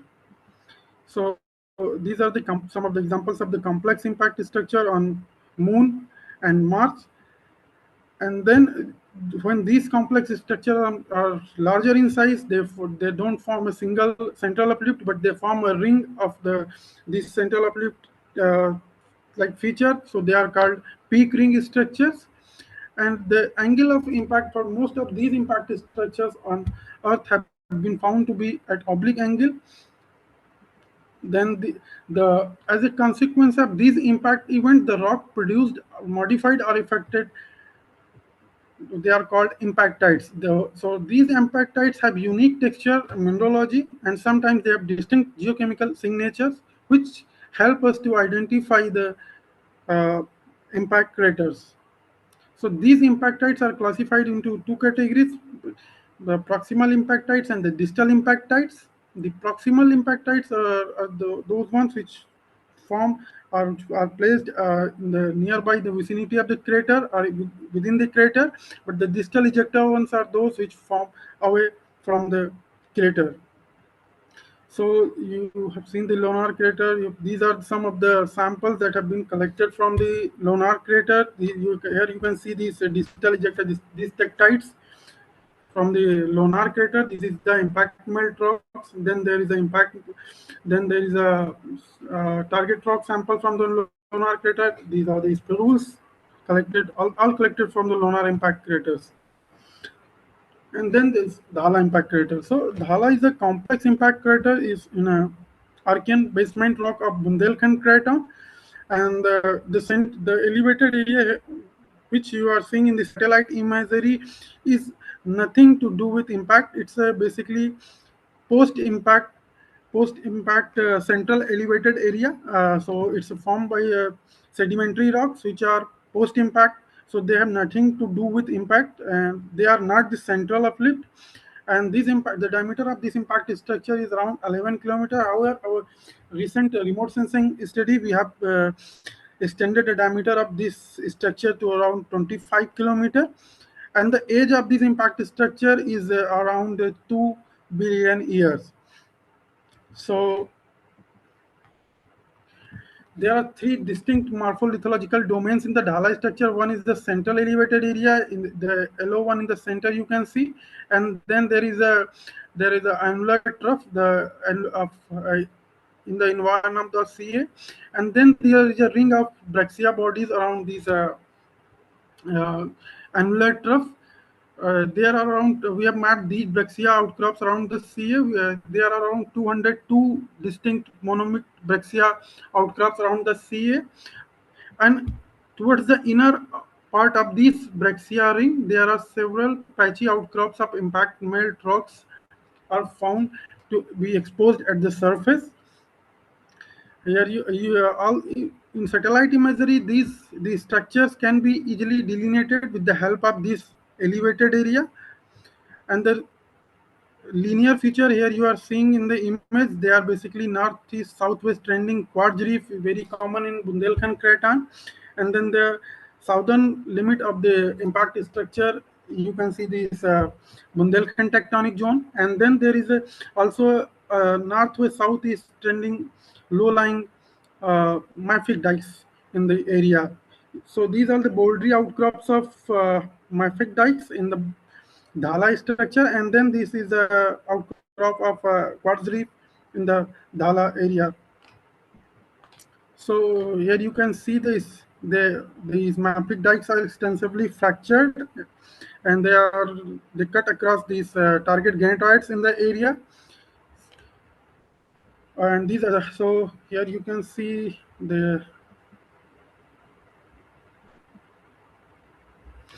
so in the Dhala area, there are some characteristic features. You can see these whaleback-like outcrops of granitoid brachia. These whaleback outcrops of granitoid brachia are extensively smoothened on all sides, and they are elongated in shape, and they have sharp crested grooves on their top features, top part of this brachia, and there are outcrops of basically those monomic brachia. So in the Dhala structure, we have observed around 17 to 18 outcrops of this kind of whaleback outcrops of granitoid brachia, which we have proposed to be so the effect of glacial activity in the region. And then on the side of these brachia outcrops, we have also observed C-shaped arced recession-like features, which we termed as alcoves.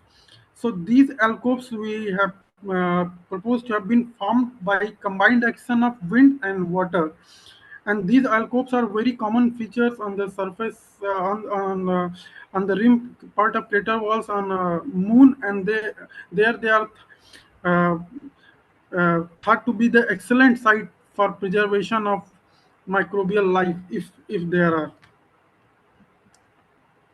So then these are the sedimentary deformation structure that we have observed in the Dhala sediment, in the well section, as well as in the boreholes.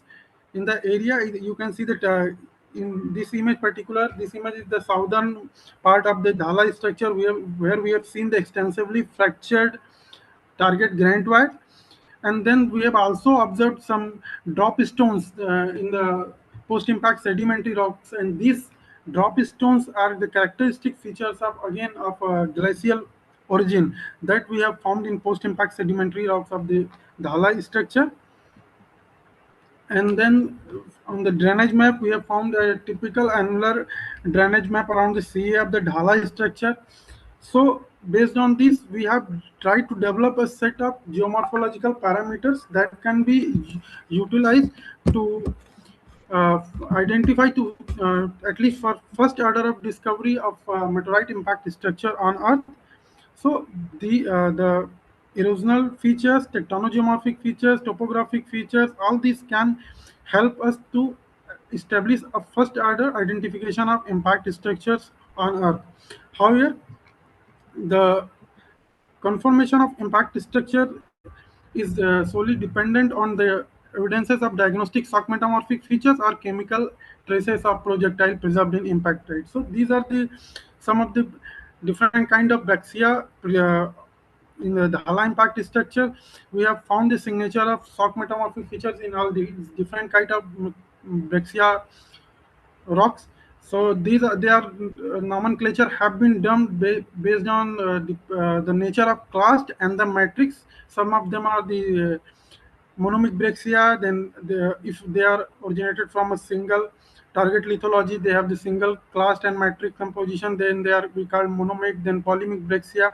Then the interesting part of this, we have found different kind of impact melt rock in the area. Some of them are completely free of almost free of the clast and highly vesicular in nature, but some of them are highly enriched in clast and have very few vesicle on the as visible on the in the naked eye or in the with the help of hand lens. So here you can see this is an impact melt rock where you can see these are the lithic clast, and then there is the impact melt clast, then there are melt clast. So we have observed different kinds of melt clast in the Dhala structure, and these impact melt rocks are very important because they preserve a wide range of shock metamorphic features preserved in them. Although these metamorphic features can only be observed with the help of microscope. So lunar and Dhala impacted structures are also chosen to be the 40 geotourism spot of the Indian subcontinent by Government of India during the 35th IGC conference in South Africa. And recently, the Dhala impact structure along with the lunar is also considered a geoheritage site declared by the Geological Survey of India. So this is the so these are the Saturn cones. Here you can see these are the only megascopic evidence of impact. If you find these kind of features or these Saturn cones in the outcrop in situ, then you can confirm that you are standing within an impact structures. These Saturn cones are basically characterized by the thin striated conical fractures. They look like cone-like features, and they are best developed in fine-grained rock. They are the only mesoscopic features that can be observed physically in the field. All other diagnostic features can only be observed with the help of microscope. So these are the again these are the cytocones and they are the first described by Branco and France in 1905 in limestone from the Steinem impact crater in Germany. So they are best developed in fine grained rock. Again, you can see some more examples. These cytochrons show the positive and negative impressions. They are developed on both sides of a rock. You can see on its positive side of the rock the same features, and then on the negative opposite side of the rock, if you break it, you will see the similar radial striations preserved within the rock. Then only you can confirm the cytochrons. In India, we have only in the Dhalai structure, we have found the one of this fragment of cytochrome preserved in a ejecta blanket. This is a one. It's a in coarse grained granites. It's the rare one, and then it's a one surface of the this cytochrome, and then this is another surface of this cytochrome. And then other one is the planar deformation feature. The planar deformation feature are thin, plan, strictly parallel set of planar lamellae of amorphous material that are thinly spaced apart. So these are the widely accepted impact indicator in quartz. So these PDFs develop in a wide range of shock pressure, usually around 10 to 35 GPa, and the more the number of PDF in a grain, the higher the shock pressure it represents. So here you can see some of the PDFs which we have observed under the microscope in impact melt rock samples from the Dhala impact structure. Here you can see the two set of distinct PDFs, and then there was one set of PDF. And then there is another feature associated with these impact structure are the planar fractures. These planar fractures are similar to the planar deformation features, but the spacing between the fractures are more compared to the planar deformation features, and even the spacing between two parallel planar fractures is more compared to the PDFs. So in the left corner of my slide, you can see these one set of planar fractures, which again we have found in different impactite samples from the Dhala structures. Then another characteristic feature of impact event is the feather feature. So these feather features are basically associated with the planar fractures, and they are short, closely spaced, parallel to subparallel subsidiary fractures that are observed to emanate from these planar fractures from one or both sides. So in here you can see in the slide, these are this is the basically planar fracture. The one darkened line you can see in this image is the planar fracture, and then there are smaller tiny fractures that are observed to be emanate from it at some acute angle, or the feather features. So togetherly they look like a feather. So the terminology comes from there, because togetherly they appear like a feather. And these feather features are usually formed at relatively lower shock pressure compared to the planar deformation features. We have also observed these features in the Dhala impact structure. And then here you can see some in the right, then again a photograph of the planar fracture in the left, and then on the right side you can see a quartz grain, which we basically not a quartz grain, it's a diaplectic quartz glass, which characteristic of higher shock pressure. And then again here is a mosaicism in quartz. It's again a typical indicator of shock metamorphism, and these features we have all observed in the impactite samples of the Dhala structure. So and then there is a you can see here, these are the ball and texture in quartz. Ball and texturing quartz are not the unique feature of impact events, although they are found in many of the impact structures, but they can also be formed by some other processes. So they alone the finding of these kind of features alone cannot be established as a direct evidence of impact, because they can also form by other processes. Some people have reported it that these ball and texturing quartz are formed by lightning. So then again, there you can see these samples of some socked zircon grains are there. So these zircon grains are found to be associated with a quartz grain in which we have found this one or two set of PDFs preserved. And in some of these socked zircon grains, we have seen the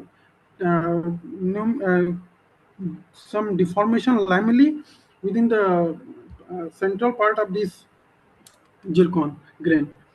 And here you can see this in the center one, you can see this granular zircon, which we have observed under the we have taken the BSc image, you can see, and then it's a characteristic of this impact event. Then we have found this here you can see the cursor, this volume expansion cracks in a quartz grain, which is basically the grain in the center is basically quartzite, which we have confirmed with the help of the Raman spectra. And then there are, you can see some other features like flow lines, and this again the mosaicism, and then this fracturing in intense fracturing in zircon. These all are associated with this impact event in the Dhala structure. So these are some of the microscopic features that have been found to be associated with the Dhala impactites, based on which the impact origin of this structure have been confirmed. And in India, this is the only structure for which such a wide range of shock metamorphic features have been reported so far. And then you have Sir, so Sajin Kumar sir discussed about this iridium anomaly and all those these projectile traces. So we have also carried out some geochemical analysis and the chromium, radium, osmium, and chromium isotopic study.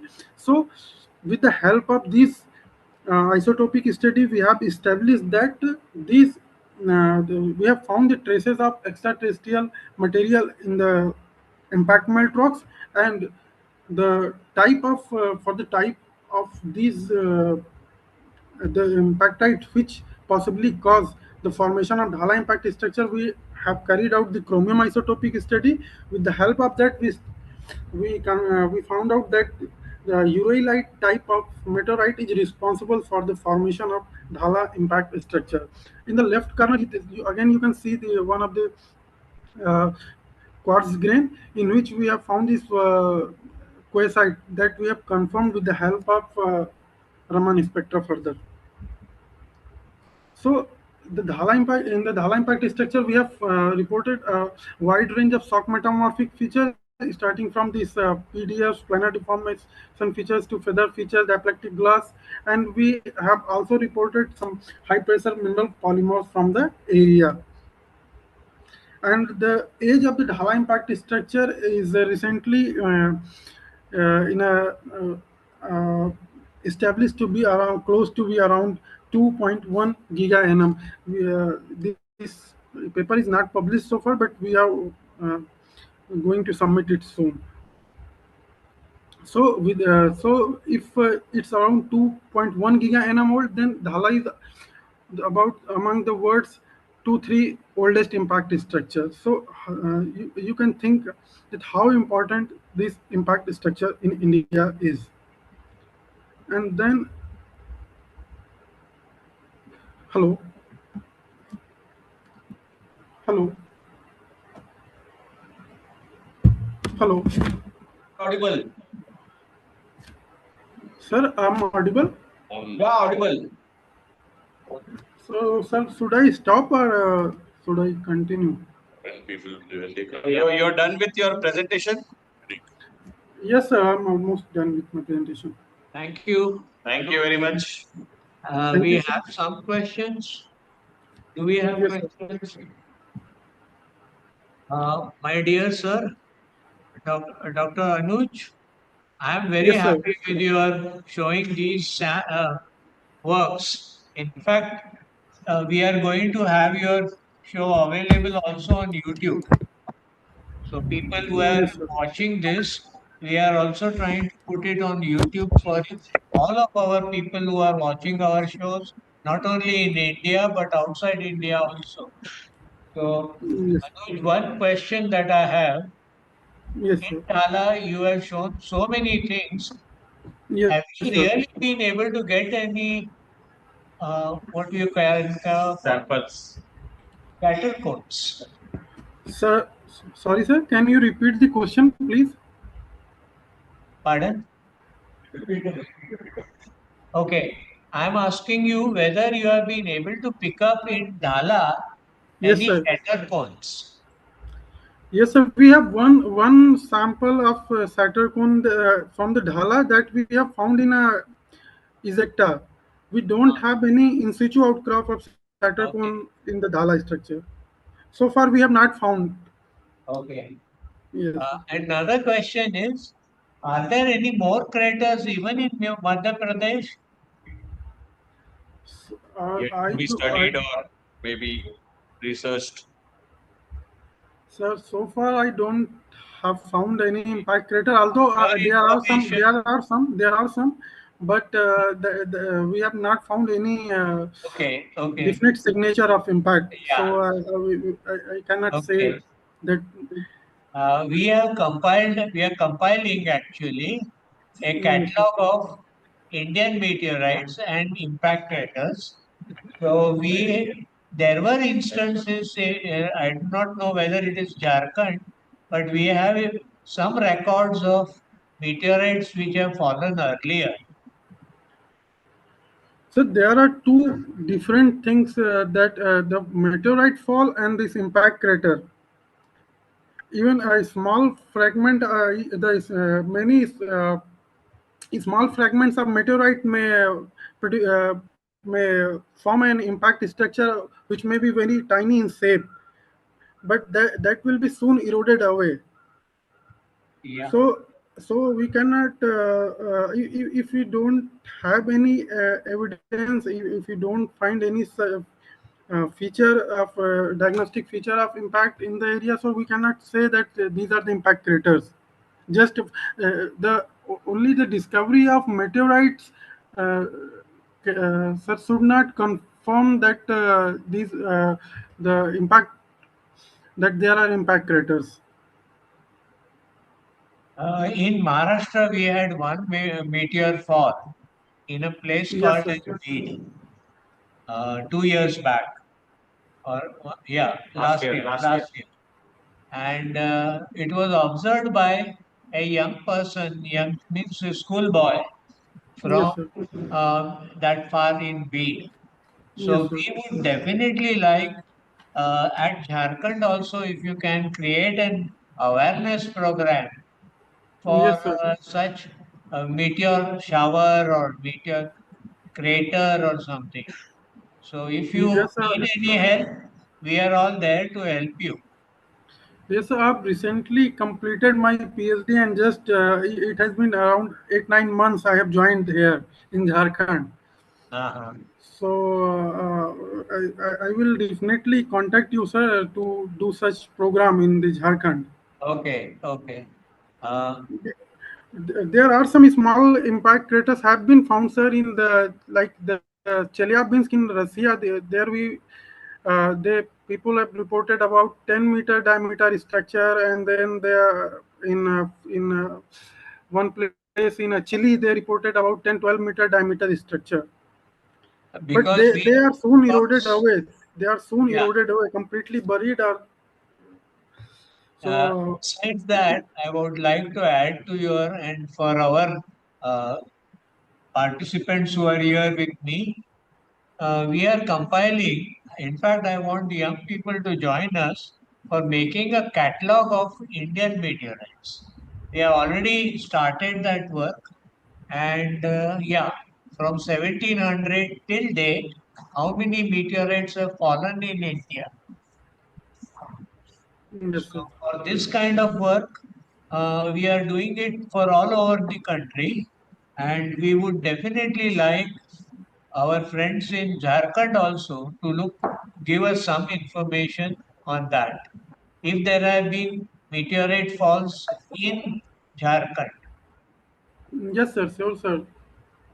I I will let you know, sir. think there are no questions because we have a next speaker is Dr. Ankush Bhaskar. So we will give you a round of applause. Thank you, sir. Thank you, sir, for giving me the opportunity. Thank you, sir. Thank you, sir. Thank you, sir. And I will bother you later for more information. Thank you. Thank you, sir. Thank you, sir. Thank you, Anuj. Thank you, sir.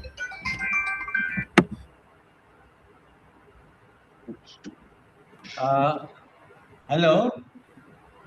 Hello. Hello, can you hear me? Yeah, we can now hear you. Yeah. Yeah, can I? Are you on? Yeah, we will also give you 30 minutes. Okay. We are late, I know, but we are Indians. So, Ankush, Yeah. can I start? Yeah. Ankush is a part of our team in Mumbai. He was a part of St. Xavier's College, one of our students. Now he is a scientist at Vikram Sarabhai Center, and his PhD is in solar winds and its effects. But before that, I want to tell you, he began his astronomy from Nehru Planetarium. And now he is a full-fledged scientist with Vikram Sarabhai Center. He has also studied so much of solar. So today he is going to talk about what will be the effect of solar wind. You know, the sun is very active now. What would be the effect of solar wind on an asteroid? Am I right, Ankush? Yes, sir. Yeah. And besides that, he has done field work with us on Lonar. He recalls all that, and he was one of the persons who looked for tektites in 2005. Am I right? Yes, 2005. In 2005, he was one of the uh, participants for the Lonar crater field work, and he remembers the whole rim, the crater. So, your interest, you have to build with field work. Otherwise, it does not make any sense. Why you are doing science and what do you want to do in science? So I request my young friends here, Ankush, who are here with me, that now we open up for your talk, and I have already said good things about you. I hope. Yeah. Yeah. So all Okay. of us, and I don't know whether you are seeing on the table, we have displayed even Benu. Oh, very nice. Displayed the craters. Mm-hmm. Beautiful. We have displayed the Barringer crater meteorite which you gave me.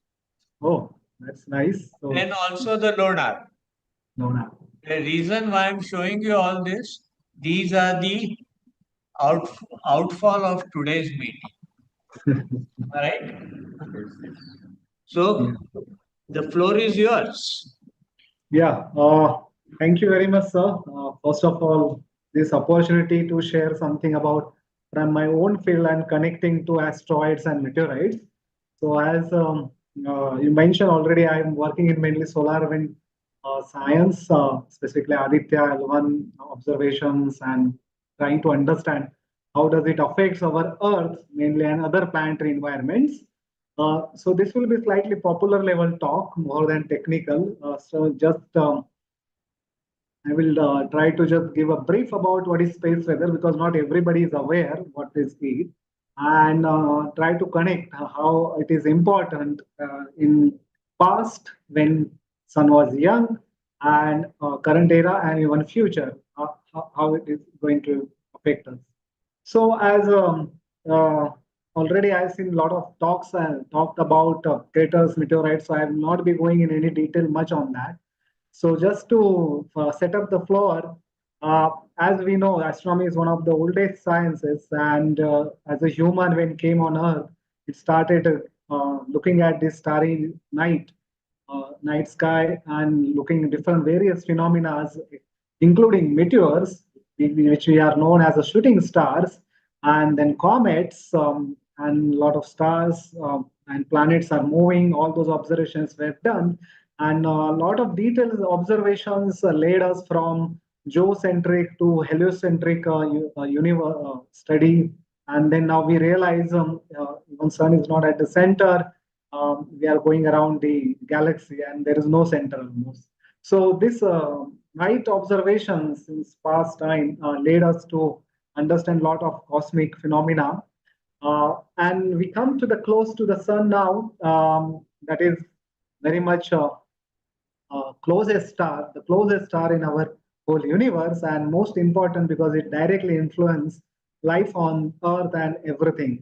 So if you see, just sun is very just simple, beautiful, plain disk, orange disk. When you see at the sunset on sunrise, if you go out and see that, it will look beautiful, and you'll feel okay. That's it, sun is. But if you have a nice telescopes, good resolution telescopes and different electromagnetic radiation, if you can probe through, you can see there are a variety of things happening on the sun. So, and even sun rotates that you can actually look at. So here you can see simple image of the sun in optical light with a special filters, and the black dots are nothing but sunspots. They are rotating, so that's where we know sun is rotating. But these tiny dot blocks are not just very tiny. You can fit almost Earth or more than Earth in a one dot. So they are very big in size, and they do create something very interesting dynamics within Sun and Earth distance. So I will just go to that. First of all, just to get since I know there are kids and students are attending, so sun is very exotic object and very fascinated. When did I saw first time through this telescope? I was really fascinated with those sunspots. And when I saw through the H alpha telescope, those prominences, wow, that is just awesome. So this is just a skeleton. If you somehow cut the sun and look at interior part, you are sitting with a 2 crore degrees Celsius core, and then you have a radiative zone where the energy passes as a radiation, and then after it's taken as a convection, as a boiling of water. If you understand, hot water goes up, cools down, and sinks. So similarly, it's a huge hydrogen gas, hot gas sphere. So same thing, convection patterns are taking place here and energy liberates. And not only that, on the surface, if you look at, this is all invisible to us. Only visible is the photosphere part and phenomena occurring on that. So you have a very bright things which are suddenly happening, and those are called solar flares, very energetic phenomena. And then you have a prominences; those are loops of the plasma, hot plasma trapped by magnetic field, and they get ejected, erupted sometime, and comes towards the Earth and affects us. So this is how is the sun. You can see here, you have a huge bar magnet. Sun is a bar magnet, as we know already. And not only it is giving you electromagnetic radiation, it is continuously streaming charged particles, stream of particles known as mainly electrons and protons, mainly composed of that. So this is one of the highest resolution image taken of this solar corona or solar wind we know as by Parker Solar Probe, and you can see very dynamic structures and complicated structures are flowing outward from the sun. And this solar wind is continuous, always present in the heliosphere or in solar system, and it is very supersonic. It's moving with around 500 kilometer per second. Or even sometime it can go higher than that. So you can understand, I'm talking about per second. So very fast moving plasma in the solar system we are talking about. So this is what happens when you have a continuous stream of particles populating the heliosphere.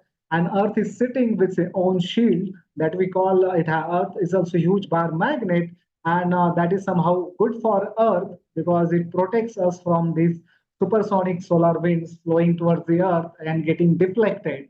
But still, some particles do enter and cause auroras. Also, some particle hit and hit the whole atmosphere, and some atmosphere get lost in the space. So the solar winds is continuously doing that with Earth last billions of years, and Earth has survived through this supersonic wind from the sun.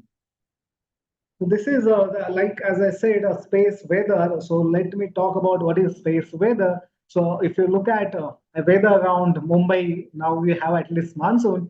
Before that, it was hot summer, and sometimes you do have cyclones coming and hitting even Mumbai or any part of India. So all this localized weather we are observing last hundreds of years, and we predict when the cyclone will come and hit, or if what is the intensity. So some evacuation we can do. So similarly, those cyclone type things are existing in the space between sun and earth. So those are called actually solar storms. Sun sometimes suddenly get angry, you can say, and cause a huge explosions like millions of nuclear bombs exploding in 1 second, and those that much energy is liberated from the solar storms. And those solar storms do come to Earth with very high speed, like they can speed with almost 3,000 kilometer per second. So the sun are distance around 15 crore kilometer, and they can come to the Earth within 24 hours, just say like 18 hours or something. So very, very fast moving object in the space, and they are not small, very small. You can see this is known as coronal mass ejections or solar storm. And if you somehow calculate the mass, total mass of this balloon, magnetic balloon, it turned out to be around like you can have 250 million elephants together. Those many elephants we don't have on the Earth, definitely, and but we do have this many, like this much mass coming to the Earth and hitting. So you can understand so massive and so much fast-moving object. Definitely, Earth is not going to be safe, and it does really create a lot of issues. So this is one of the, I love this animation because it just tells you the whole story. What is solar storm and what is space weather? So you can see here, there's an explosion happening on the sun. Sudden flare happens, and the plasma blob comes out of the sun, speeding with 2,000, 3,000 kilometer per second, and it hits there. Somehow we are lucky we have Earth atmosphere plus magnetic field, but still some charge, it punctures the shield, and some particles enter in the north and south pole, and they cause auroras. So beautiful auroras, if you are knowing. So still, like you can see, those are causing very intense aurora. If you are aware, last 2024 May, there was a huge solar storm which caused a lot of havoc, and even auroras were seen in Leh and Ladakh. Okay, so this can be even greater than that. The storms, they can go very large. Extreme storms like 1872, we had aurora seen in Mumbai. Okay, so after that, we never saw that aurora because such intensity storm didn't happen. So this is one of the just see how what happens with the Earth if some extreme storm comes and hit Earth. You can see whole magnetosphere, magnetic cavity, which is like comet-like stuff, get compressed, and a lot of particles enter, cause a lot of currents, and huge particle in precipitation happening in the polar region, causing auroras and heating, which affects our satellites plus technology at the ground. So that's why we have our own mission like Aditya L1 now sitting at L1 around 1.5 million kilometer from Earth and continuously monitoring the sun. So this is India's first solar observatory, which is actually monitoring sun 24/7, what is happening on the sun with in UV lights, and telling you what type of flare is going to trigger or something. And then some at we have in situ payloads which measure the charge particle at L1 sitting here, whatever plasma is coming from the sun. So we can actually characterize what type of solar storm intensity is coming. So we can give some warning, okay, what is coming to us and how much effect it can have. We can prepare. and still more to come. This is just first observatory from India, and it is doing a phenomenal job for Indian space weather community. So as I said, Earth is getting affected. So let's come back to asteroids. So do asteroids really get affected? So I'm sure already now everybody is aware what is asteroid and what are asteroid belts sitting and how they form, how they originated 4.5 billion years, and how they are causing craters on the Earth or Moon anywhere you go.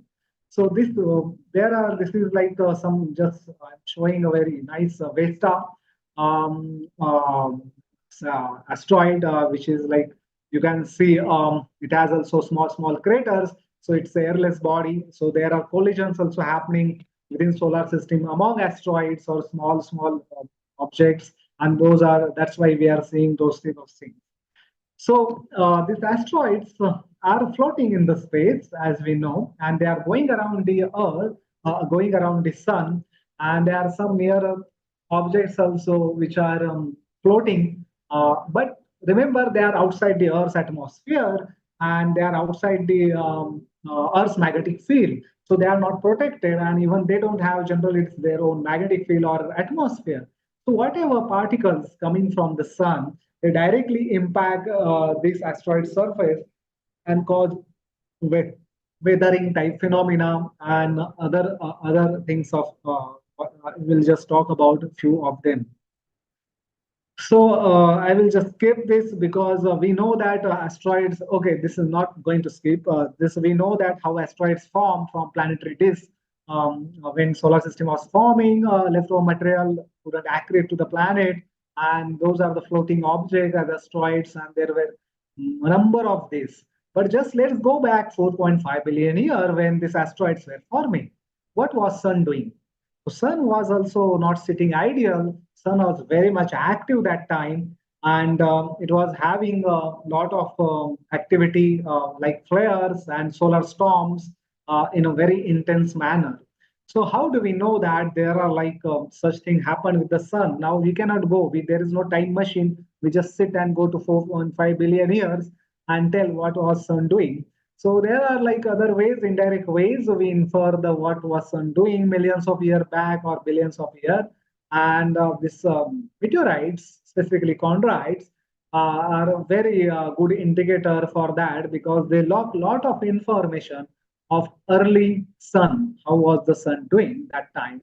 And that's why studying these meteorites, whatever you found, chondrite, carbonaceous chondrite, those are very valuable because those are oldest and they intact whatever history they experience solar activity or space weather that time, they are keeping locked inside them. So once we collect the samples, those information we can unfold from this meteorite samples.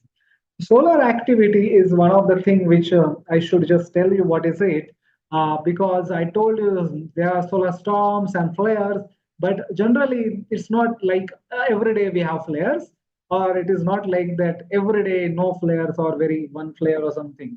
So Sun also goes through different phases of activity. Sometimes you have a large, like some years we'll have a lot of sunspots, okay, and a lot of activity. So you'll see very bright emissions on the Sun, and sometimes it will be a low solar activity and you see a dark sun days, not many sunspots. Okay, like 2008, 2009, very low minima time of the Sun, and not much happening on the Sun. So it undergoes 11-year cycle. That is very prominent cycle. And if you how we know that we observe the Sun lasts around 400 years now with telescopes and naked observations.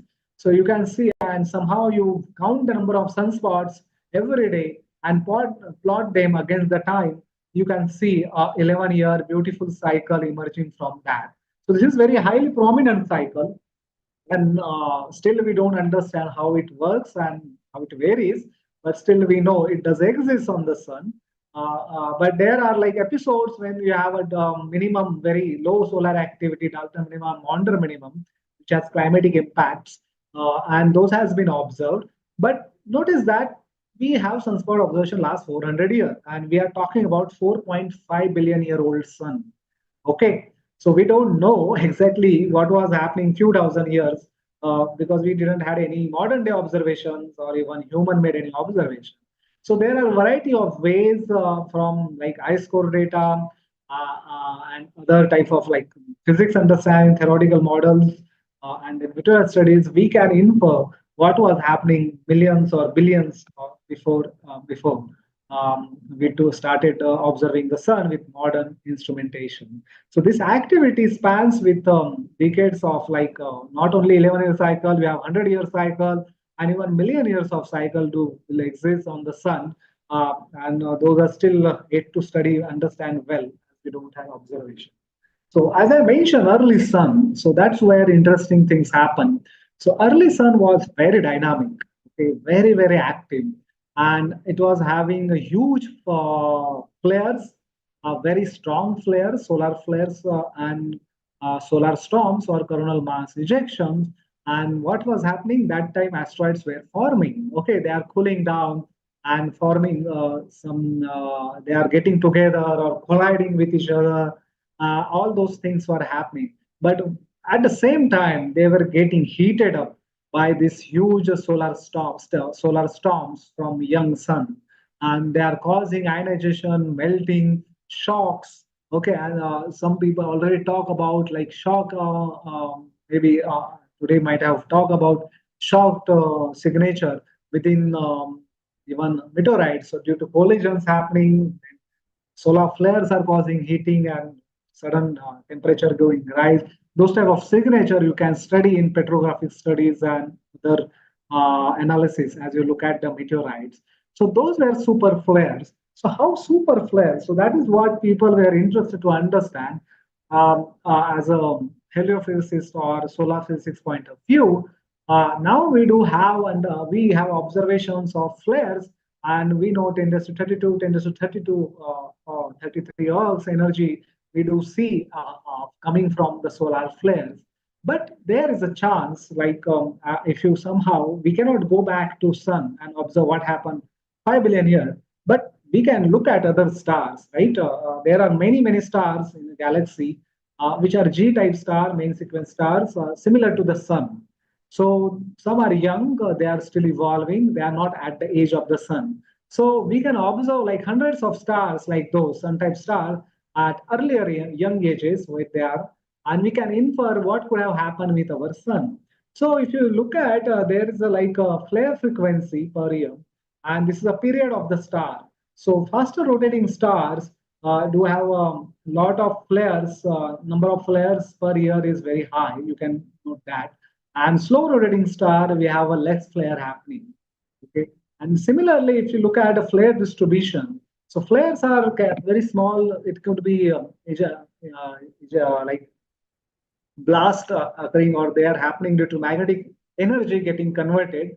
And those can be happening very small scale, like nano flare scales, to the very big super flare scales. And sun has already these observations, micro flares and solar flare we do have. Nano flares we don't know how many, not very quantified properly, but still ongoing.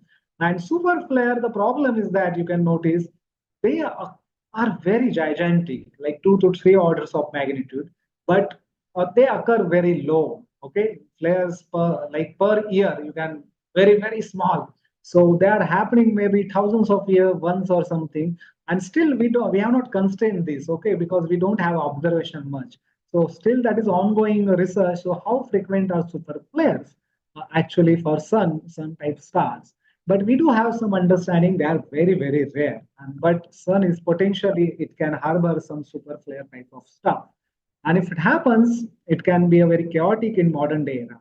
But this was happening when sun was very young. Almost every day, huge flare were happening, and that was affecting the these asteroids and whatever planetary disk material around it. It was heating it up continuously.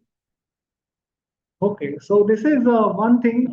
So this early sun has been active, and people have studied its impact. Even there are some observations, they are directly linking the activity of the sun or early young sun space weather even could have triggered the life on the earth. So there is a possibility of a life linkage also, not only just impacting the asteroids. Okay, and early young sun not only causing flares, but it was having powerful radiation storms. Those are called solar energetic particles. Even those were very much populated in heliosphere, and they are accelerating to GeV energy or more than that. So those are called solar cosmic rays, and they do radiate asteroids that time, and they cause ionizations, tracks. You do see isotope formations within meteorites, means asteroids, and if they come to the Earth, we can sample them and learn about them, how long they were in a space. They're called cosmogenic age of the asteroid or meteorite field on the Earth can be actually derived based on that. Not only that, early sun was having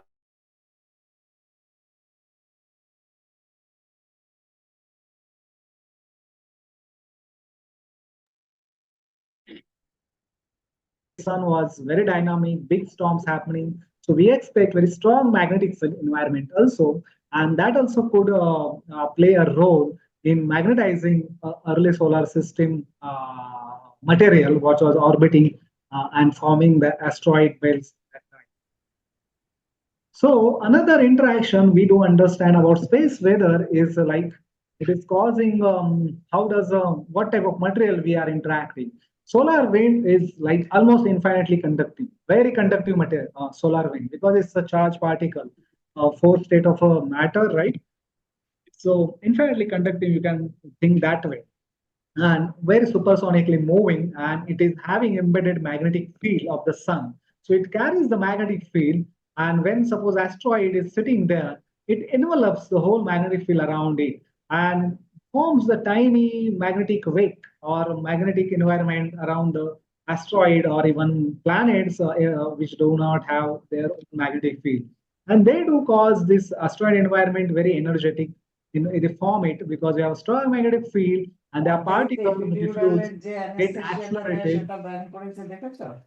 They get accelerated and energized within this environment. So if you're going to the asteroid, one has to be careful about this interaction and taken into account what type of plasma environment we are encountering. And this depends upon what type of material it's made of, what is the size, what is the conductivity of asteroid. You may be already aware there are different types of meteorite, iron, nickel, chondrites, carbonaceous. So depend on that, this environment will get modulated and maybe intensified.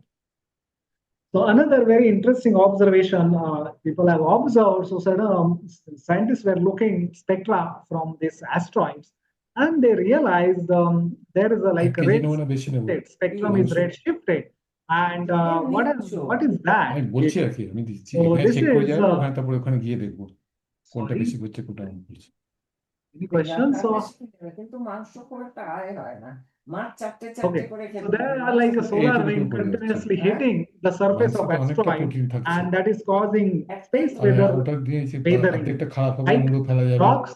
কোনো কাজ হচ্ছে না তো এইটুকু একটা নিশ্চয় 50 গ্রাম এখানে Sorry, তো I'm অনেকটা hearing মাংস some হচ্ছে voice. Any questions, or তাহলে কালকে আবার ওকে মাংসই রাখতে যেতে হবে hello? Okay. Continue, sir. I think there was little bit disturbance. Oh, sorry. Yeah, I thought somebody asking question. Okay, so the solar wind is continuously bombarding the sea. This when meteorite before falls, it has been in a space millions of years, right? Millions or billions of years floating around in a space, and there's a continuous solar wind coming and hitting these asteroids, and that is causing the surface getting eroded. As you might have heard today's weathering of meteorites when they fall on the earth due to the water, the atmosphere. There is no water or atmosphere in a space, but there is a continuous flow of this charged particle, solar wind, which we know known as solar, that is continuously bombarding. Though it is tenuous, but exposure time is millions and billions of years. And that's why this process can affect their spectral property. So whatever spectral property you see from remote sensing, from telescopic, it is not actual compositional indication of the asteroids. That is what this is realized and publish Nature or something. So as I mentioned, there is not only that happening, solar wind causing magnetic envelope, causing weathering, but other thing is happening is charging.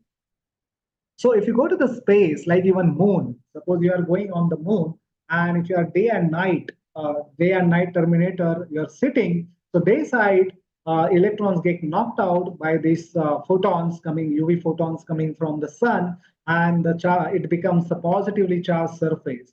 Whereas night you don't have that. So generally you have a very strong voltage, hundreds of volt or more than that generated across the terminator. And similarly thing happening with the asteroids. Asteroids are more irregular and they will be chaotic. So wherever they get illuminated by solar radiation UV, it will be having a positive charge and that will act like a huge battery. So even they have a strong electrostatic potential across this whole asteroid. So when you are going to explore them in future, when you want to have exploration, we really have to account for this charging environment, because suppose we are human, we are sending spacecraft, and they may get affected by this strong charging environment around the asteroids. So this is one of the asteroid sample return mission, which is already made with talked, and the spacecraft collected the sample and found very much carbonaceous material and early even organic material is, I think, identified in this. So we have to go to it. That is what you can notice now. We are going to the asteroids now, not only just going to the moon or Mars, as we are going very ambitiously to even go collect the samples from this pristine material and trying to understand origin of the solar system and even life. So as we go ahead, we have to worry about this space weather. So one more mission coming for Trojan asteroids. This is Lucy mission, which will be visiting 7 asteroids and going to study their compositions and evolution as it visit this all 7 spacecraft. So this is just the beginning for asteroid explorations, and we are going to be in space for longer time to go there. So it is very important to know what is space weather or solar sun is doing that time. Yeah. Okay. So another asteroid is going to hit now. If you are not hit, sorry, it is going to come close to the Earth. This is Apopsis. If you have not heard, this is like we are going to the asteroid, but sometimes asteroid do come to Earth. This is one of the objects like that. We don't want them to come too close to Earth because we don't want to face that catastrophe what dinosaur did. But still, this is very pretty close. It's going to come around 32,000 kilometers. Means it will be within geosynchronous orbit. It will be within Earth's magnetosphere actually. But it is still safe. It will just fly by and go away from Earth. So globally, a lot of interest for these missions. People are trying to understand, trying to devise experiments to really take this opportunity to study this asteroid in detail.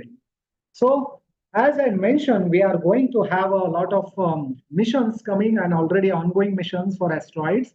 And this is one of the mission concepts now people talking about asteroid mining. You have heard about.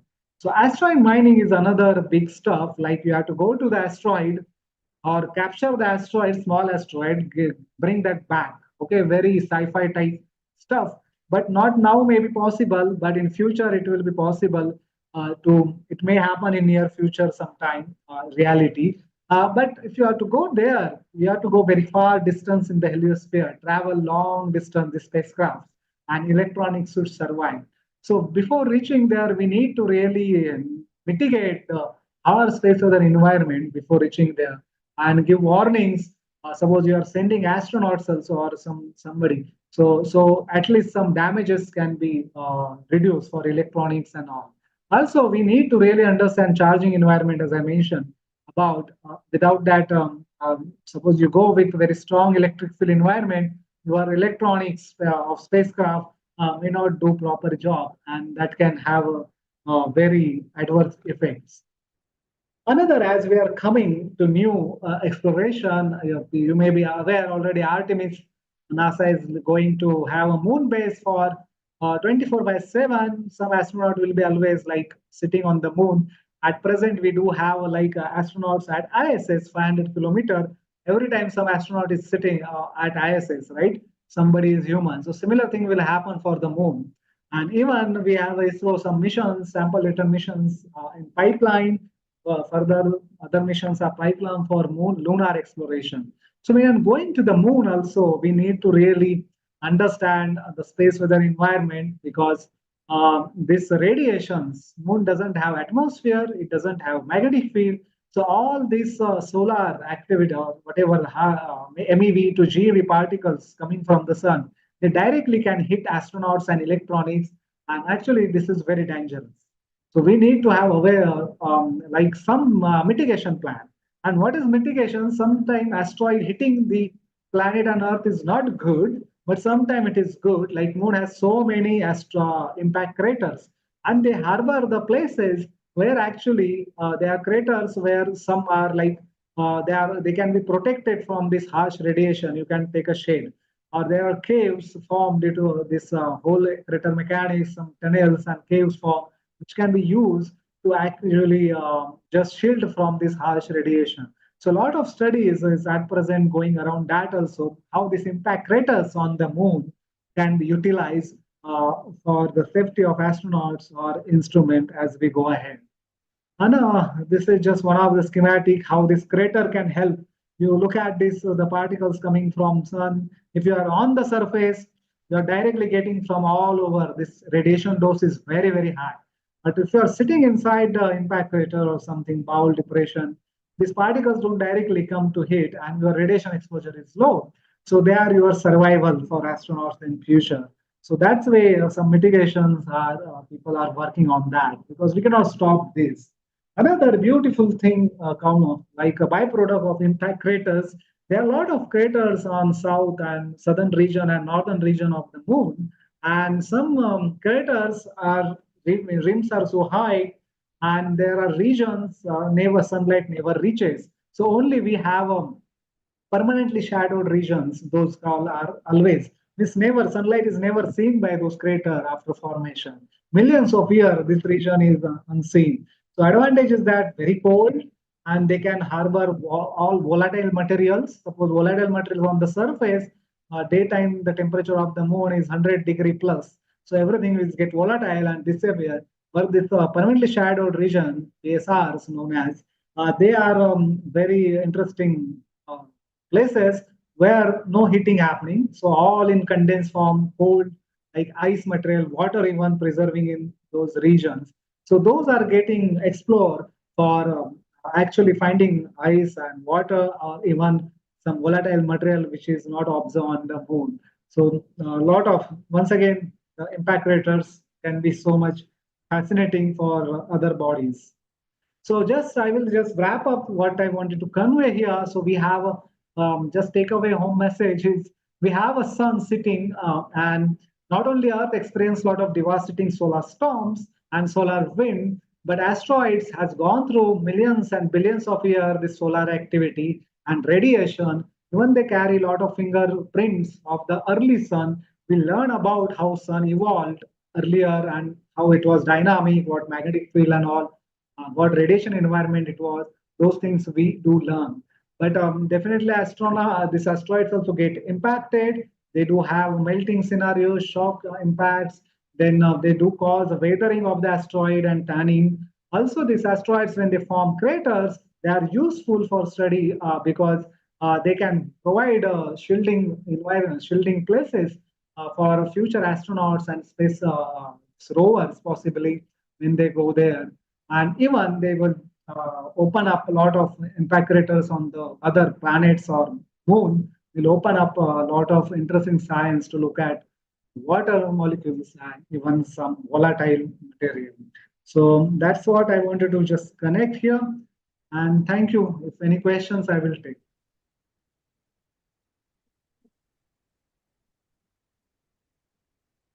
Sir, you showed about the last couple of slides about the PSR. Yeah. permanently shadowed regions. And I think India has done a lot of work in that aspect, like landing on the south pole of the moon. So, is there any identified permanently shadowed region which are very potential for future moon exploration as well as habitat kind of location? Yes, so this landing, we don't need landing for that to identify PSR. So Chandrayaan-1 mission, if you know, Chandrayaan-1 mission has identified water, like confirm the water, same, and then even it map regions like PSRs. So those are mapped already very long time back, not just recent.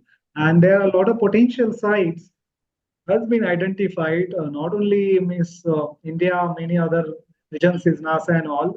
There are some regions which are studied and they plan to explore that. Yeah, there are definitely few sites they have located.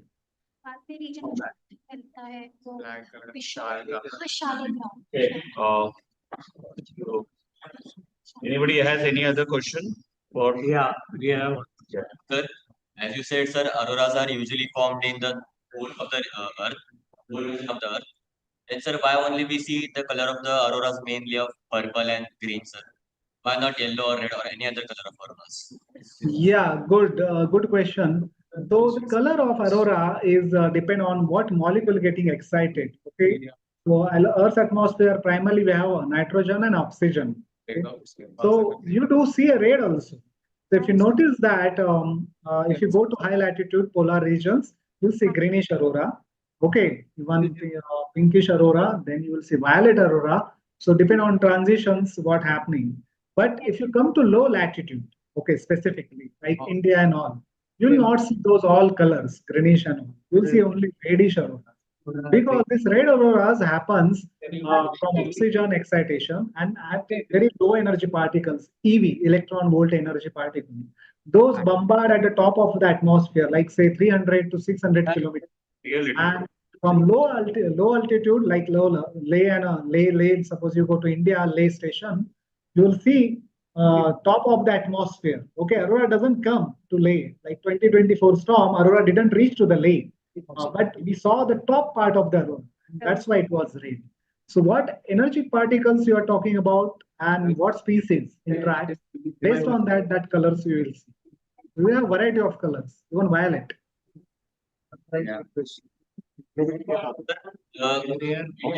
Aurora, does it depend upon the intensity of the solar flare on the side? Oh, sorry, can you repeat the question? Intensity of the color of the auroras depend upon or the size of solar flare. Sorry, there is a other noise also. Voice I'm hearing. No question.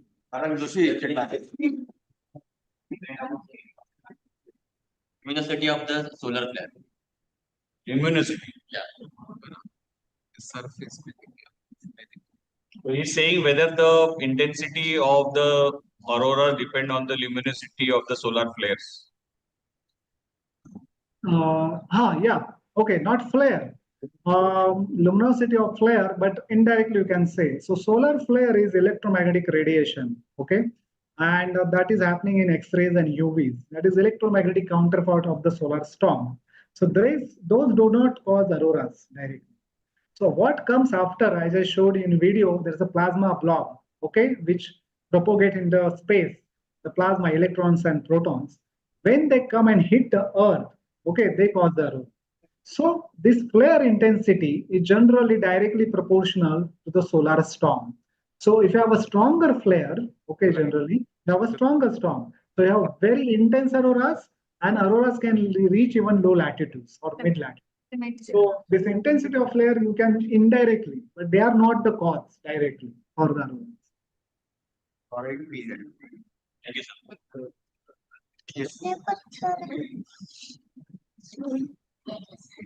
Anybody has question? Over there, have any questions? Okay. If there are no questions, can we give an applause to our Okay. It was a good talk and it was a really related talk. I just have a small question for you. Yeah. Has any solar flare been detected inside an asteroid? Not inside asteroid. Means you are saying in sample, asteroid sample, some signatures. So directly asteroid we cannot have. These are X-rays. So and there are no measurements inside asteroid. But if you say signature within asteroid samples, so suppose we have meteorites coming from them. So definitely, as I mentioned earlier, sun was very intense. Big flares are happening. It caused a lot of remelting, ionization, energetic particles. So all those signatures has been identified in the meteorite samples which we get. Nice. If you have any queries, I think we will post it to you. Is that okay with you? Yeah, sure. So once again, thank you. Thank you, sir. Thank you. Of applause. Thank you very much, Vivek. I will speak to you later. Thank you. Okay. Bye. Yeah. Okay. We have second speaker here ready. And our good friend, Dr. Deepak Sahu. He is the professor at the head of the Department of Geology at Somaya College. And he has brought a lot of samples to see. I would like you also to see what all samples he has been able to get. And the other reason why I'm asking you, all of you to look at these samples, we are just not going to talk only. We are going to show you samples, which we have done so far, right? So now we have a professor of geology who is going to talk about, his topic is Department of Geology. He is going to talk about the geology of the earth. What all happens in earth? We all talk about what happens elsewhere and so on, but here we are talking directly about what we are doing. One more thing I want to share with you, which he will also talk about. Have you heard about ammonites? I want you to answer, please. Don't think that it's an open query. So anyone can stop me and say, no, I have the answer. I have no objection, anyone asking questions, but please ask questions, without which we cannot proceed. And one of the reasons why I'm here is to make you people, not necessarily geologists, the speaker now whom you saw, he was our field member in Lona. So the objective is how to go about to become even space scientist. He is a space scientist. And one of the things which I want to share with you, he has brought a huge sample. I'm showing from here because it's quite heavy. You can come later and see this. Have you been able to identify what it is? No, you are not going to answer. Yes, definitely. This sample is the rock sample. And are you able to see the rings inside? You know what it is? It's a religious, I'm only giving a clue. It's a religious part of our culture. Shivalinga. This is not Shivalinga. Now, any other guess? It's an ammonite. And the part which you see is called Shaligram. You have heard about Shaligram? Yes. Right? Now, this is the Shaligram that I'm showing. I have answered you. Yeah. So, this is what you can study. And you can find here also when this happened. Because this is a fossil. And don't think that science means only looking at lakes and all. No, it's beyond that. Later on, probably if we have time, I will also tell you how to look for all this. There is a place in Nepal. Again, I'm telling you, it's called as what? Shaligram. No, Shaligram, yes, but the place from where you can get. Nepal में एक river है वहां से मिलता है. Is available. Pokhara. Again, you tell. Yeah, I am not answering. She is telling you. Nepal में एक river है वाटर पे वहां पे जमीन की मतलब रिवर के अंदर पानी के अंदर you get all these Brahma Vishnu Mahesh It is in Pokhara. combination है शालिग्राम ये सब species ब्लैक होता है ब्लैक भी होता है कहते इट्स अ सी एनिमल का कुछ पार्ट है वो बट एग्जैक्टली क्या है वो नहीं I think that animal is now not, I mean, it's extinct. Yeah, I'm showing you. Very, very old fossil kind of things. I think Sekinder sir wants to add something. Who? Anybody from online wanted to say or add? Yes, yes. Please go ahead.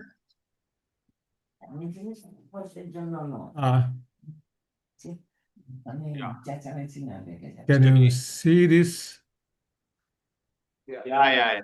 Showing. This is Shaligram, and this is a The black one. this is a black one collected from Pokhara, Nepal. Just today I got it from my friend. Oh, great. And this is the fossil of a what do you call them? Some seashells. Forgot the name. Yeah. Can you see it? Fossil? Yeah. Very clear. Yeah. I had a whole rock. I told him to bring one, send me one for one which is broken and is fossils in. This is Shaligram Sila, collected in Nepal, in Pokhara region. There's a river. There are a lot of things are available there. Thank you. Thank you, sir. Thank you, sir. Yeah. So this is Can you share the photograph to us? okay. We'll do it. Thank you, sir. Yeah, Thank another thing that I want to tell you is Shaligram in Nepal is a place called as Damodar Kund. There is a river below, I think just below in a place called Yaki or Yati. I am not too sure. It is near Muktinath. On way to Muktinath, there is a place which goes down to there, and the Shaligrams which you see in all the temples and also in the house is essentially nothing else but Shaligram only. And the significance in religion, it's considered to be a part of Vishnu culture. I will tell you that also. But the reason why I'm trying to tell you all this, in India, we have nearly around 64 types of Shaligram. And of which the types I'm telling, and the variety that you have is around 108. And the names are all associated with Vishnu, not Shiva. And it is considered as most significant for the religion. So like that, you have such elements also in every household or maybe in many households. So the point which I am asking him to talk about is what about geology? In geology, what all you can see. He has brought a lot of fossils. And if you are not able to see from there, we are going to keep this and show it to all of you. And it is there in Somaya College. He is a professor of geology in Somaya College, and they have a whole department. I know they have a beautiful library of all these materials. So I have been there myself to learn about all this, and I'm still learning. And there is a book published by Bhavans on Shaligram. But unfortunately, what we don't understand is the dating. Am I right, sir? Yes. So the dating also is very important. So this research can also be originated on such objects to determine the age, and the ages will be in the region of crustaceans. Am I right, sir? They belongs to the same family. Yeah. So the reason why we are showing you all this, it's a part of our culture and religion. So don't consider science as a different animal and religion as another animal. It's the coin which is the same, only how you look at it. So all my explanation on these is based on the, as I told you, the book which I told you is about Shaligram. It is published by Bhavan's College, I don't know, Bhavan's. They have published two volumes on Shaligram. And the names are typical. One name is Vishnu and the other name is Shiva. So there are types which are in religion mentioned like that. So the animal is the same, but names are different. So this is a part of that. And rest, I am not the expert here. We have an expert who can tell you more about. Not only that, he has got a fossil. Plant fossil. You can see that.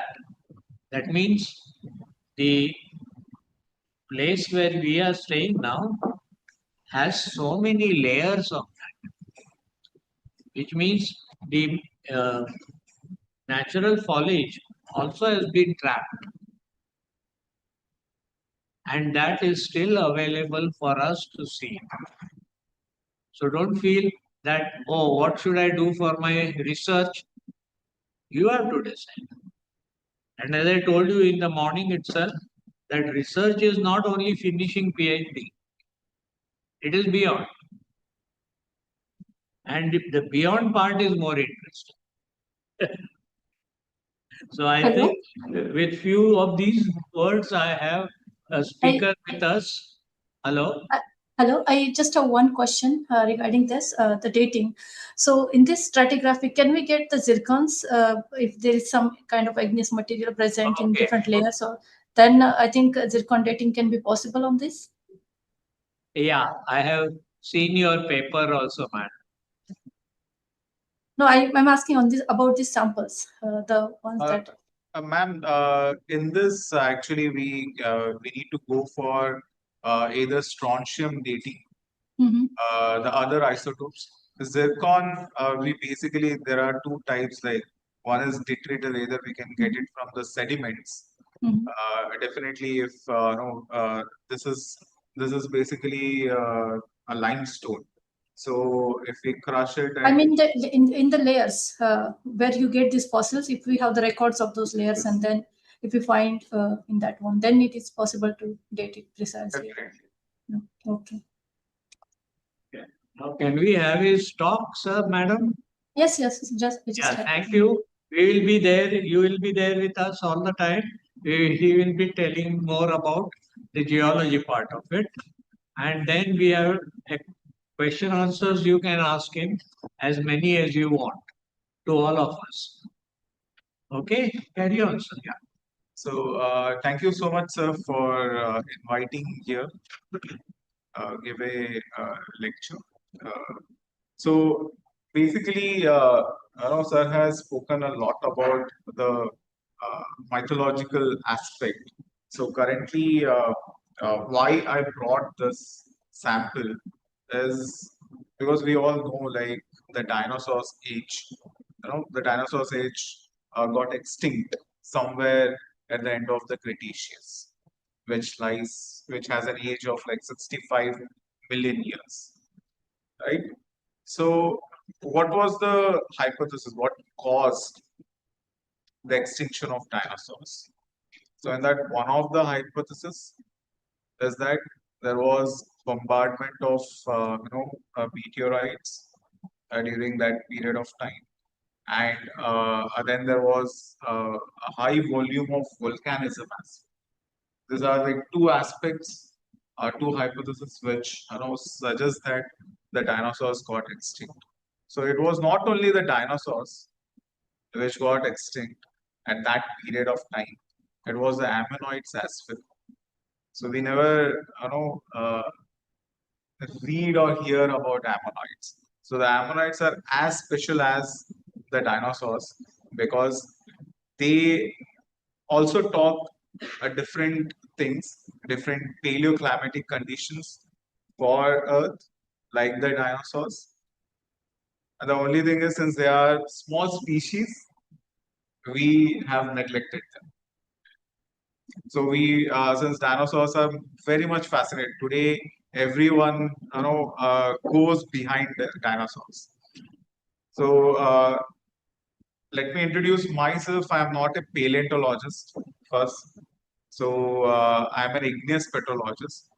I work in hard rocks, which crystallizes from the magma. So basically, I study about granites. So everyone must have heard about granites, right? So my research lies on magmatism, different plate boundaries, uh, which uh, which are related with the magmatism. So, so today's topic or the theme, which is on meteorites. So I don't do any research currently on meteorites. Okay, but I came here to explain you how meteorites and astronomy is also are related to geology. You guys are hearing this term called as geology from the beginning, from the morning. Sir is introducing everyone like he is a geologist. The Matthew sir who came first, he was a geologist. Day sir who is retired from GSI, he is a geologist.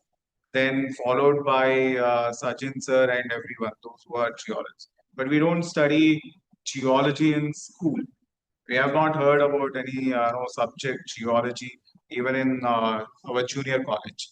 So basically, our science is divided into chemistry, physics, mathematics, right? So in that, geology is also a science, which is very important and very fascinating. It's an interdisciplinary science which combines the principles of chemistry, the principles of physics to explore Earth. Okay, so many people have this confusion whenever it comes to geology. They relate with geography, right? So the basic difference is when it comes to geography, it is the graphical representation of the surface of the Earth, which deals with geography. When it comes to geology, it is a scientific study of the Earth. So when it comes to scientific study, we have to study physics, chemistry, and mathematics. When we combine, when we integrate this, all these three streams, the subject geology comes up. Okay, so geology is again, it's a very vast subject. It has been, we divide the geology into different branches. One is physical geology, which deals with the surface formation, the evolution, surface evolution of the Earth. So, like in the previous lecture, Anuj sir was talking about the meteorite. He showed to prove that it's a impact crater. It was giving you some geomorphological feature, the concentric geomorphological feature. It was having a different drainage pattern. Okay, so centrifugal drainage pattern which he was showing. So all these studies, the morphological study that comes under physical geology or geomorphology, which is also a part of geography.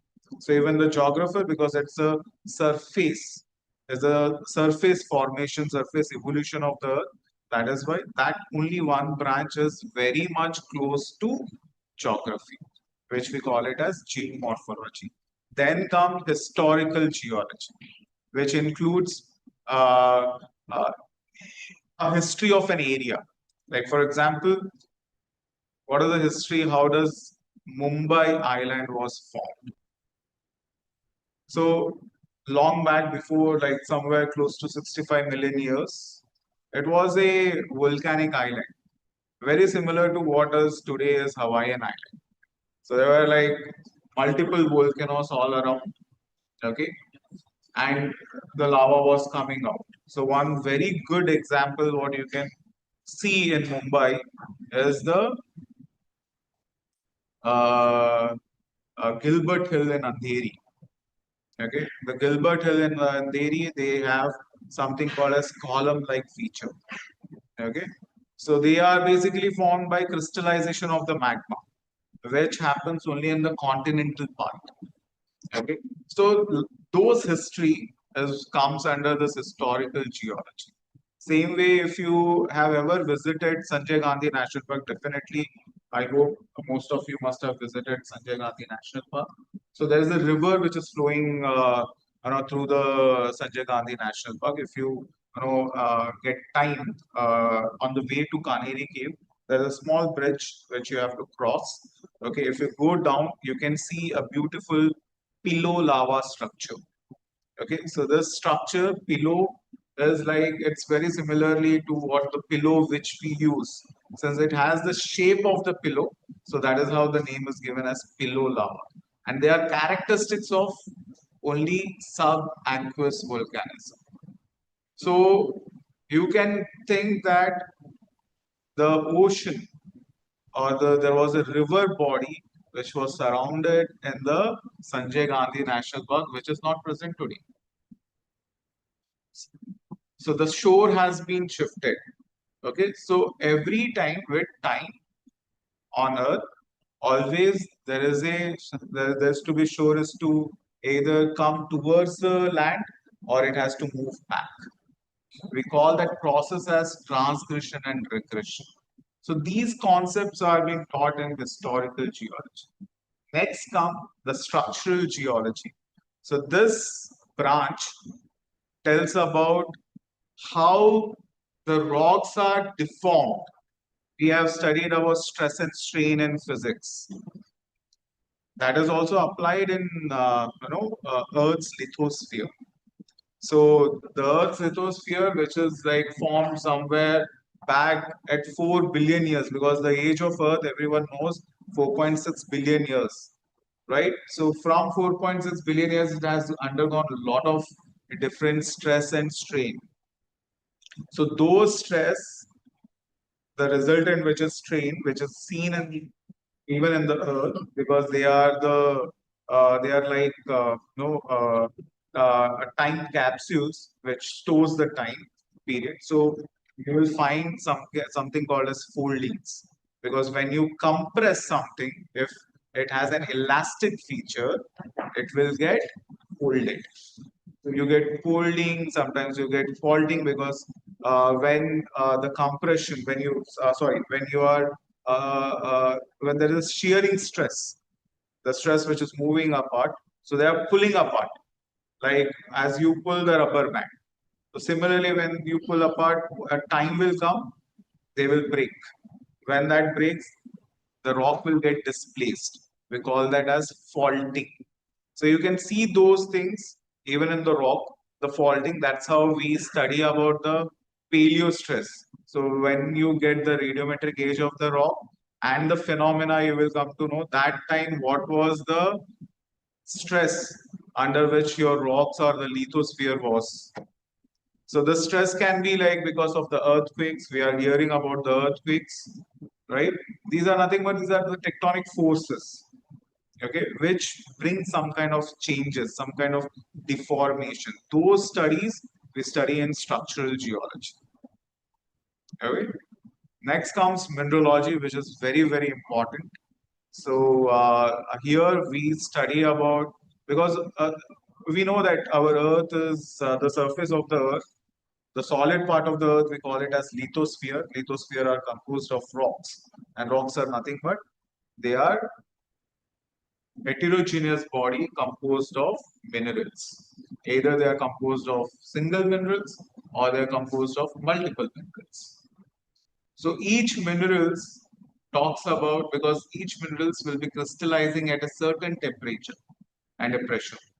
So the minerals which are, you will not find same mineral everywhere, because everywhere the temperature and pressure conditions are different.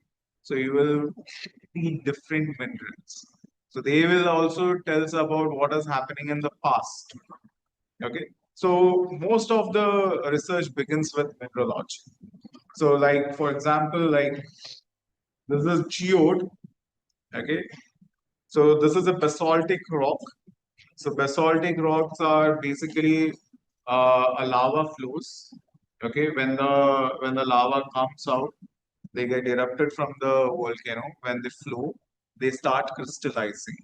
So when they are crystallizing, they're composed of many components, many chemical constituents. So one of the constituents are the volatile matters. When the volatile matters are at the pressure, they behave as a liquid in form. But when the pressure is released, they get converted into gases. So when they get converted into gases, they just pops up, like the bubbles burst. Similarly, they will also burst, the volatile matters. When they are bursting, they leave some cavities.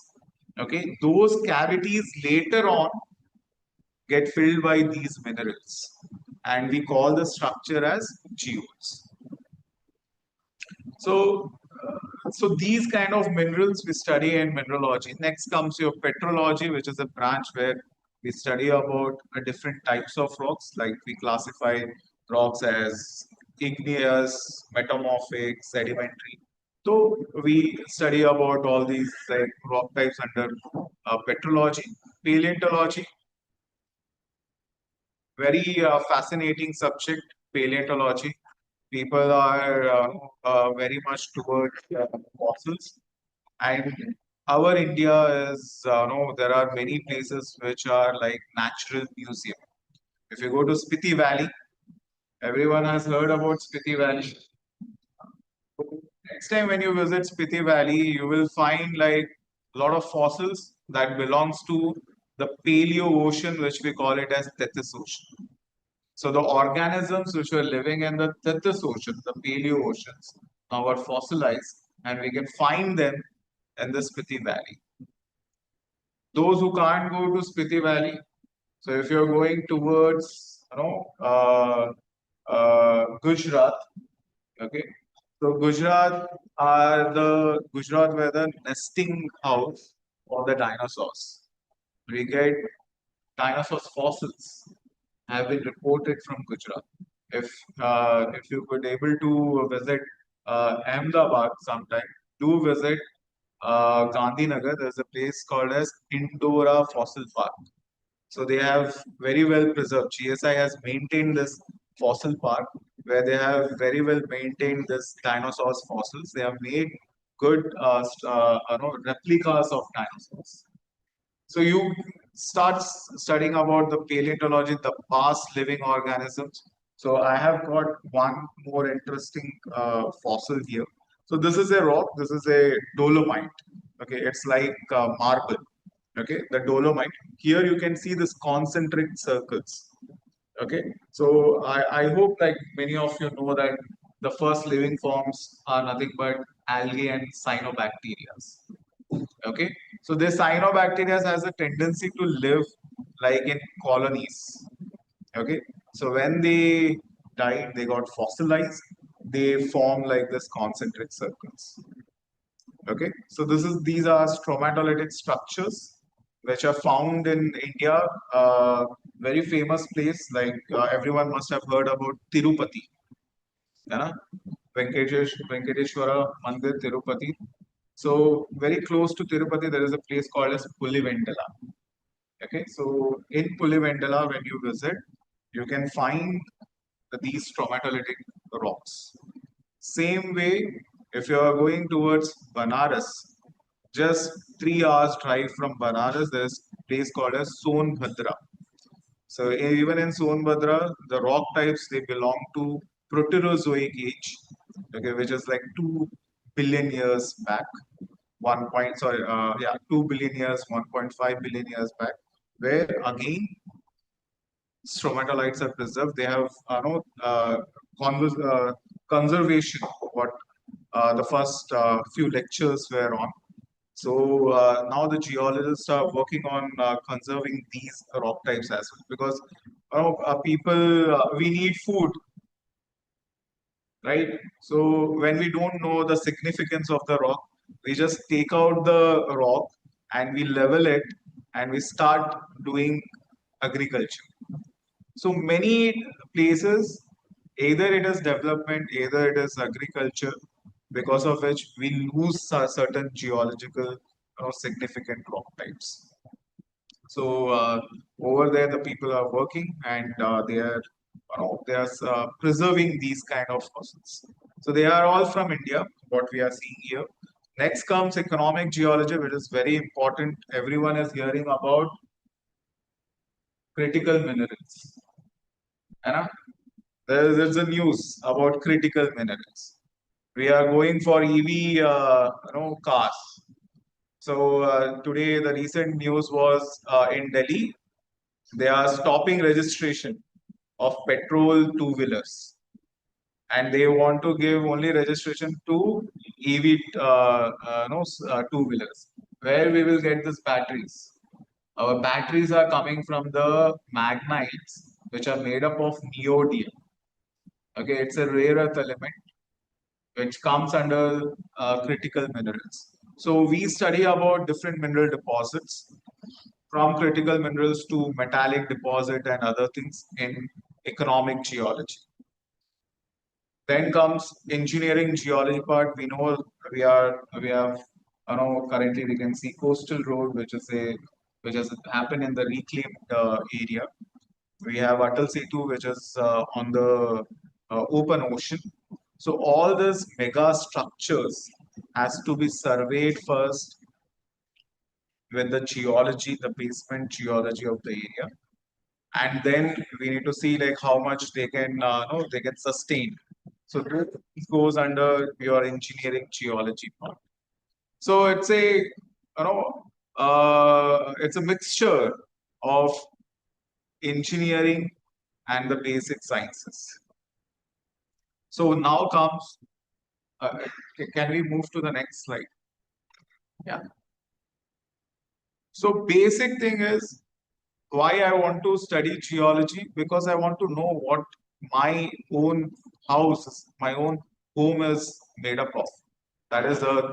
How does what Earth is made up of, or the interior of Earth. So how will I can study this interior of Earth? We know that now the Earth is divided into the crust, mantle, and the core. Right? The crust has a thickness of somewhere around 5 kilometer close to the coast. It goes till 70 kilometer at the mountains. I can't dig deeper, till 5 kilometer deep, till 10 kilometer deep to understand what is there below the subsurface. What is and your mantle is it is somewhere close to 2,900 kilometers. So from where we can understand the composition of the Earth. So meteorite plays a very important role in studying the interior of the Earth, because meteorites are nothing but they are part of the universe, like Earth is a part of the universe. Whatever the composition should be of a meteorite, it should be of the Earth as well. So the key thing is we need to understand Earth's interior. We have to examine the meteorites. So there is another thing which is called as mantle xenoliths. Okay, along with your meteorites, we have mantle xenoliths, which comes directly from the mantle. That get trapped along the lava floor, and they get erupted and gets seen on the surface of the Earth. So people, as a geologist, we try to understand the meteoritic composition and that the age of the meteorite will be similar to the age of the Earth. So that is how we study meteorites in geology. So that's the basic thing what we do. The next is, okay, ma'am, can we move to the next slide? Yeah. So in geology, what are the things like how we can study these meteorites? Okay, the first thing is we need to make a petrographic thin section. So a thin section is a glass slide. Like in biology, everyone must have seen, microscope के अंदर में हम लोग blood cell देखते हैं, right? Similar kind of thing what we see under the microscope, the rock का specimen. So we chip the rock into so thin slide that the light can easily pass through the slide and the minerals, because most of the minerals are translucent. They appear to be opaque, but they are basically translucent from the edges. Okay, all the silicate minerals. So the light can easily pass through it, and when we see under this polarizing light, they basically show different kind of interference colors. And this is the first thing what we study in petrography. Okay, so after that, so this is like we need to have a microscope, polarizing microscope, which from where we can study this petrography. If you study a meteorite petrography, they basically composed of either olivine, which is a magnesium iron silicate mineral, or it can be a pyroxene. This is another magnesium iron silicate mineral. There can be some plagioclase, some metal ions. Okay, these are the composition of your meteorites. So I want to identify a meteorite. Again, if I want to say like this particular specimen is a meteorite, to make it proof, first we need to go for this petrographical study. Once we come to know like, yeah, this is some significant features, a significant thing is seen, then we can go for a higher version of analysis, that is called as scanning electronic microscope. Okay, the second image what you can see is a backscattered image of your SEM. So they like X-ray, like the X-ray machine, the X-rays what we get for our body, they scan the mineral. Okay, and easily can get all the composition of the surface of the grain. Based on that composition thing, we can identify which minerals are present in the meteorite.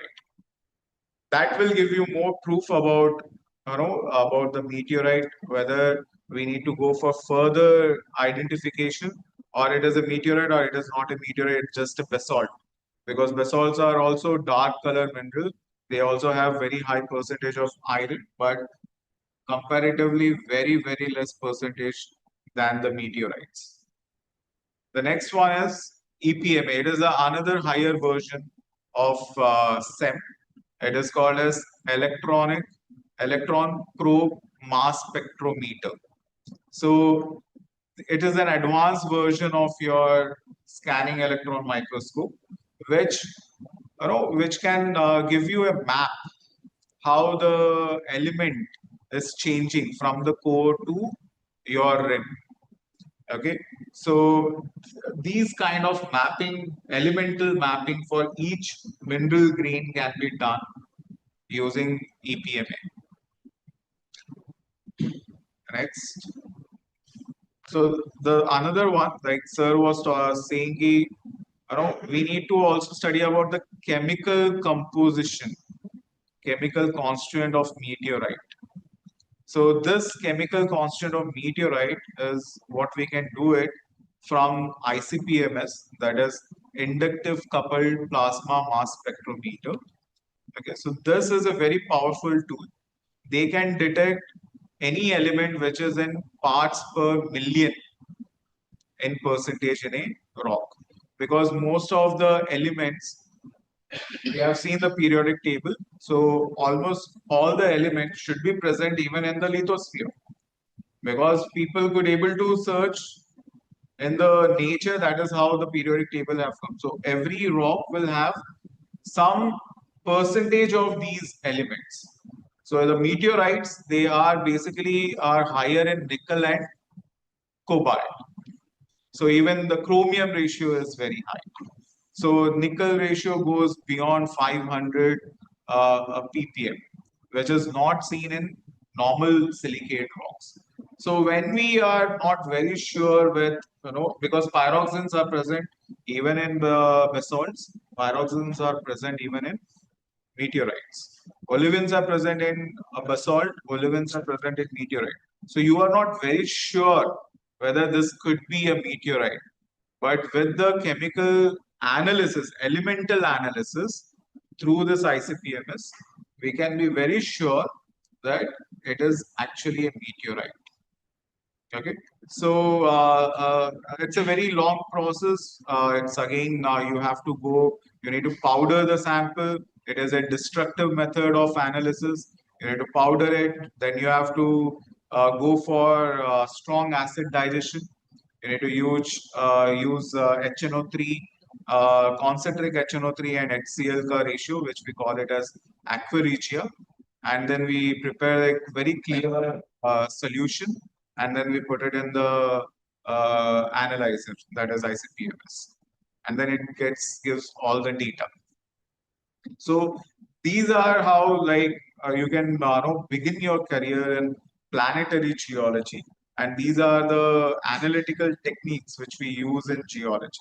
Otherwise, those who have a fair knowledge, they mostly think about that geologists kya karte, they only see rocks. So with the rocks, we also need to do research, and we need to go for this kind of analytical techniques. Next, ma'am. So the another very important technology which is being used currently in geology for many aspects is what is called as remote sensing and GIS. So I hope like many of you must have heard about this remote sensing and GIS. Remote sensing is basically they use different sensor, very high hyperspectral sensors, which capture the different reflectance which comes from the Earth's surface, and they converted it to a useful data. Okay, so with the help of remote sensing as well as GIS, GIS is nothing but it is geographic information system. They basically we use this GIS to make different layers of data in a mapped form. So when you integrate your remote sensing into the map, you get a better image of the area. So here, like it has, as it is seen, you can see a crater. The crater is seen like in a satellite image, but when you are using your remote sensing knowledge, it gives a hyperspectral with different color bands, which gives a very distinctive small information about the crater. Okay, so similarly, there are currently there is an advanced stage of remote sensing and GIS that you can now without going to the field. So first of all, you have to go to the field, you need to collect the samples. But now people are working in the sensor in a way that even from the hyperspectral image, you can identify the minerals present in the rock without going there. Okay, so that kind of research is also going on in geology, that you can able to get the data, the meteorological data. Later on, you can validate it with the field data. Okay, so this is another very important technique which is going for remote sensing. Sorry, in the planetary geology aspect as well as in the normal geology. We also need to understand about the mining part. As we said, economic geology. Government को तो पैसा तो बनाना है आगे बढ़ने के लिए. Otherwise, how we will get developed? So we it's just we need to go with sustainable mining concept.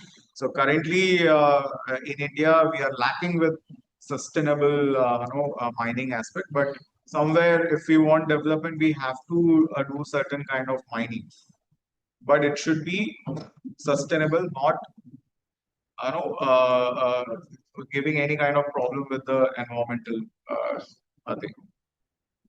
The next slide. So how you can begin with the journey? So the geography as a subject in school, because there is no geology as such in many of the schools. But I think now ICSC board they have introduced somewhat of geology in the school level as well, and even in Maharashtra board, the junior college, they have this subject called as geology. The only thing is, it is only offered in two colleges, that is St. Xavier's College and our college, that is K.J. Somaiya College of Science and Commerce. So that is, these are the only two schools which offers geology even in 12th standard. Even if you don't have geology in 12th standard, with the basic science courses, that is physics, chemistry, and mathematics, you can still enroll for your bachelor's in geology. Okay, so there are like various exams. So even IITs, they have integrated master's program. ISER, they are having integrated master's program, the BSMS programs in geology. So there are various ISER like ISER Kolkata, ISER Pune, ISER Bhopal, ISER Mohali. So these are the ISERs which are giving integrated programs, BSMS program in geology, as well as IIT Bombay. They have started with integrated geophysics. So they are giving BSMS of geophysics. The same way, some of the central university, like one of the university is Pondicherry University, which offers again a BSMS program in geology. If you are not getting into BSMS program in geology, then you can just do your bachelor's in geology. So there are almost like more than 200 institutes which offers BSc in geology. In India, in Mumbai, we are the only two colleges, that is K.J. Somaiya College of Science and Commerce and St. Xavier's College, which offers this BSc geology course. But with only BSc geology, you can't go ahead. You need to do your master's in geology. You can clear a joint admission exam for MSc, that is JAM, where you can enroll yourself for your master's in either IIT. There are different IITs like IIT Bombay, IIT Roorkee, IIT Kharagpur, IIT Bhubaneswar. So they basically offers masters in geology. Even now, NITs have started offering masters in geology. After that, you can go ahead with your research, or you can look for a different job prospects. So there are huge, the job market is very huge towards oil and gas sector because we are also into mineral exploration and as well as oil exploration. So all big companies like Schlumberger, ExxonMobil, Chevron, British Petroleum, ONGC, Indian Oil, Gas Authority of India Limited, that is GAIL, they all hire geologists in the entry level. So after masters, you have to clear your GATE exam or the respective entrance exam, and then you have to you can join the organization. If you don't want to go for that, you can also like UPSC conduct GSI exam. So there are many people coming from GSI, that is Geological Survey of India. So there is an exam which is conducted by UPSC. You have to clear the exam and the interview, very similar to civil services. Prelims के बाद mains के बाद interview. Then join the Ministry of Mines as a gazetted officer and a junior geologist. After that, if you don't want to that, then you can build up your career in research. There are a lot of research institutes where you can enroll yourself for PhD, and then you can go further. So if you're looking for planetary sciences or planetary geology, ISRO, PRL, these are the organizations which offers good opportunity, good career opportunities. In fact, even ISC Bangalore, IRS Dehradun, and then there are regional institutes like SAC, that is Space Application Center. Similarly, there are regional institutes in every state capital where you can join as a scientist if you really want to work in planetary geology. So that's it. I'm open for the question. If Yeah. Firstly, I must thank you for this uh, talk, which is focused on so many aspects of geology. One of the subjects which I would definitely tell you, I think there are a lot of people who are interested in gemology. So again, like you can have a very good career in gemology. Currently, gemology, the industry, they don't look for a geologist, but it becomes very difficult because these days, internets are available. People will go and search lot of things. So when you understand minerals, how the minerals are formed, and then you are into the market of gemology, it will be very good. So that is the reason why currently many even this gemological institutes, which most of them are in BKC and Andheri. So one of the very prestigious institutes is Gemological Institute of America. So they offer this course of gemology, which is a graduate program. Any bachelor degree student, it will be easier if you are in geology in bachelor's. Then it becomes very easily you can do the certification course. They give a postgraduate certification course, which is conducted by the Gemological Board from America. So there are two organizations, two associations. One is American Association certification, one is European Association certification. So there's another organization, that is International Institute of Gemology. They offer European certification, and GIA, that is Gemological Institute of America, they offer certification from America. Okay, both are equally important. Both have very good weightage in the market. Once you do this, you can become more. You can start your own business on different gemstones, different diamonds, and the precious and semi-precious stones. For that, it really helps if you do bachelor's and then you go for gemology. So Dr. Praveen Hendricks, who is my senior, so who has put up the exhibition on meteorites, but he is a very renowned gemologist. Okay, so he also in St. Xavier's College, they also offer a certification in gemology. So you can do the certification course along with your bachelor's degree or any degree which you are currently doing. You can also do this in part-time. It will be added in your, it can get added to your ABC account as well, if those who are in undergraduate or are doing graduation.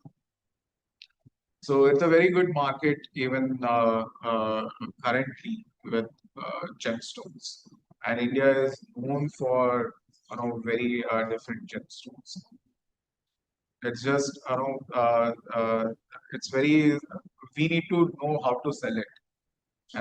So there are some inclusions, some other minerals within a mineral which gives them a different color, a different a shine, and that's how the gemstones are sold out with a very unique price. So he is better person to introduce to this world of gemology. He's a very passionate about his subject. So whatever we are learning, we are also learning from him. Gemology. As you mentioned earlier, you prefer electron microscopy for meteoroids. How is it different than optical microscope? There are different version of optical microscope. Like as I said, the polarizing microscope is also an optical microscope. So in polarizing microscope, if your rock is weathered, okay, so during this process of weathering, your minerals are also getting weathered. The surface of the minerals get further. So the light, when it's scattered from the mineral, so a weathered surface will give you a different scattering, and a normal, like a fresh one, will give you a different scattering. So you will get confused with the interference colors and certain other features which should be present, but because of weathering, it is not visible. So electron microscope, what it does is, it also captures the elements, okay, which are present. Later on with the stoichiometry, you can formulate the chemical compounds, and that is how it becomes very useful. Even after weathering, the entire chemical composition will not change. So with the help of stoichiometry, you can build up. So that is how we go from optical to electronics.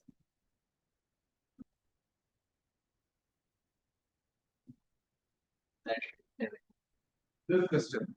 Okay. So what happens is, when the volcano erupts, it is not like it will be a continuous eruption. Okay.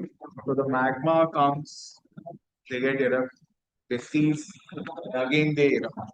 Whenever there is some kind of forces, the magmas are coming up and then they are erupting. So during that process, your magma is basically a semi-fluid, okay, which composed of solid crystals as well as this trapped gases, which we call it as volatiles.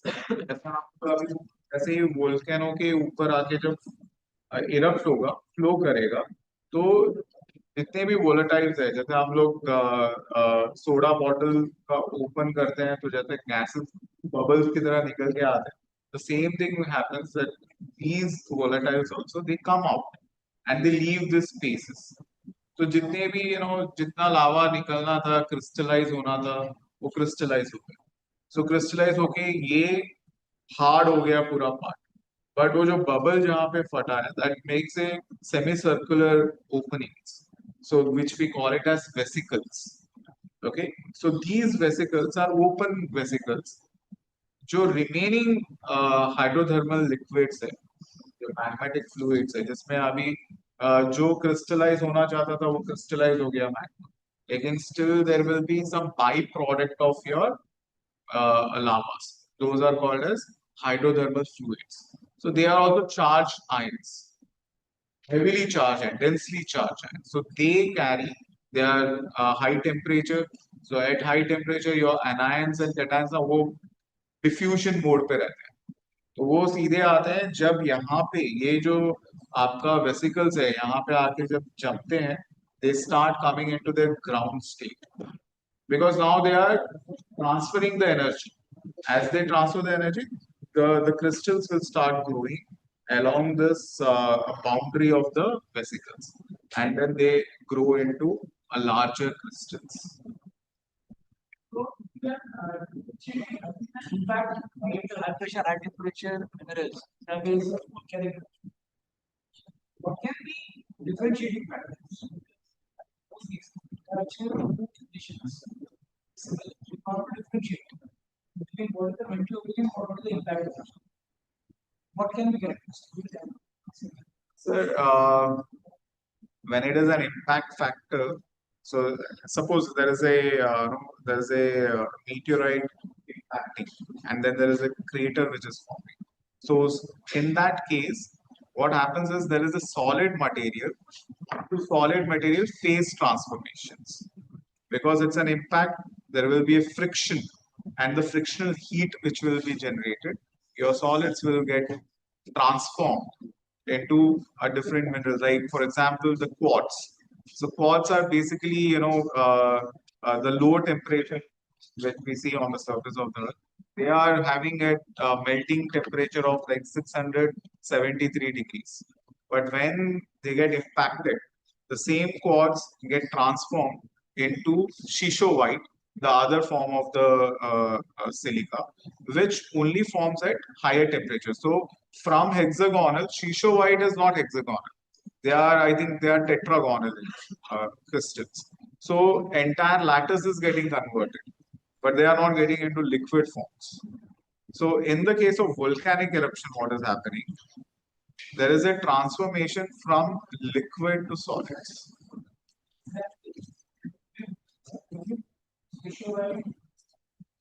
No, in plumes you won't get because you need a higher pressure, but you will get a high temperature quartz, which we call it as tridymite. Not coesite, not stishovites. Because it's a plume, so the magmas are very higher in temperature, but they are not in high pressure. So you will get another variety of silica, that is tridymite and coesite. So most of these volcanic rocks, like you have rhyolites, so they are very viscous. So they don't flow. वहीं पे they start crystallizing. So high temperature mein they will crystallize and they will form coesite. Same thing when it comes to your mid-oceanic ridge. From at the opening, the plumes are directly coming from the mantle and then they are crystallizing. Again, at that point, also you will get cristobalite or tridymite or stishovite. So you will get silica. You're right. There are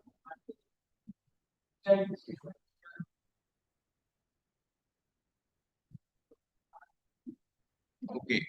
So is it reported? Tibet. Yeah, that's destroyed right after destroyed is from fluid, which I am not able to digest.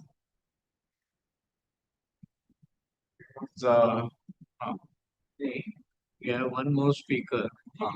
So, sorry, you can discuss it later.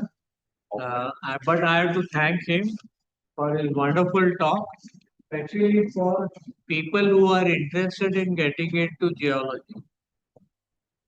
He gave an opening of such a big expanse that I think all of you have enjoyed it. And now the next speaker is a young fellow from Somaya. Thanks to him, he is here with us, and he is going to talk about the future of asteroids. And he's a young student. So we give weightage to young students also. Don't think we are only for the peers. We are also asking young students to talk about it. We don't talk also. They have to learn to talk.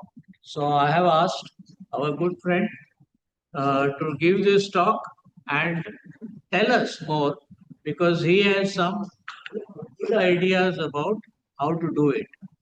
Only one thing I will suggest you, if you can contain your talk from up to 6:50, because this place closes down by 7 o'clock or 6:30. Yeah, we don't want to miss you, so we want you to give the talk now and just hold on to the timings. Thank you. Yeah, you can.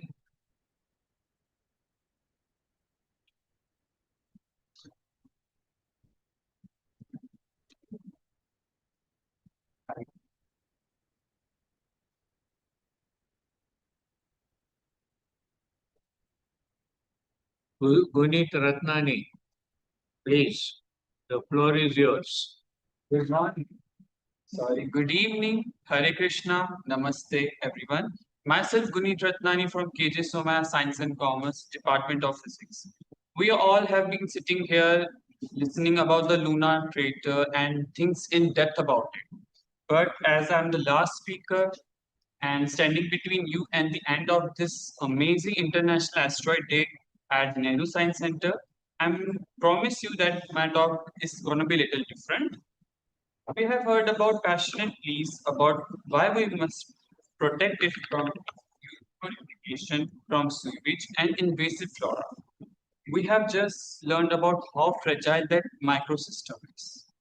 As my title suggests, harnessing in sun in deep space, solar power systems in asteroid mission, we are going to talk about building massive power system million miles away in the cold freezing irradiated vacuum of space.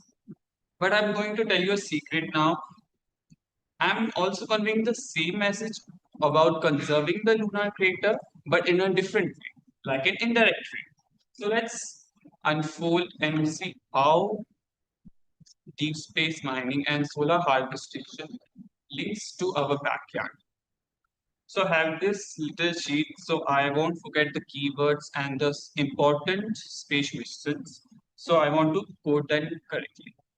Before moving on, as every researcher have a slide where they show their info, their past, their research, so the audience have a connection that they know about the speaker. So here it is, Infinitix. Infinitix, I wrote this in 2024 and it's a lovely book.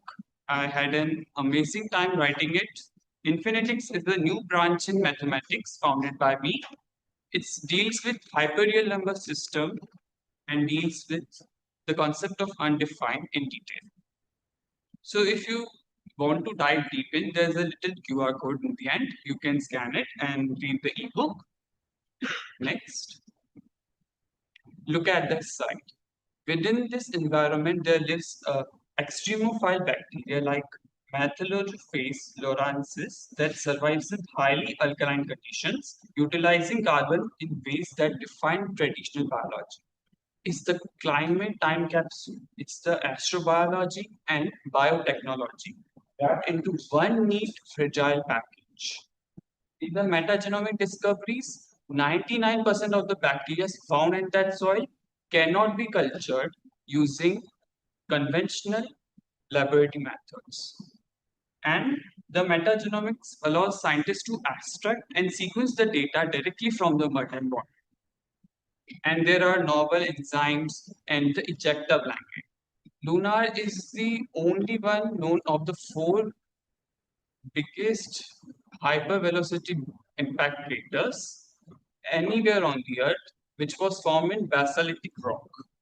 The layer of debris and shocked glass spherules, if I'm pronouncing it right, were violently thrown out during the asteroid impact, and we know it makes nearly a perfect geological twin for studying how extraterrestrial craters form. Next, please. Why solar on asteroids? It's a very simple, basic question for discoveries and knowing more about the universe and asteroids. So sending solar power system or solar system in space, it's a major roadblock, and that's mass penalty. Extra launch costs are exponential, and carrying traditional fuels across interplanetary distances is economically and physically hyperbolically sounds impossible. And one of the solution is ISRO in situ is resource utilization. And for the energy, the widely used is solar energy. And for some missions, we have used radioactive materials as the source. Doesn't sound interesting about hearing new techniques? Next, please. Here it was the process. Right? I'm not gonna dive deep into the process, highlighting the key points. See how incident solar energy is leading to the water extraction, and somehow we get the part of the asteroid auriculate, and through some processes, in the end, we get to hydrogen and oxygen as products, making the ultimate rocket fuel. And if there are astronauts keeping them alive and generate electricity for that required purpose. Next. हम history को देख के हम बोल सकते हैं कि हमने बहुत जगह सोलर एनर्जी को यूज किया है। जैसे इन 2014 launched in 2004 Protesta mission, a major achievement, but unfortunately the harpoons were failed to fire and it landed in the darker side of the asteroid and it didn't get much sunlight. NFT 2007 Dawn mission, successful mission, but unfortunately the reaction wheels failed at some point. And the Dawn needed to constantly point at its solar panels directly at the sun. Yeah, they used a backup plan of using hydrazine fuel to keep it balanced. And in the 2021, the Lucy mission, it's an ongoing mission. It uses this big circular solar arrays. And in 2023, another ongoing mission. Here we use two big massive cross-shaped solar arrays and solar electric propulsion and delivering massive speed over time. Next. And for the difficulties, there are LILT conditions, that is low intensity of sunlight and low temperature. As we know, we use triple junction and 4-junction PV cells in this phase. So they are highly, they have high efficiency in these conditions, but they have low energy output, so that's a disadvantage. Then there is rubber piles, near zero gravity, and Newton's third law, as we can't drill in space. The solution, utilizing microspine grippers, netting, and explosive harpoons. Next. We have all seen the first photograph. The video has gone viral on the internet. कैसे वो ऐसे grip करके heavy चीज को उठाता है. So for the next photo, it's the ESA Rotesta mission, for which the harpoons were failed to fire, still an amazing architect. And the third one, ARM Operation B microspine gripper. Their solution was the microspine gripper, but due to challenging political priorities and budget constraints, it was defunded in 2017. And in the fourth picture, Trans-Estra Mini-P, another great concept, but it's still in prototyping and testing phase here on the Earth. It's like straight out of the storybook for humankind, right? Don't know about you, but it still feels like an amazing to even hear. These are such great space mission ideas, whether these missions end up being massive successes or face some unexpected challenges. Let's give a big round of applause to those dedicated people behind them.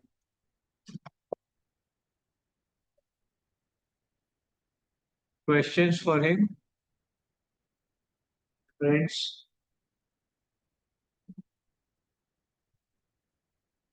Continue.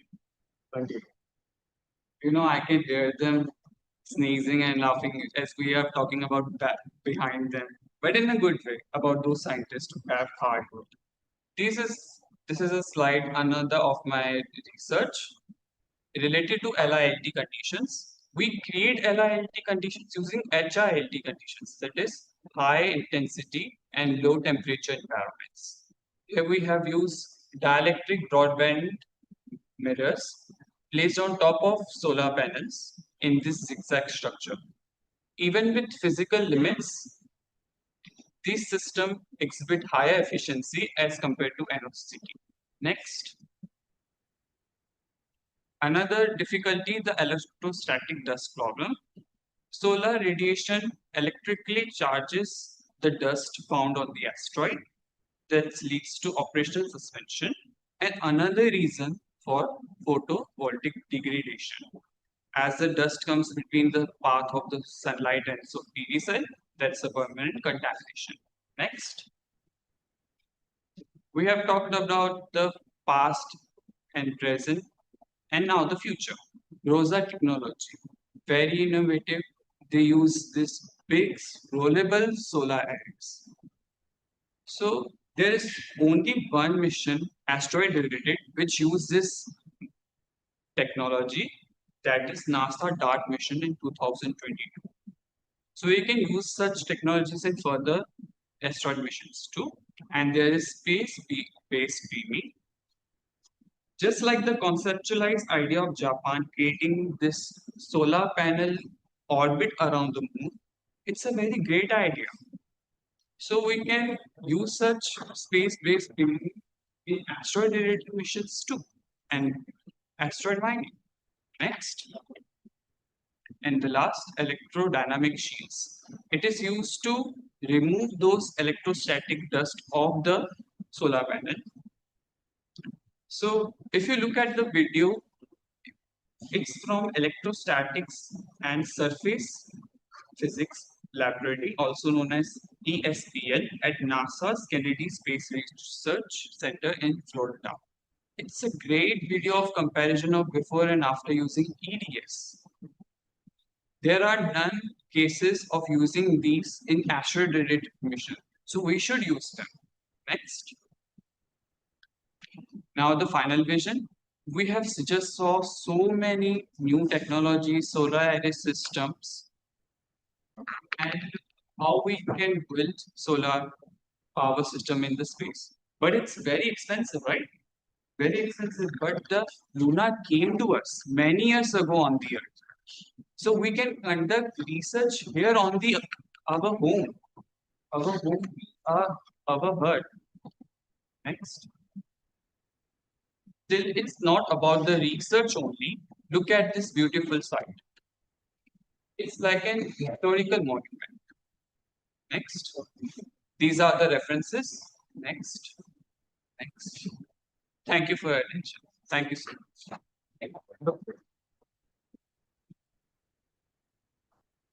Any questions for him?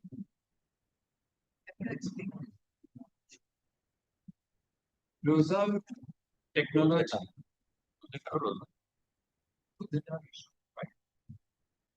They use these explosive particles that जो eject करेगा asteroid के ऊपर वो land करेगा, लेकिन वो इन दी and वो fail हो गए हार्टबीट्स का फायर होना. It's the architectural problem.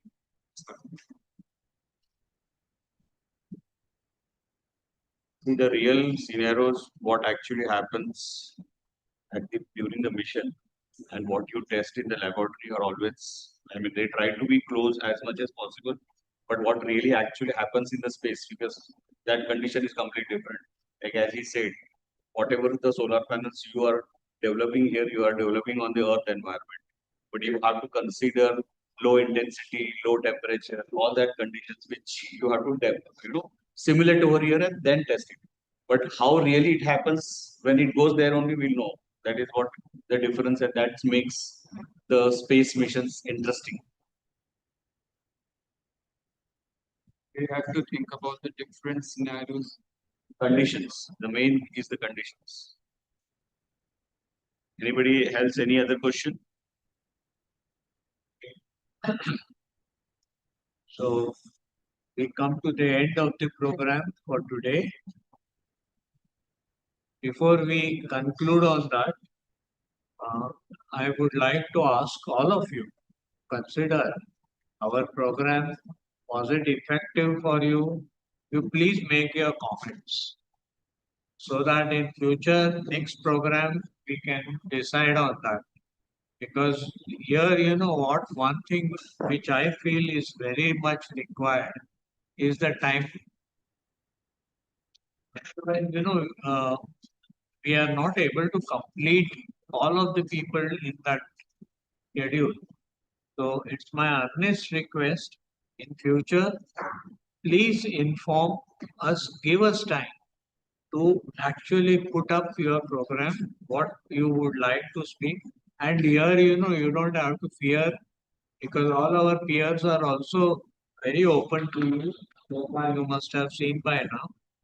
So if you have any doubts, we are open. And we will definitely encourage. In fact, one of the things why we are not going to talk, myself and Mange, is because we want to give this choice to you, this platform to you. It's not for us. We have talked earlier, so we decided that this time we are not going to talk, and we want you to tell us something. Now, a small request for you. We have a lot of science programs, okay? But we are asking you, what are your comments on this whole program? Whether we should continue on the same pattern or there should be some change. This time we did try to do that by saying exhibition, but I think there was some possibilities of not happening. So the reason why I'm trying to tell you this is very, very important. If you don't need, what we are looking at is something which you can see, which you can demonstrate. And I think Mr. Ramle has got an antenna here. I would like him to show this antenna to all of us, why he has brought that and how the antenna is going to help us in locating radio media. If you are in a hurry, still I would ask you to listen to this because he is going to show you his antenna, but this antenna is not used in radio meteors. They are now using longer meteor antennas to look for radio meteors, and it can be done in any household. Please remember this. Whatever we are trying to tell you is that if you can do it in your own house, these experiments, it's not that you have to go to this, colleges and this and that. You can do these experiments at home. So this was one objective. Mr. Rable, this floor is yours, and you can. I already shared with you. This is a 3-element Yagi Kuda antenna, basically developed by Japanese around 70 years ago. So this particular is a dipole, this is a reflector, and this is the director. So it becomes a directional antenna. So if I am beaming in this direction, I can listen to the meteor signals coming from this direction, not from the back, not from the left or right. So direction antenna is required. Also to take care of Doppler impact, you have to have a crossband. You can have 4 antennas like this crossing, so that you can catch the signal coming in any polarization. There are 2 kinds of polarization, vertical as well as horizontal. So this antenna can take care of the polarization problem. Hence, if you increase number of elements, that is number of director, it becomes more and more sharp. So you can point it towards Saturn or any planet which is radiating radio signals, and you will find it more and more strong signals you are able to pick up.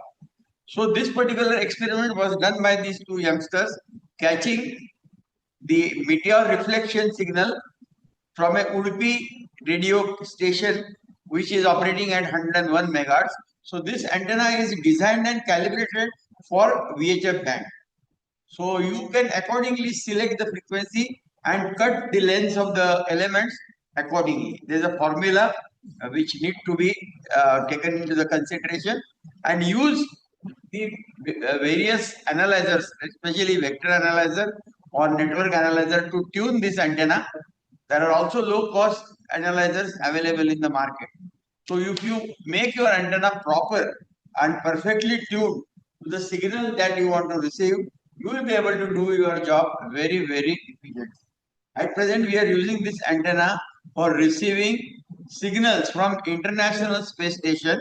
They broadcast still pictures, and these boys are able to receive pictures from the Russian space station very recently, that is last month, successfully. So such experiments are quite exciting, and you will learn the radio direction finding techniques from this.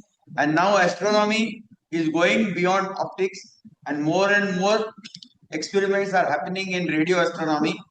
The great example is our Kodak meteor, another Kodak telescope, which is having 27 such antenna with interferometer, and they get the best possible signal. So if you add number of antennas and beam towards the meteor, you will get better and better signals. So for that, you need to combine antenna using interferometer metric. And these boys at Cosmos Club in MIT, they are doing a lot of experiments. They have a very well equipped lab. Due to lack of time, we could not talk about the laboratory because it is worth visiting. Those who are visiting Pune can get in touch with these boys. They will show you what they have. So that's all I want to say. Any questions? Most welcome. Tried using the same antenna, get the signal from any of the like planet like Jupiter or something. Yeah, you can. We actually have a project of doing Jupiter's reception. Jupiter's magnetic field also emission is in high frequency. We have a cobweb antenna. So there is a moon called Io, which is highly volcanic. So it erupts sulfur compounds into the space, and those compounds get ionized and move from the north pole of Jupiter to south pole, and they emit in high frequency. So using cobweb antenna, we are planning to map the magnetic field of Jupiter. How you will isolate? Because when you are like, as you give the example of Io, there would be definitely an influence of Jupiter field also. So how you will isolate the signal from the Jupiter? Because Jupiter itself is also emitting as well as the small objects what is revolving around Jupiter. They are also. How you will isolate that signal? Is it we can do it or may require high-end equipment to do that? I mean, just to understand from the basic. You can use more directive, more reflectors, rather more directors, so that you can beam towards it. And of course, you can use filters for that, bypassing the noise. And how do you like to promote this? Because see, you are doing research and you have spent a lot of time, but then if you go to the masses, more and more people will join. As sir said, that if we have more number of antennas directing, and so the accuracy of your results, accuracy of multifold, and our purpose of coming here was to promote these two boys and make the people aware, those who are working in the meteor field, that this is also one of the method detecting. And then you can see the size there. Then many options are open. By measuring the reflections, you can with the software you can decide what is the size of the meteor. All that can be done. So these boys are working on that, and these are young minds. At the age of 20, they are doing this, which is really remarkable. And we should give more and more opportunities for such boys. And in the next event, we should have more practical sessions, so people remember everything and they take it up enthusiastically further. Good.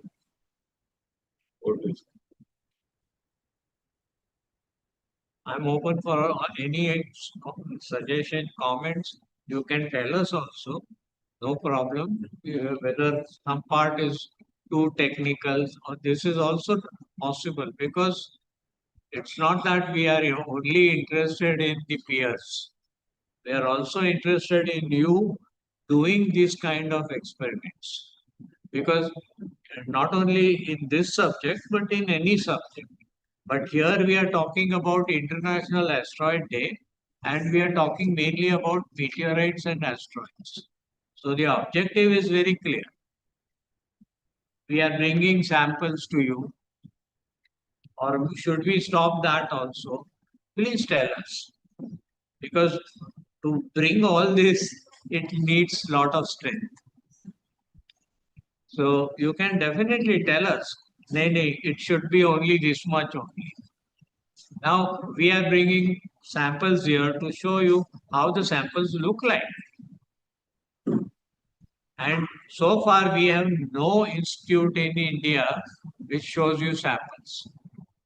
We have 67 planetariums in the country. How many planetariums show meteors?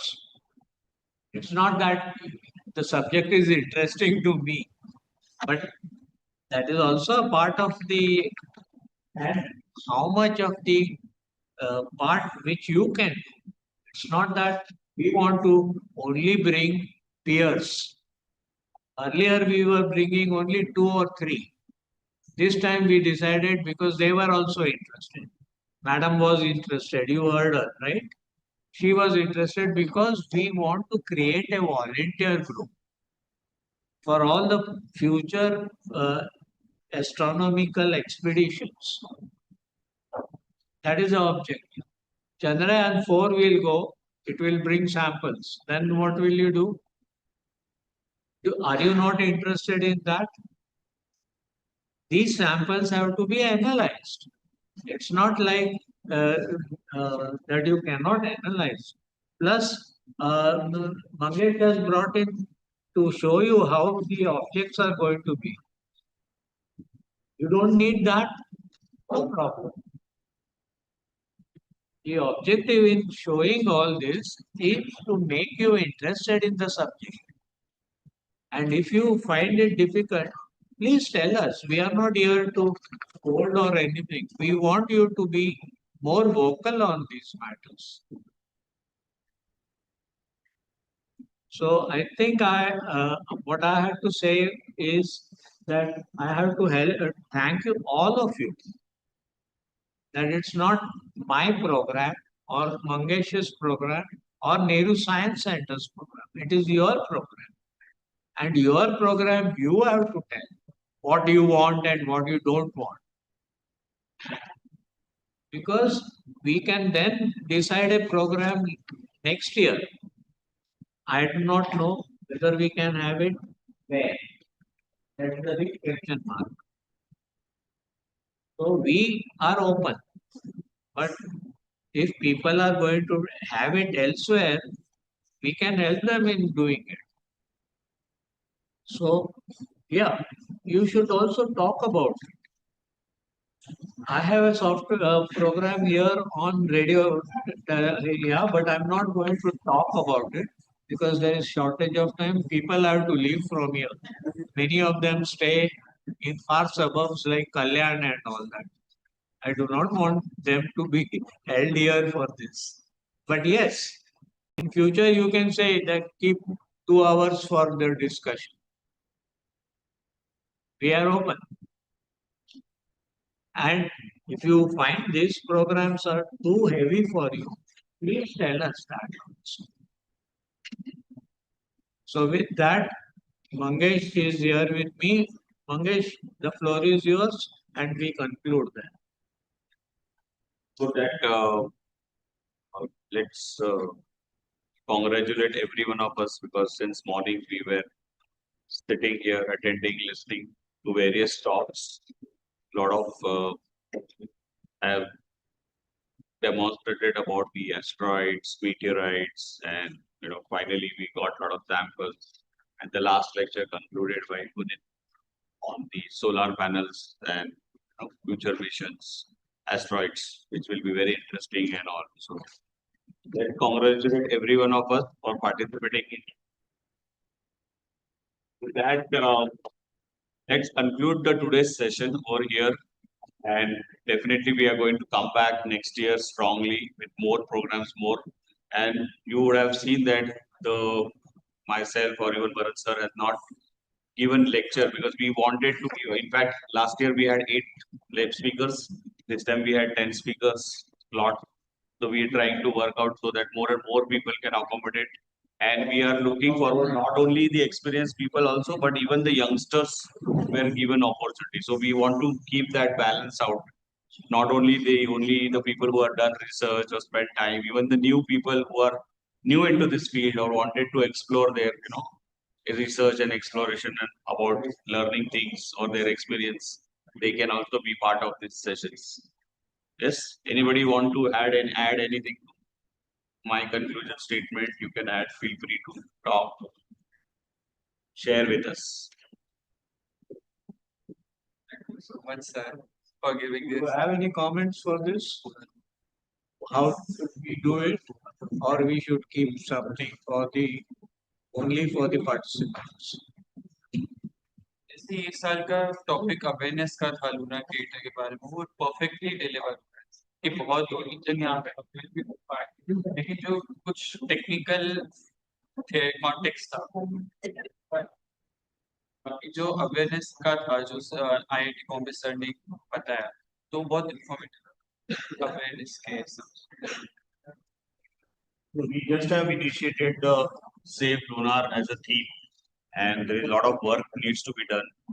And we want all of the people who have participated to spread this information to others also and come forward with suggestions or what we can do to save Lunar lake and the biodiversity and we just have put up on the Instagram today the post about Save Lunar. We are requesting all of you, your participation certificates are available. Please collect your as well as mementos. We have mementos and participation certificate. Please collect it. I got to know about this event by Google itself. I didn't get any advertisement regarding why when I came here, the ma'am said that all the schools were informed here the district here. How do you come to know about this? I Google it. No, but we had already put it on the social media platform as well as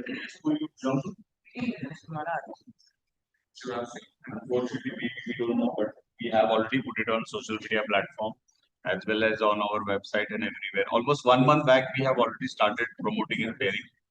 Now, since your school, you can share anybody maybe from, because a lot of schools where we know the HODs or supervisors or principal mans, we send them directly on the email or even WhatsApp. If you have something from it's good. I give someone from there, you can connect back to us. We can visit your school also. We can have a special programs for your schools also in these particular topics. Not only specific on meteorites, but overall astronomy, geology, all that aspects, science. You can connect to ma'am also about it. So take her card and then you can connect back. Yeah. Please. We would like to take a photograph. Madam, तुम्ही पण या. And all of us, as a part of our program, we want recording.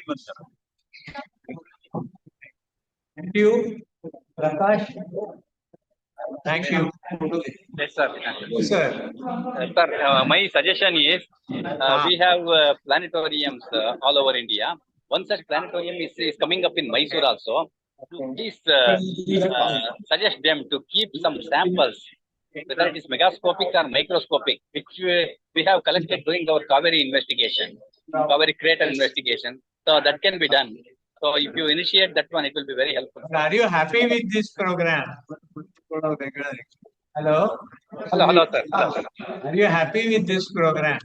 Yes, definitely. Very happy. Very happy. See, these kind of things should be conducted often. Yeah, yes. Because the institute has to close the office. So Yes. Yes, sir. So it should grow, sir, like this. So it is a good move. What is happening? So hope it will continue in future also and help youngsters. Okay, sir. Okay, thank you. Thank you very much, sir. Thank you for your Okay, sir. Thank you. arrangement. Thank you. Thank you. Okay.